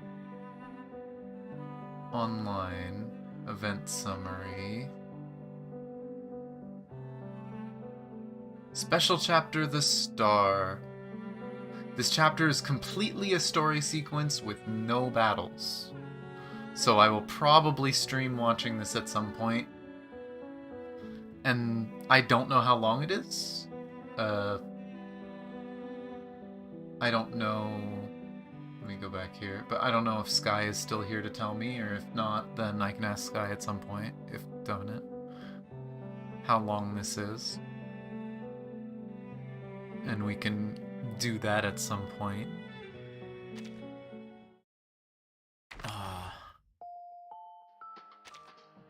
I really love this game's story. It's so fucking good.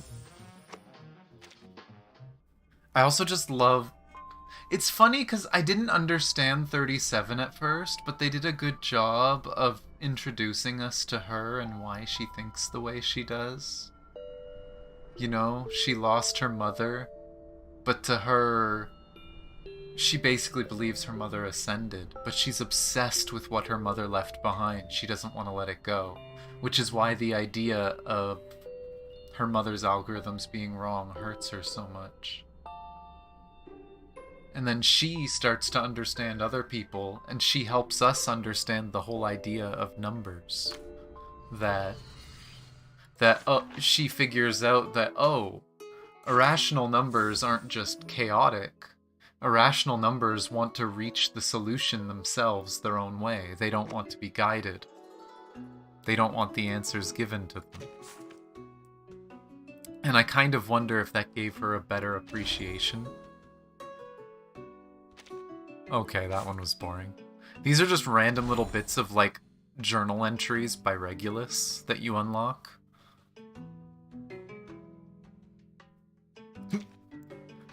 Regulus doesn't like their chairs. But we also have to do 37's story. So we still got a decent bit to do. But let me claim all the stuff we've unlocked. This is going to be to look at the achievements. We did finish some story. Enter the Abstract Kingdom. And have 20 conversations with the voice of unknown origin.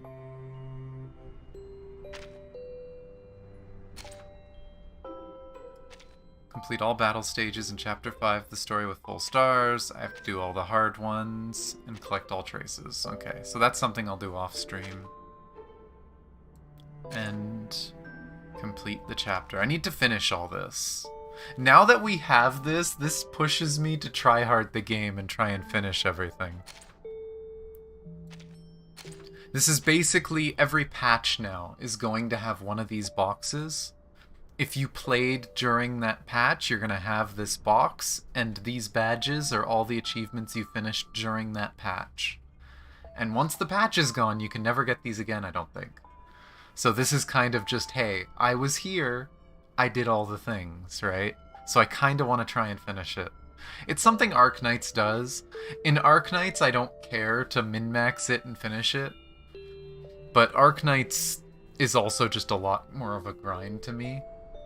I love playing this game, so trying to actually get everything is going to be fun. Try and finish all of those. But we have pulls. I think that's... we're a little short of a third pull. So that's 2 pulls, I believe. Good enough. We'll see if we can get 37. Again, I think I'm close to Soft Pity. Last I checked, I wasn't in Soft Pity. I'm sure in 16 days, I'm pretty much guaranteed to get her. But we'll see what happens. When does this banner end? Tomorrow? Yeah, tomorrow. Sad. I would love to get Lilia too, because I don't have Lilia, but that'll have to wait. At least she's standard banner, so can get her at any time. But I'm on guarantee. If we see orange, it's 37. That is purple. I'm maxed on all the purples, so this is just currency. But who is it? Miss Moisson. Hello, Miss Timekeeper. We're a team now. If you encounter any difficulties with your assignment, or it's interesting hearing that, because literally is. Just as Miss Sotheby does. Huh. It's interesting because I never thought of anything of Miss Moisson's voice line before, but now that she's in the story, it's interesting. That wasn't today, but in the first stream that I did on Twitch last week. I'll get that on the VOD channel as quick as I can. The VOD should still be there on Twitch for now, for like a week. But yeah, it starts out with people joining Verton's team, and Miss Moisson was one of them. Who's apparently Sotheby's private tutor originally, before she joined the Foundation. But, second one. Oh, Purple again. I don't know why my wheel spins so slow. I hate it.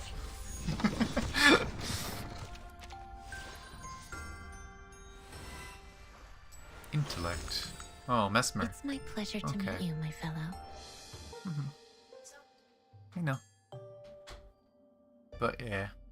I'm close to another one. If I used this stuff, I'd be 5 off, but... What oh are well. you doing? I will get the pole probably... What are you looking at? If not today, tomorrow. You also have your wonderland to deal with. I don't really have much stamina, so maybe I'll save the A busy hearts to do world, tomorrow. But We never know. getting there. Hopefully I can pull her somewhat soon. But... I don't think I have anything to claim in here. That's actually another thing to think of, is anyone close to another checkpoint, another bit of lore?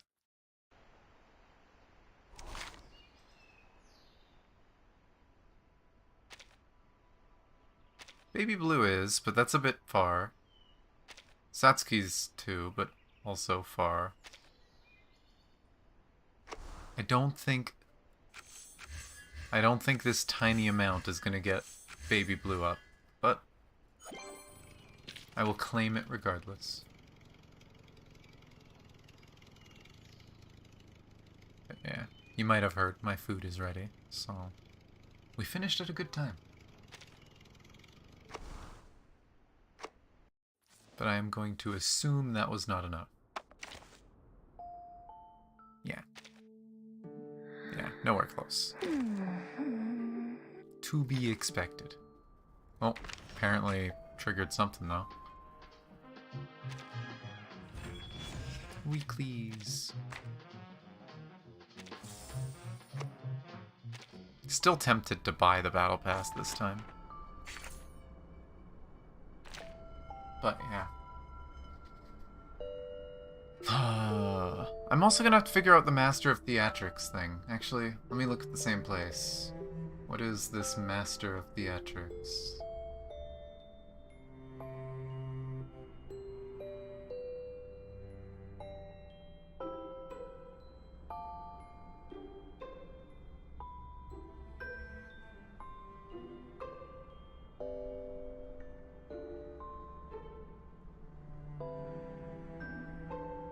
Okay, so these are time limited for now. They're available for free now, but after this patch you can re-unlock them. But these are chapters about characters that don't show up in the main story usually. So it's more lore and world building stuff. And they also all have a challenge mode. What are you doing?